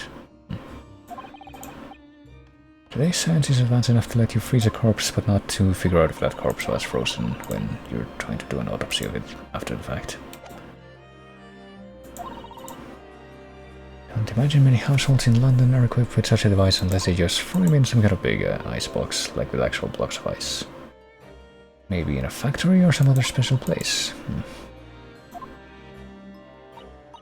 Wonder if the inspector's body had been chilled somehow, what might the actual time of death have been, if we assume that that's the case. Well, she still can't say for sure though. At the most it might have been a day earlier. Which does line up with our own theory that we presented before. Must have been killed a day before in a different location, and that's why his watch wasn't winded. He simply said there were no electrical refrigerators of that size in the vicinity, but maybe there were, and he's just the one telling lies now. He's just really not making himself look any better as this goes on. And something the governor said. Your mother, Dr. Scythe, was responsible for confirming the death of the professor after his execution. I don't know if she would necessarily know anything more about that, but... apparently you always enjoyed listening to your mother's stories about her work, so... oh yeah, I guess there is that, at least the possibility. That's not all Mama did. She carried out the autopsy of Clint Van Seeks as well. Oh, now she's being very helpful. The detective in charge of the investigation insisted and it was miraculously authorized. That would have been Gregson, right? Yeah. I'm sure we heard about that. That autopsy provided a vital clue needed to arrest the killer. And Mama was there for that historic event. It happened right here in this very room. Both of those autopsies. Well, I guess this is the lab that's right next to the cemetery by the prison, so...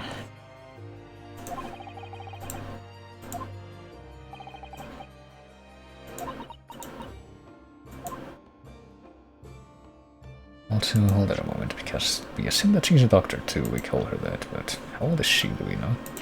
Oops. She's 19 and she's a doctor, okay, sure, whatever you say.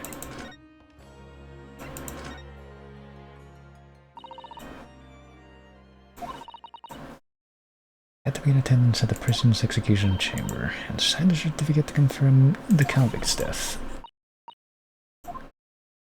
And yet it turned out to be a falsification.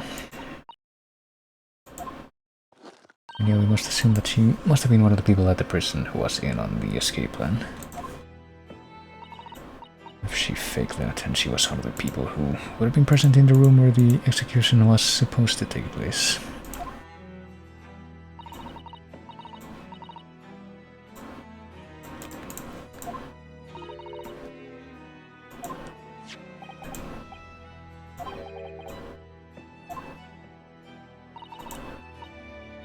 I'm sure she was coerced by somebody too, yeah. maybe even by the same guy. There's no doubt that there were powerful forces at play 10 years ago. The execution couldn't have been staged without a lot of people at the prison knowing about it. Obviously the prison governor must have been in on it as well.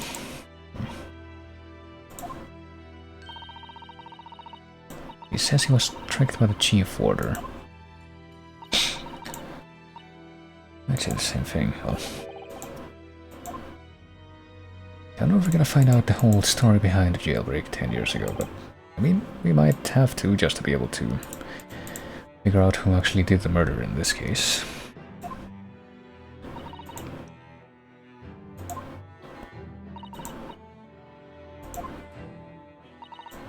Turned out that he was the professor's final victim, and when the autopsy was performed, Emma was present, although only as the secondary assistant. The person leading the procedure was called Dr. John H. Wilson.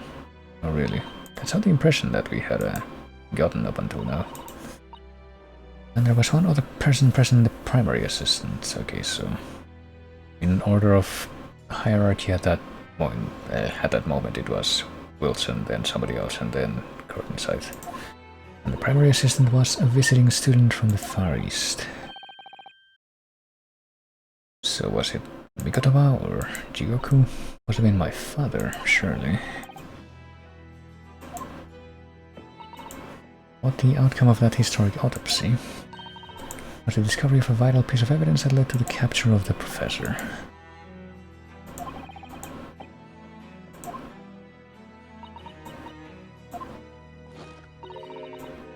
Would you like to see the records for yourself?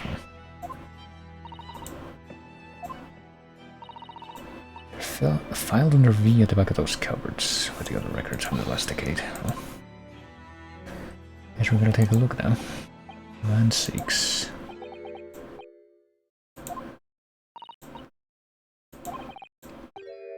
They're not here, there's nothing under Van Six. Maybe this piece of record has been sabotaged.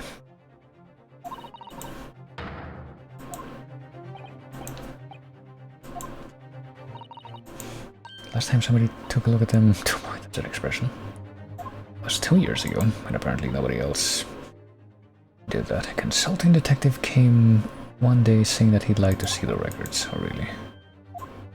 Could it be that guy? Herlock was his name, yeah. Not really deep down, I feel like that's a fairly obvious thing to expect once those words come out. You think he stole the records? Do you think he would still have them at this point?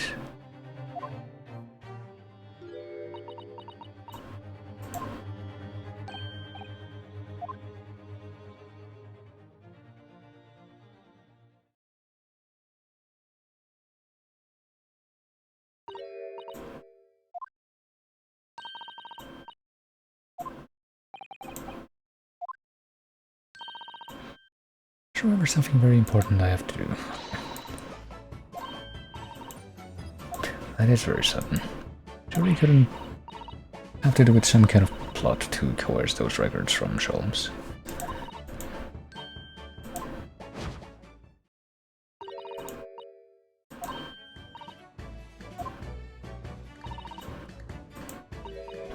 Been here before, haven't you? Well, did she come here with us when we were doing case 3 or 2 years ago? Oh really? You were with him, weren't you? You were a living specimen then too. Yeah, that's how it usually works.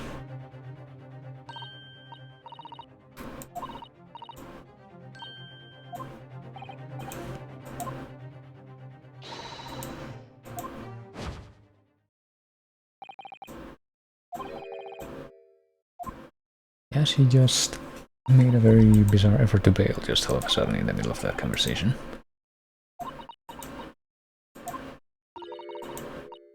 Been quite a while since I had any visitors. This was really fun. Well,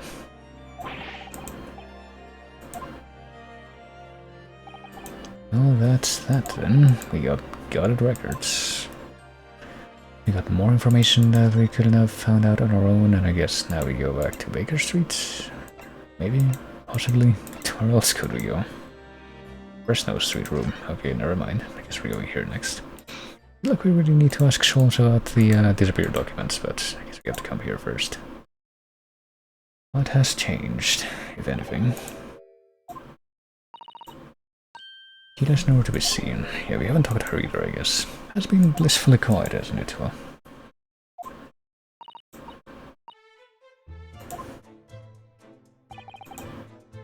actually, there's also that trunk that was left on the floor there. That wasn't there before. What could the deal be with that?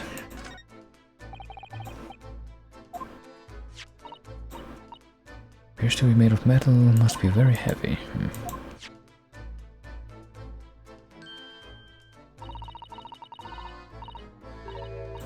TG, Tobias Gregson. And sure enough, that's apparently her cue to come in.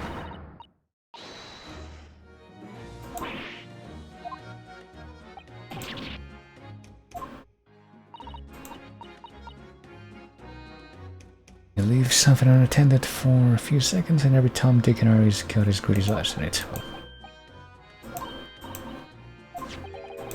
Is it fair to say that you've only owned that trunk since this morning's trial? Well, because the old owner is now dead. It looks like there's some kind of cut on the side of it that we can't really see from. The way that it's on the floor, it only shows up in that little portrait in the corner. Try not to incur your wrath. Well, shows the fact that the initials really don't match yours. Maybe she's now gonna argue that she stole it from somebody else before this whole police business, so now it's hers. Have I told you this? Yeah.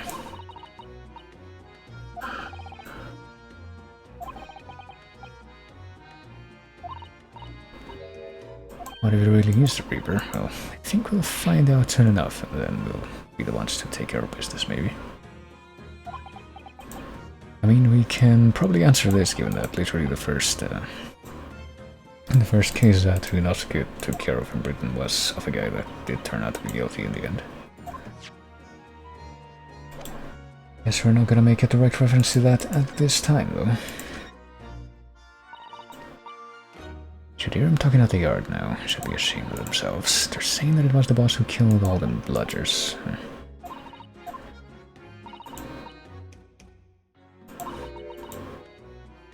And now apparently that whole rumor that Van Siegs told us about, that Gregson was one of the people who was like centrally involved in the Reaper organization, is apparently now going around more openly. But they think that apparently Van Siegs had more involvement in that himself. There was a notebook hidden in his office.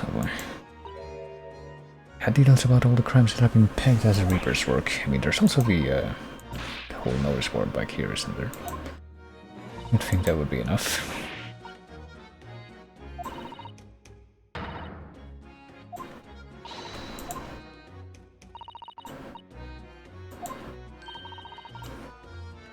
Take a peek at what it said anyway. Well, what did it say? Did you say at some point in the previous game, or in this game, that you were an illiterate orphan? It's my right to read what it wrote, and well... dates, times, places, names, and a whole long list of them. All details about... hold on, I just skipped over that. But the bloods are supposed to have been done in by the Reaper. It could be the other way around, of stuff that was being found out about, inquired after the Reaper murders had actually taken place, but...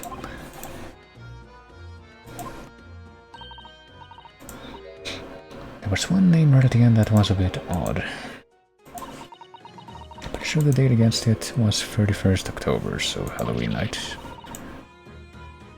Day before the inspector was found dead. What was the odd name? Something like... no, it's no good, I can't remember it. Oh dang, don't think it was an English name, put it that way. Alright. How inconvenient. There was something else too, don't know if it matters, but the same name kept coming up over and over. What would that be? Shin. Well, so I guess the other name must not have been Shin. I had a feeling that maybe it was that, but I guess not. Does this mean that it was something else entirely?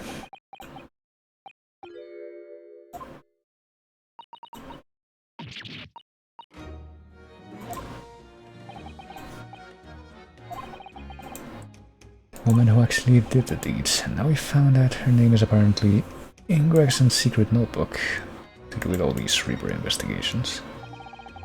Or case details, at least, from the Reaper killings.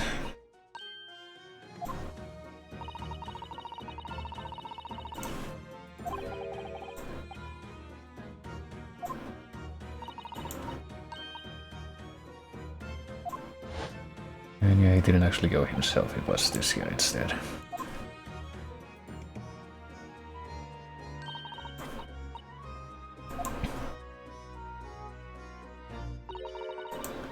Me and my partner here get together, there's nothing we can't track down.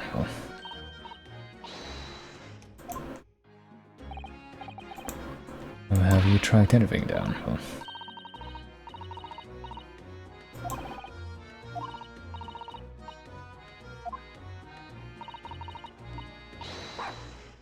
me and the Hellhound here. Well, because he looks oh so hellish, honest.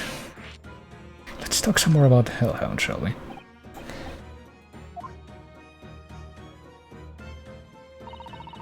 Chief Inspector Toby, you mean? Well, it's no missile, but Japanese police dog means something quite different and not altogether nice to those involved in crime.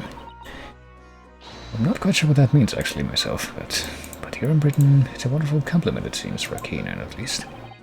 Well, I guess they're just literally the dog part of the police dog statement there is metaphorical.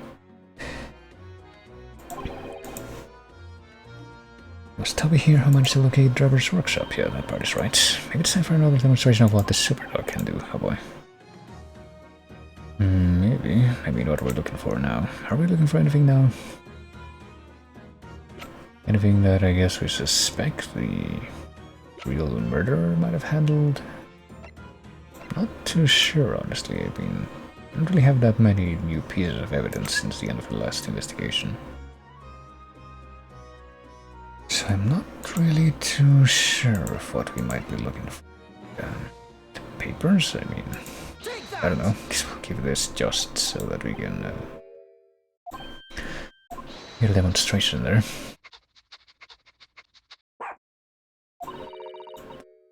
Off to that. Does that mean that it's not going to be able to drag it? Nope. And you got nothing else, well. So we have to go over that again. Don't really need the save scam here, do I? I don't think. Oh, hold on, I think they said something different that time actually. Maybe that's a bit of a hint. We're trying to trace Inspector Gregson's movements. Okay, so something to do with him.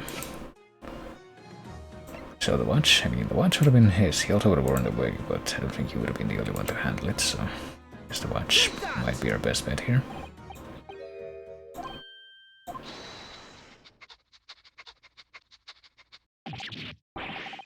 Might be a little too keen, don't you think? Well,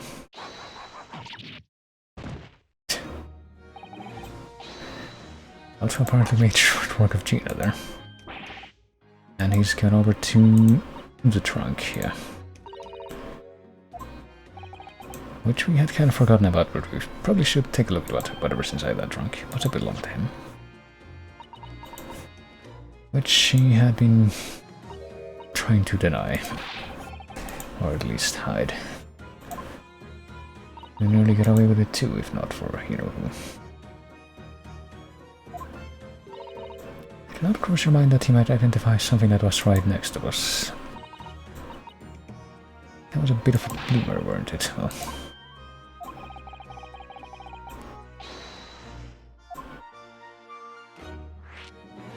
Now let's hear about the trunk. Hold on a moment though. I feel like this might be a good time for me to review the dumb achievement thing for this case. It says...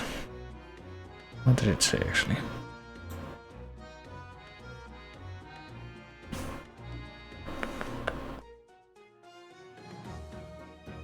Talking with Gina. Okay, no, I don't think that what the achievement refers to has happened quite yet. Let's hear about the trunk for now.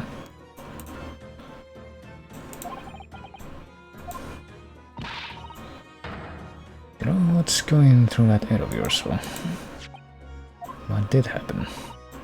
Haven't made any concrete accusations yet, but we're trying to trace the boss's movements. I let Toby here have a whiff of the boss's overcoat. As soon as I done that, he went off like a shot. Straight to that sandwich. Oh, the witness.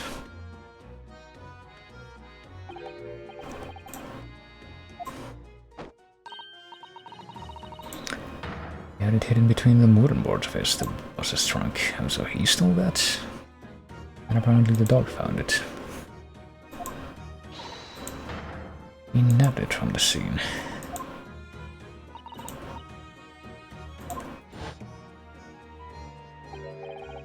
I thought it might fetch a good price, and the chap wouldn't be needing it anymore, so that's all I did, nothing more, nothing less.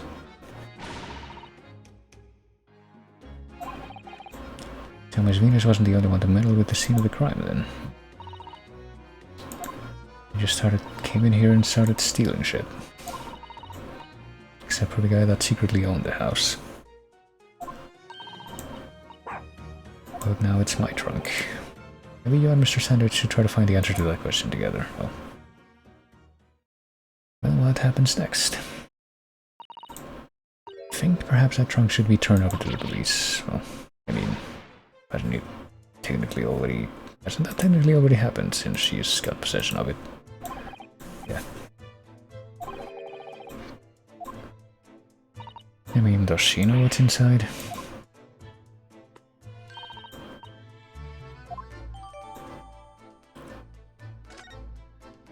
And shall we do anything else in here? Oh boy. Well, let's take a look inside the trunk or whatever we can get from the trunk itself. Before whatever happens next with the dog. Can't find anything out of place. I can see something very clearly out of place there, but I guess we'll wait a second before we point that out. See if there's anything else that catches the eye. There's a spooky splotch there. We'll also take a look at that, but what if we open the trunk first?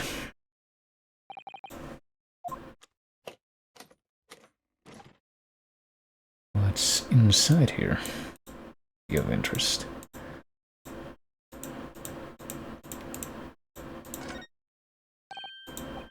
I can only look at this one piece of paper though. Appears to be a passport authorizing him to travel overseas. I mean, he said that he was going to take himself and Gina to Paris, right? So, for travel on 31st October, just one day before the incident. Was issued for travel to France a day before his body was discovered, so yeah. Did he go to France? Did he actually go to France? I mean, wouldn't that be where one of the red-headed people was from? There's also some kind of gash on the side here. It's gone right through the leather and into the metal behind. Wonder how and why that happened. And also this blotch of blood over here. Or whatever it is.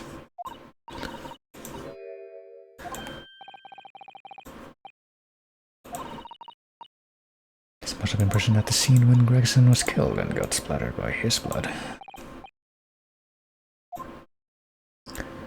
Well, we found out about the passport and these other details about the trunk itself, but apparently the trunk's description did not get updated. There's this passport number ACD0522, date of departure within 1 week from 31st October to port of Dunkirk, France, police business, permission for the applicant and one additional person to travel, so I think we already knew what the deal was with that, but he wouldn't have left without Gina, surely.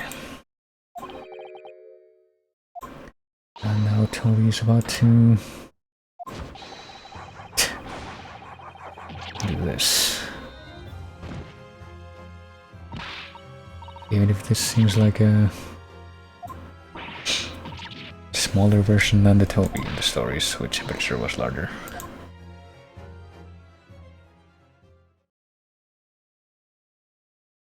When I say the stories, it really only showed up in one story, which was the Sign of the Four. But of course, that's one of the Holmesian elements that everyone that tries to adapt those stories loves to somehow incorporate in one form or another.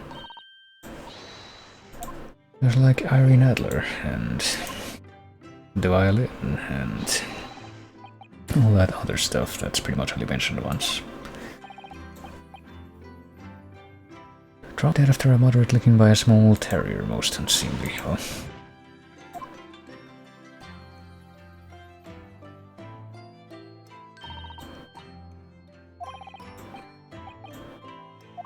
Did you bring me back here? Oh. And what's this? My head a bandage. Did I actually fall over? It's a compress of sugar water. Oh. The first aid treatment that my father taught me. He actually hurt his head. No sugar in the patient's cup. Oh.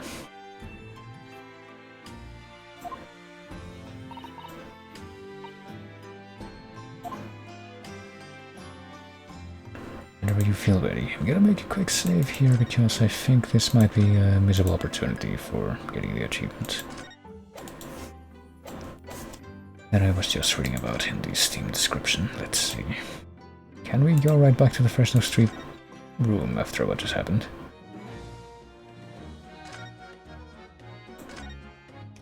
We can, and she's over there, just out of sight. Hey, what's up?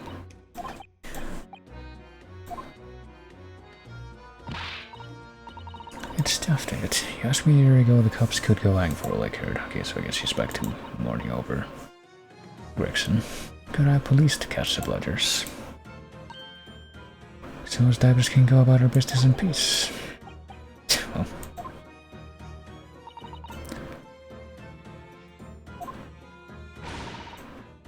All I got around to showing me is where the best flaming fish and chip shops are. Well, could be useful information depending on how you look at it. Gregson said he was supposed to be going to Paris in the near future, didn't he? Yeah. Said this to us in considerable detail, I think. The timing seems very coincidental. I mean, there's probably some kind of important significance to that, but you know.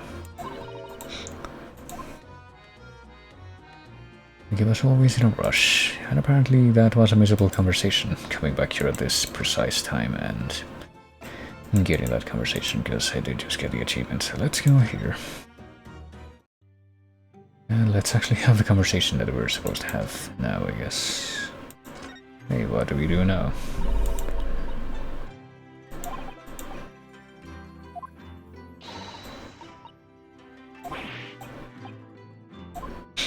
Do we just talk to Sholmes again? And do we go look at the spade again? No, apparently that's not a new conversation at all. But now that we've got you here, surely we can ask you about the missing Van Ziek's records in the recorder's place. I believe in earnest that that must be the next part of the puzzle here. You're the infamous murderer of so many had come back from the dead. You mean the professor, who apparently, I don't think that this has been really spelled out, it was just kind of, what's it called, implied. But apparently the professor case kind of imitated the MO of the Hound of the Baskervilles, and that's a connection. Was I that close to death? Well, apparently he just got licked over and over by the dog, and that caused him to pass out. Little mustard spread on the cheeks should do the trick. Okay, well that didn't really lead us to discovering much. Well, what do we do now? Places we haven't been to for a while. Somewhat cooler, Sholmes' suit. We're apparently not going to grill Sholmes about the missing file from the coroner's office. Even though we probably should. Go back down here, will Iris have returned? She has something else to say if she's here.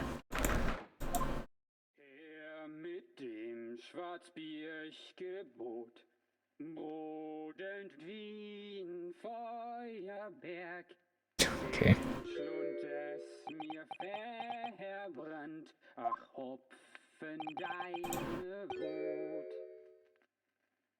Yeah, this is a very interesting frame for certain.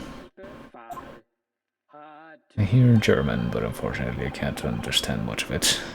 It's an old German folk song, rather a fine rendition, I think.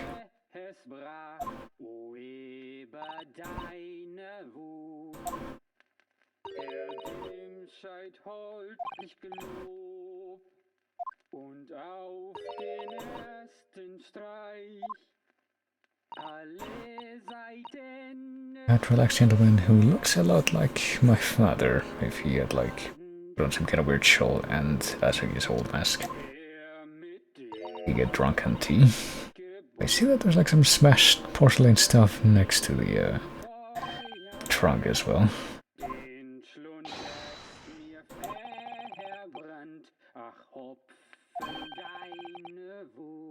Is he supposed to be the one singing?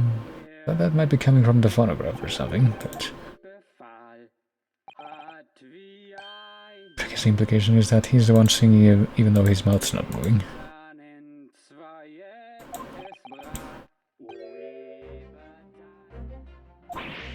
Oh, there goes that song. Trains of reasoning within me, oh boy. Is it time for a joint reasoning? One melody sings of a reunion full of nostalgia. What's the other?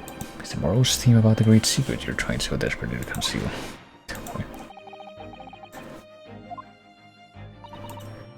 So as usual, you've instantly seen to the very heart of the matter. By the time my own brief performance is over, I feel sure this gentleman's song will reach its finale. Well, it's apparently already been interrupted by this music. Okay, time to just suddenly do one of these here joint reasonings. I mean, it's really obvious who that's supposed to be. We know his clothes and his face. Clearly he's a German with no grasp of the English language, well. It's evidenced by the Germanic songs he sings and his apparent inability to understand when asked to desist. Okay, so he's not actually singing it. Why is the man here at all and in such apparently high spirits, even though there's a phonograph right beside him?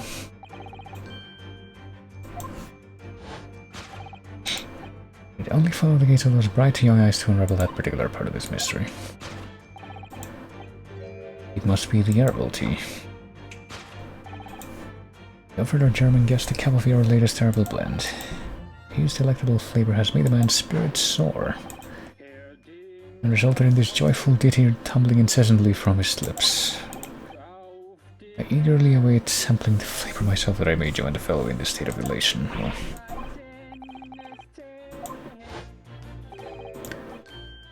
who exactly is this gentleman availing himself so thoroughly of the city? Well,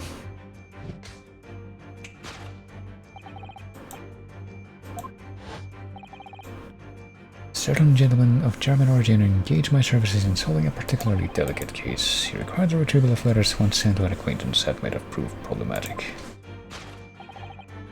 In order to conceal his noble identity, okay, so we already literally had a stand-in who was a kid for the King of Bohemia from Scandal in Bohemia, and now he's gonna talk about that in a completely different light. Gentleman's name was Wilhelm Gottschalk Sigismund von Ormstein. Okay, so they're probably gonna call him on that too. The King of Germany, even though it was the King of Bohemia in the story, but... hold on a moment.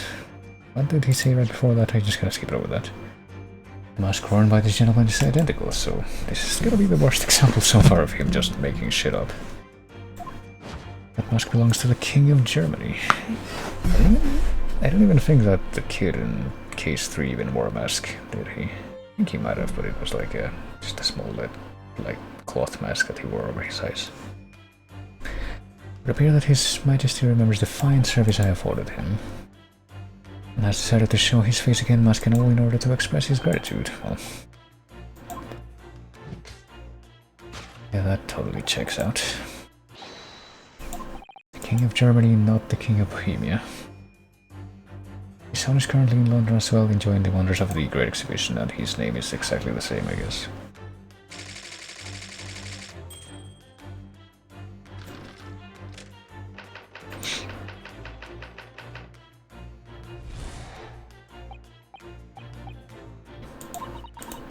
So why are you still not saying anything, even though we could very easily clear this whole thing up?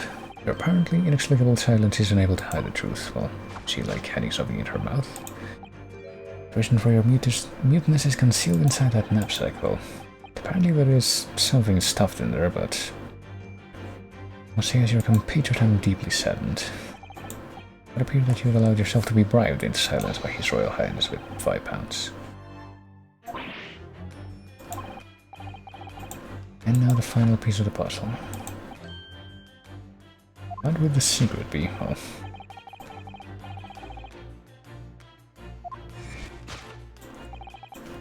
you were attempting to abscond with a coffee cup, which apparently broke off of the handle. Which seems, well, I mean, apparently a whole bunch of the tea set broke, so... His high-spirited highness broke it in the midst of his hijinks. Which leads us to the sad truth. My favorite coffee cup has been broken by the King of Germany, and Iris, you try to conceal it from me. Well, I'll have a bill sent via governmental channels to the German royal family for its replacement.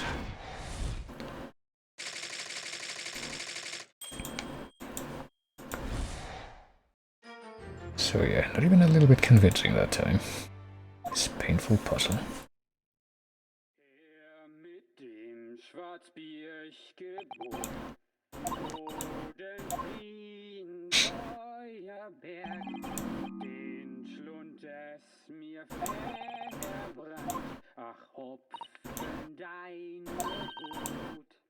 But something does rather trouble me. Royal Highness doesn't appear to have moved a muscle since we arrived. I mean, I trust he's only sleeping considering who that is.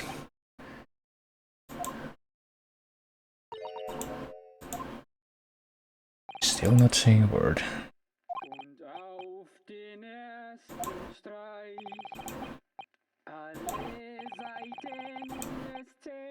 I read the story of that case recently, the one you were just describing. According to it, at least it wasn't the King of Germany, it was the King of Bohemia. Well, there you go.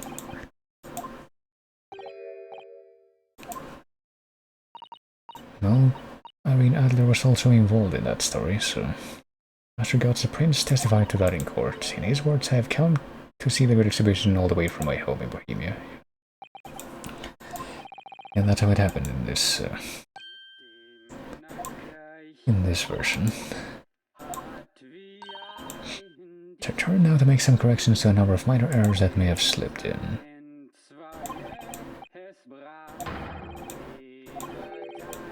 Untruth is incontrovertible. My favorite coffee cup is no more. I mean, that part I guess does seem to be true.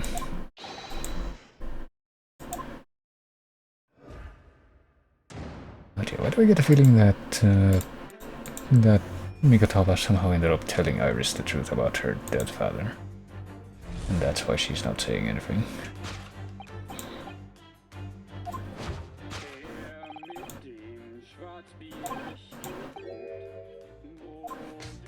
Yeah, there's some that he's singing even though he's not moving at all and his mouth isn't even moving.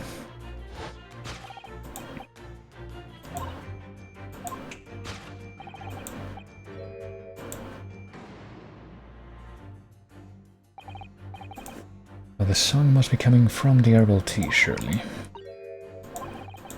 I'd like to hear you sing about this man. Just how long does he intend to give up with that tune? Well, he's been stuck still, his lips aren't moving, so...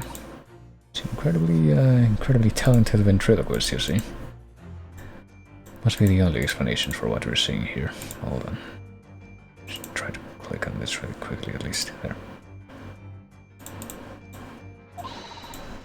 The answer lies at the end of Iris's gaze. Well, I mean that herbal tea is possibly a part of the gaze.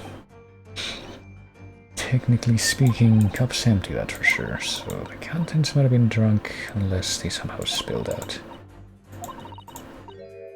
Often erupt in boisterous laughter after drinking Iris's tea, really. Can we see, like, what's below the... like on the carpet, maybe it's spilled out? This guy has like a watch chain in his chest, but I guess we can't figure out what that's connected to anything. We got the mask, which is clearly the mask that Kazuma used to wear.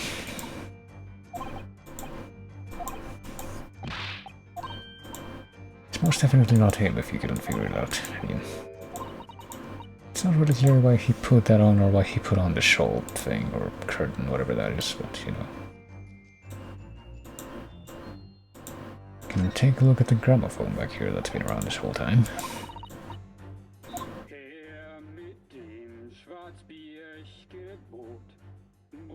I mean, the record is also not moving. Machine singing, that can't be right. Well, songs coming from waxes apparently. Something that we just have to accept as fact now. But yeah, let's just get on with it.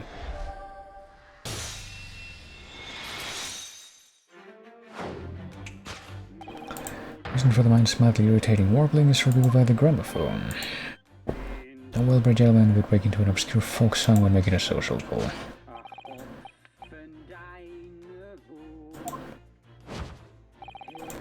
It appears that the fellow is unconscious.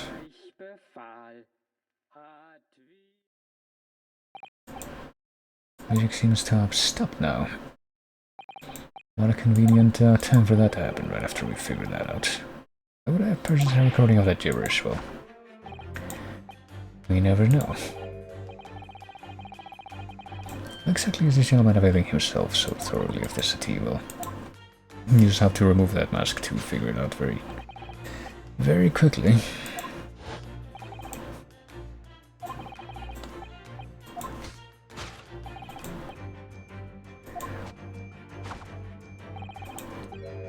I mean, Bohemia wouldn't even have been part of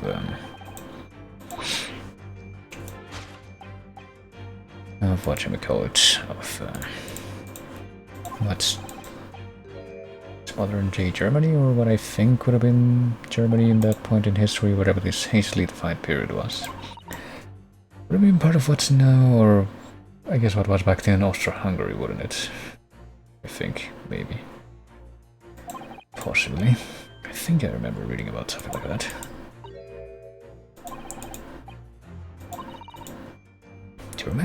Do you suppose all members of the aristocracy of mainland Europe wear masks? Well, it depends on how literally you want to be when you say that.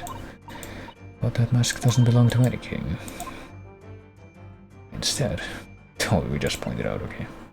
That mask belongs to, well, it doesn't belong to him, but he's the one wearing it right now. That mask used to belong to Kazuma, but just kind of been sitting in the trunk table here for quite a long while.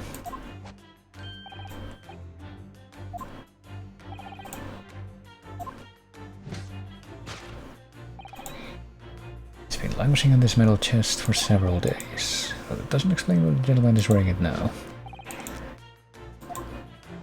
It is now a simple matter to figure out what's going on. Just take off the mask, even though you don't even need to take off the mask to know who that is. I mean, who's really gonna be surprised here? The answer is apparently everybody, because they don't know how to recognize people.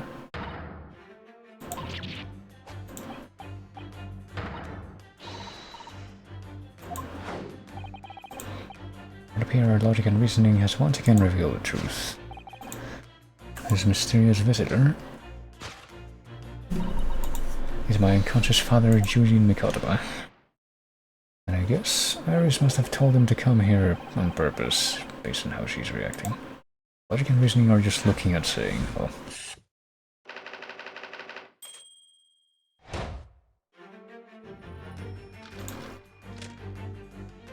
So what was actually going on here? This will probably turn out to be the more interesting part of it.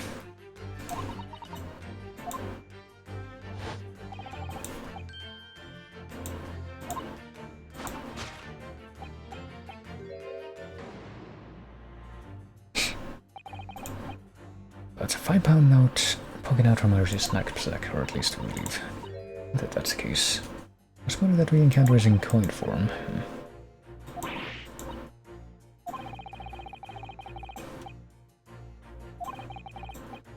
Might be some other reason for her silence, I suppose, so we just ignore that thing that's poking out of her back, even though that does seem kind of suspicious.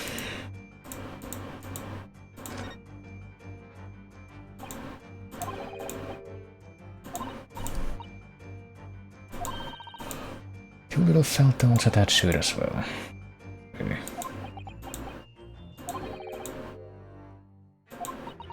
Has that always been poking out of there and nobody ever made a note of that? I mean, can we look at the other? No, I guess not. We can look at the broken off handle from this angle, but I guess that's also not important. The reason, what is she actually looking at? She's looking at the this guy over here. I mean, what else do we even have? That is it the metal chest? Looks like it might be open now. He's never once shown me inside, but catch is unlocked for once.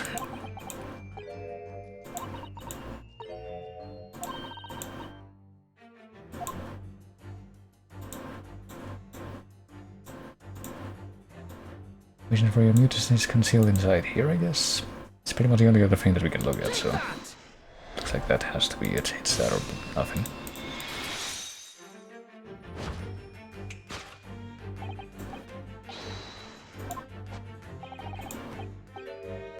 On closer inspection, there is something different about the chest's appearance, namely that it's unlocked.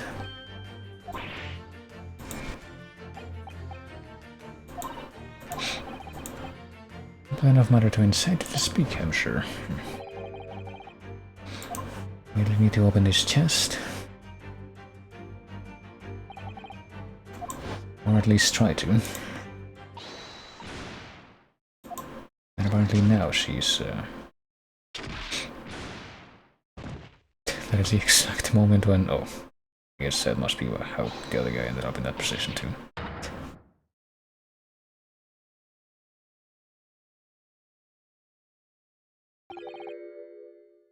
Doesn't really explain why he was wearing the mask or the... Oh, I think the shawl thingy was like a piece of cloth that was kept covering that trunk. That's why he's got it on top of him, I guess.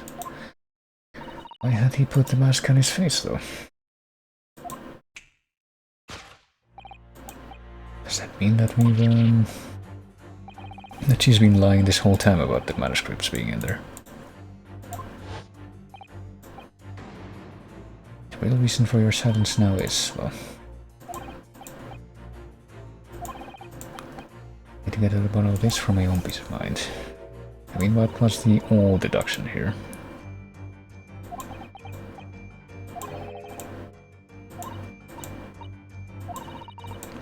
Sometimes you need to point your index finger and shout and think later. Yeah, that's basically this series summarized, but...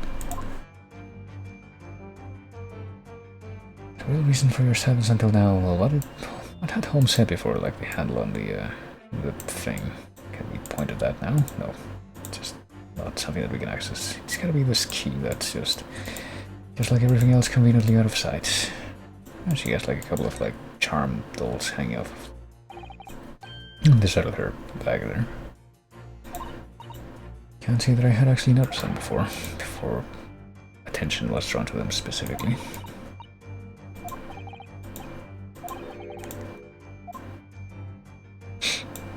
What about this weird strap that she has in the back of her head for her goggles? I guess that's it. I guess let's just go straight to the key. What could this key be about?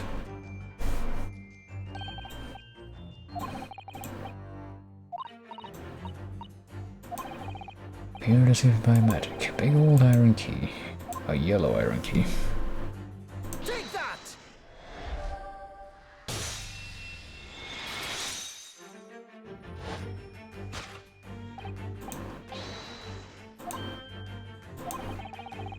Mr. Sholmes was thrown into the air before.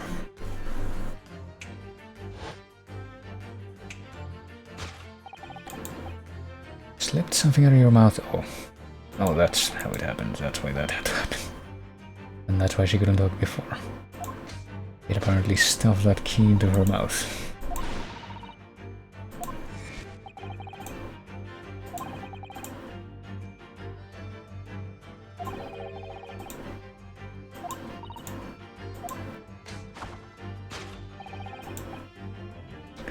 We could have all opened that metal chest only to be punched into the air, but why? I feel like that's what we need to figure out at this point. What about the stylish scarf and the cup of tea and above it all? Why would he be wearing the mask? Well, I don't know. Maybe the cup of tea made him crazy? Suddenly an unbelievable miracle took place in this room.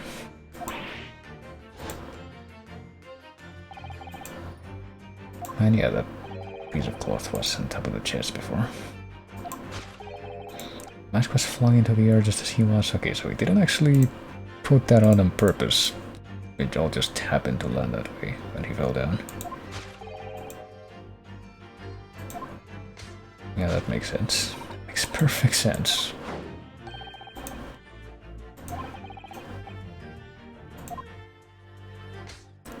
I see nothing wrong with that.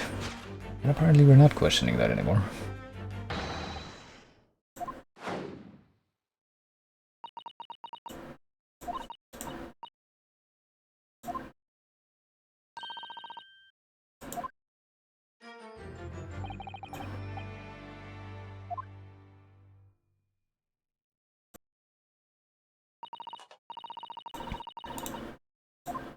I mean, do we even have anything much to...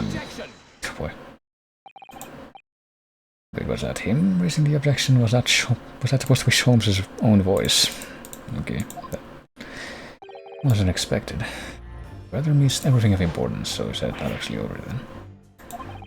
Also, can you even serve more tea if that tea set is now broken?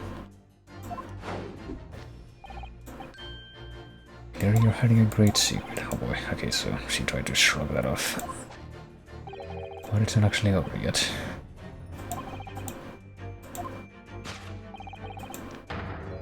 You're attempting to abscond with the coffee cup.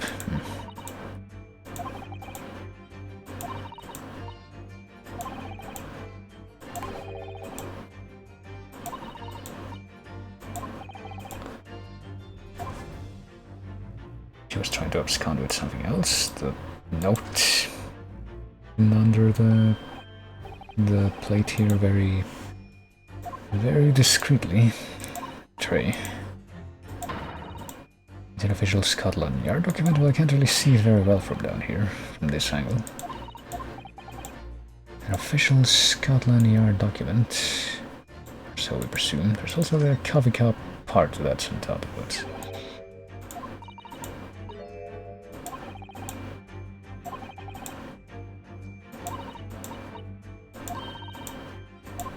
Okay, so I guess what we assume, like, all this miraculous placement of the items on this guy's body are actually, like, it actually did happen, like we said. Take that!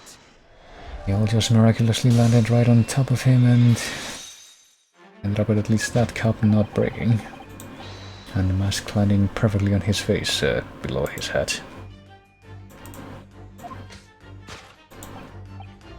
As you know very well, nothing escapes the attention of the great detective.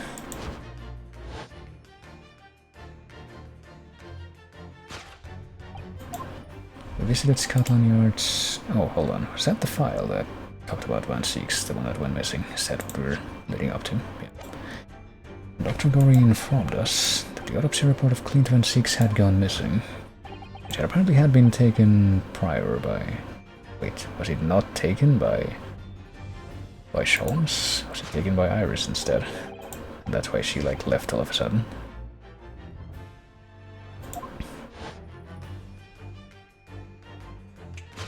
But why would she have done that?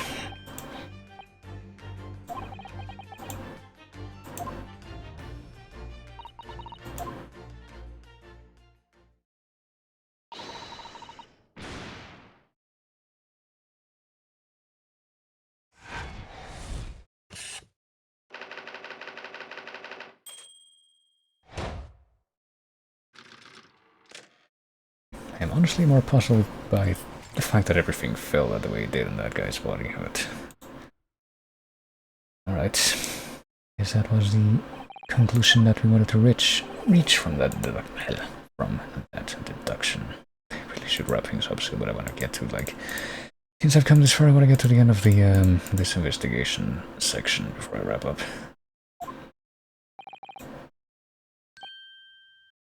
I was very nearly the late consulting detective Sherlock Holmes, well... You know what they say about certain conspicuous trunk-shaped items that have important, or that are said to have important stuff within them in video games. Or at least in one other famous video game, which is Don't Open It. Turns out that it's probably for good reason.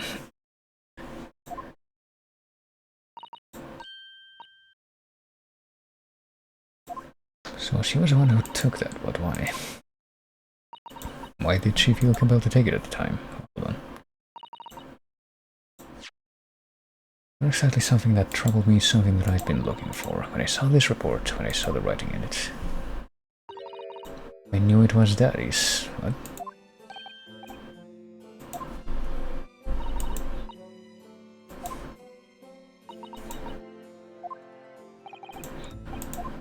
Must be some. Okay, I've been skipping stuff without meaning to. Must be something that's hard for her to talk about.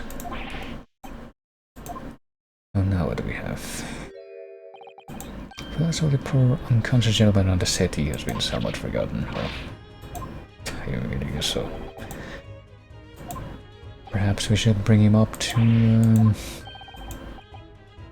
yeah, of course it's gotta be Naruhodo's own bed.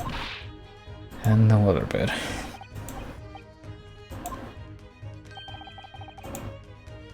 We'll want Iris's brew to stew. Well, there's no better way to make the professor comfortable than dragging him upstairs like a trunk. Well, perhaps Mr. Sholmes is making himself scarce to give Iris a chance to talk more freely. Well, she better get a move on if she wants to do that. So, why did you do that? We need to find out. Hold on. Before we do that, on the extremely off chance that this will actually have a video, let me take a look. No, it doesn't. Okay. Let's just get right to it. I'd like to tell us about your father. Daddy used to be Hurley's partner. Used to. What about all the cases they solved together are kept inside that metal chest? Except apparently they're not, it's just a giant boxing glove. Fucking Jack-in-the-Box cartoon trap. Like in The Incredible Machine or something.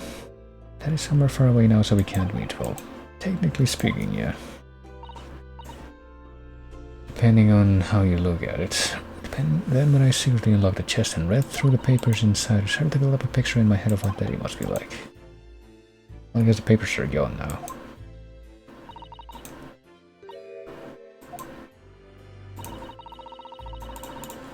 And that Daddy was a professor of medical science, so I studied and took my degree too. Well, that was apparently quite convenient for you as a fucking, I think, 10-year-old child. And a girl too in vaguely defined Victorian Edwardian Britain. But there was one thing that I could never find out. Daddy's name. It wasn't anywhere on any of the notes that he'd made about his work with Hurley. But then one day, when you saw this autopsy report, you finally managed to work it out. Was that handwriting in that report that caught your eye? Well, does that have authorship? Attributed. I know that handwriting, I thought to myself. It seems like a pretty specific thing to notice, but I asked the doctor in the laboratory, but I was told I couldn't take the report away. And even worse, I was told that it was the first and last time we'd be allowed to even look at it in there. So she couldn't come back. For some reason. When I compared the autopsy report with the case notes I had here, I mean, I don't think we know either, like, why Sholmes had come to the coroner's lab that day to look at that report or to do anything there to begin with, but I guess we're just gonna shrug that off for now. But apparently the handwriting was exactly the same. And the signature of the coroner at the bottom of the autopsy report read Dr. John H. Wilson. So that's how I finally found out his name. Ever since then I've called myself Iris Wilson. So also when I had the brilliant idea of writing stories all about Daddy's exciting times with Hurley. And there we go.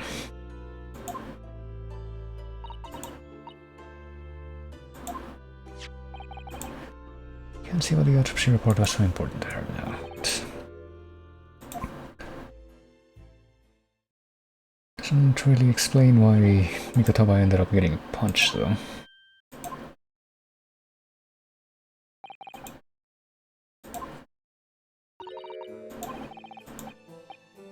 Made a promise that until the time was right, keep the details about your father a secret.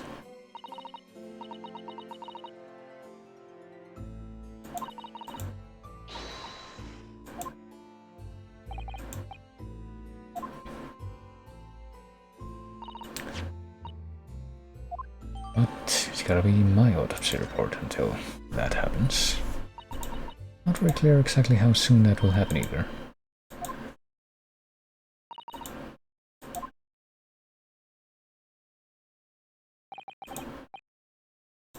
Well, can we take a quick look at this before we proceed? Maybe it will have some kind of additional information.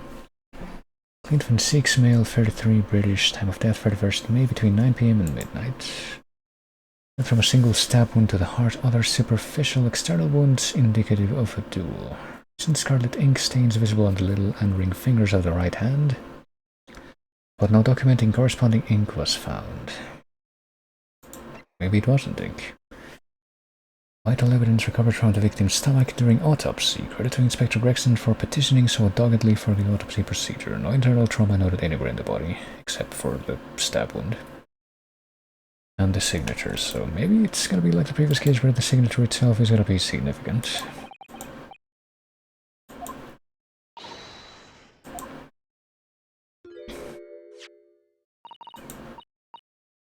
What? Did she notice something different about this?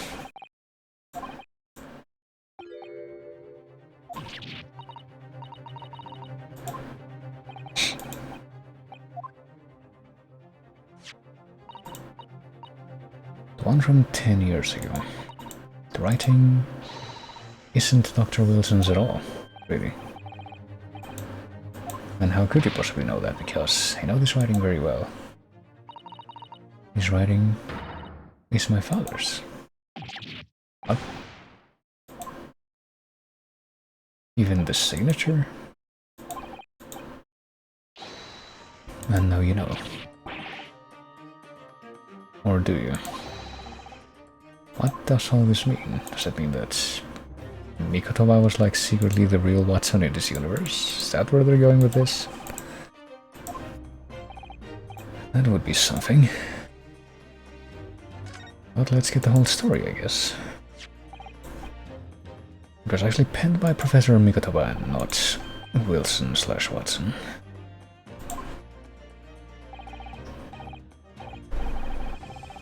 Try to take a deep breath and think again.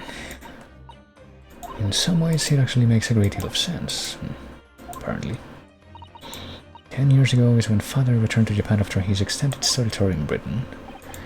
And prior to his return, where was Dr. Mikotoba engaged? He was an assistant in Wilson's laboratory learning about forensic science. And as an assistant, he would have aided with the dissection work, making detailed notes, which would be assembled into the full autopsy report. The head coroner would check the contents and put his signature on the document. Okay, so the signature is not his, but everything else is. We don't really have any way to figure that out ourselves, since you know it's all type, but... The only writing of Dr. Wilson's in the report would be his signature at the end, which... I mean, what does that mean for the fucking notes there in the chest, though? So Iris got the wrong end of the stick. She assumed that the whole report had been written by Wilson. But it actually had been written by Mikotoba.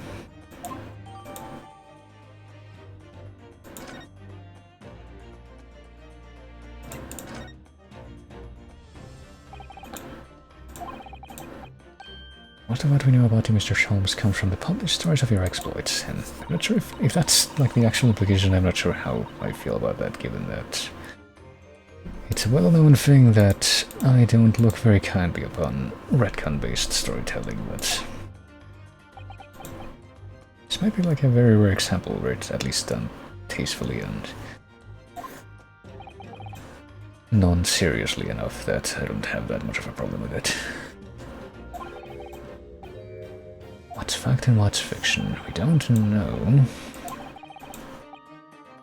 What about this supposed partner of yours? Did he really exist or not? Well... And was it actually Wilson? And if Wilson, or the Wilson of this universe, was not really your partner, then why did he end up dying in Japan? He was a trusted comrade and the only person I could truly have called a friend. And did he really make a record of all your cases? And are the notes really in there? Like below the giant cartoon boxing glove, I guess. He says yes. But where is he now? Well, we rarely meet. He lives on the other side of the world. Well, but if this autopsy report and the records of all your old cases were penned by the same hand, then if the autopsy report was written though not signed by your famous partner. I mean, how much happened for there to be that many records in the past?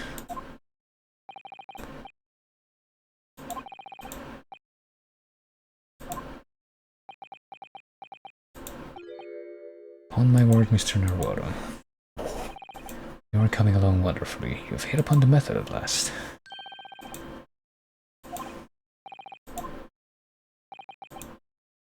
Allow me to introduce you to my great friend and partner Mikatawa, who's apparently regained consciousness, and I guess they're saying now that it was actually on purpose that he looked a lot like Watson when he dressed like that. It's okay then, I guess we're just going with this. You're the real Dr. Wilson. Well, nope, I'm still my old self, but I'm also Wilson/Watson, who is apparently Japanese all along.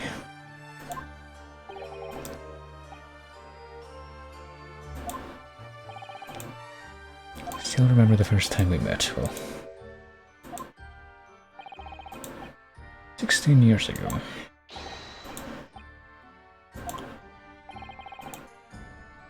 Just arrived from Japan with Seishiro and Genshin. Was in charge of lodgings close to the hospital, some comfortable rooms at a reasonable price, but rents are devilishly high in that particular area.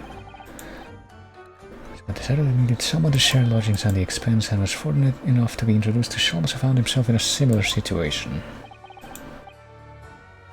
I was working at the hospital's chemical laboratory at the time, indulging my curiosities for little gain. The situation of our cohabitation led to us pursuing cases together, you see. It was a mere 6 years, so yeah, they're saying that the entire Sherlock Holmes story collection came in 6 years, even though that doesn't match the timeline of the original stories at all. It's okay. Even though they are referencing like the meeting scenes between Watson and Holmes in Studying Scarlet here.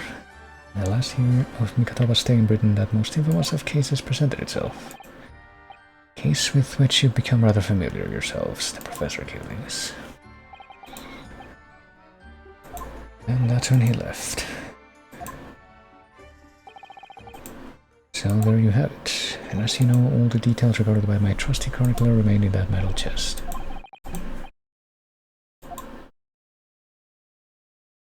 Or at least a tiny fraction of what they would represent in comparison to the proper canon, but...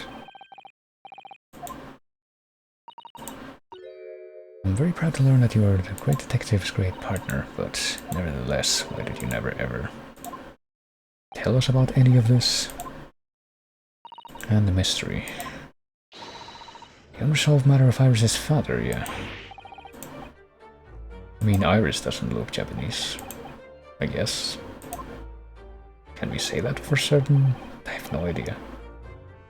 I mean, what's-her-face, Shin passed herself off as British, so I have no idea what to make of this now.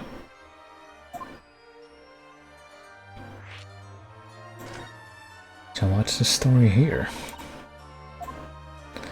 Iris told us that all the notes about the great detective's adventures that are in that metal chest were written by her father. That is indeed what I told young Iris.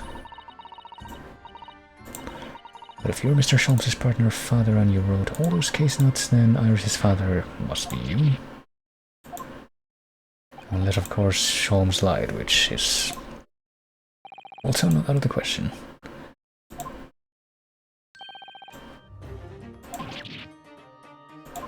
mean, he doesn't seem to be as ready to just accept that. Mother died when I was born 16 years ago, and you left me in grandmother's care whilst you embarked on your study tour of Great Britain. And I've always accepted that, but always about Iris. Oh boy.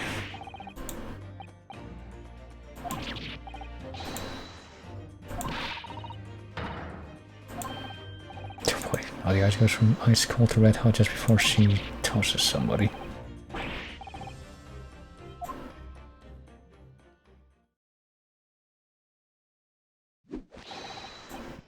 That's quite enough, my fire fellows. I don't like to interrupt this exciting exploration of the past. Mikataba and I have an urgent matter that requires a short excursion.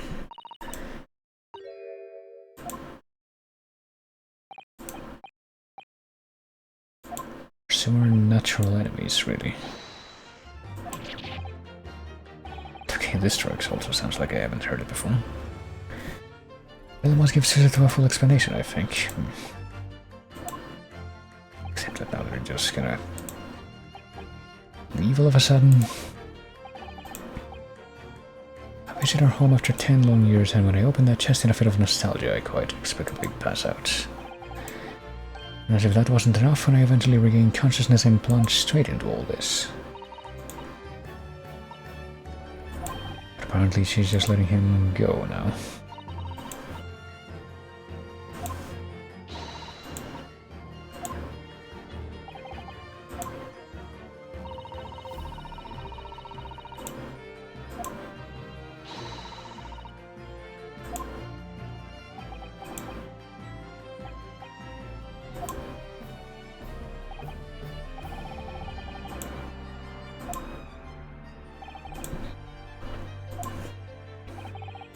It's not incredibly clear what exactly they're actually going to do, but yeah, the decision, that's something that I guess has been also kind of up in the air. So much happened that day that I barely knew what to do with myself. It would only be later that I'd come to realize how amidst the chaos I'd unleashed were all the clues I needed to finally unearth the truth, and that all the turmoil was necessary to give me the resolve to see everything through. Well, hey, he made a title drop, but I don't see how all the clues to solve like what we have to deal with at present are going to be revealed as a result of this, but I guess that we've got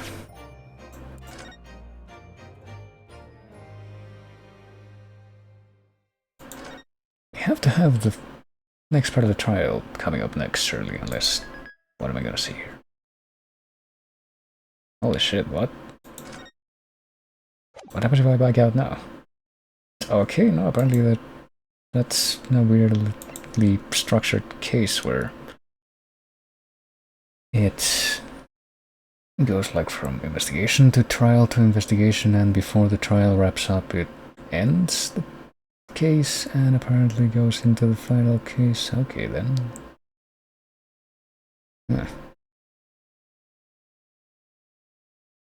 Well, I think that in light of this, I'm forced to... Hold on a moment. I think this might actually be the final time that I see this, this whole thing, this select screen, so... Let me just recap here. We got the adventure, we got the memoirs, we got the return, we got his last bow. But I guess Casebook didn't quite have the same ring to it as this, so they went with the result, which is just the subtitle of the whole game for the final chapter. I could like watch the intro, but I think I'll actually, since I'll be playing this tomorrow as well, I'll be saving it for that occasion. This seems like a good moment to wrap up anyway. Go ahead and finish up here, and it's a tad later than what I might have expected, or when I might have expected to end, but I guess I'll probably have to make some concessions over the next couple of days. I might actually end up playing something different on Thursday, depending on whether or not 2 days is enough to go over the final case, but we'll see. I don't really want to rush it, since I have at least this much time. But right now, speaking of time, I will briefly bring back the playlist here. I'll play this track, why not? Surely 6 minutes and a little bit more will be enough for me to wrap things up here somehow.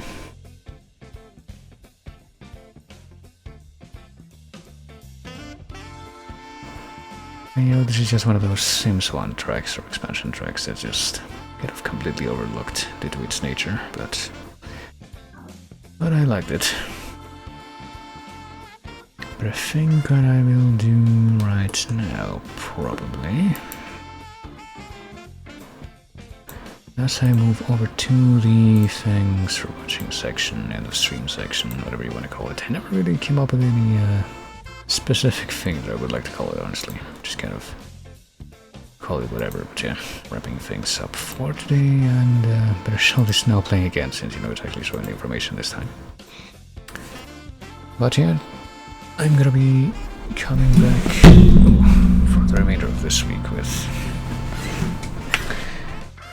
more Reader's Eternity 2 and see if I can actually wrap things up, which hopefully won't be too difficult since we've made it to the final keys, it seems, in a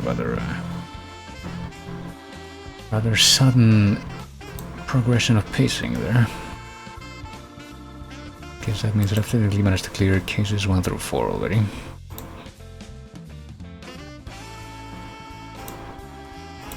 So let's see. But yeah, that's what I'll be doing. And then we'll be moving over into Spooktober once this week is over.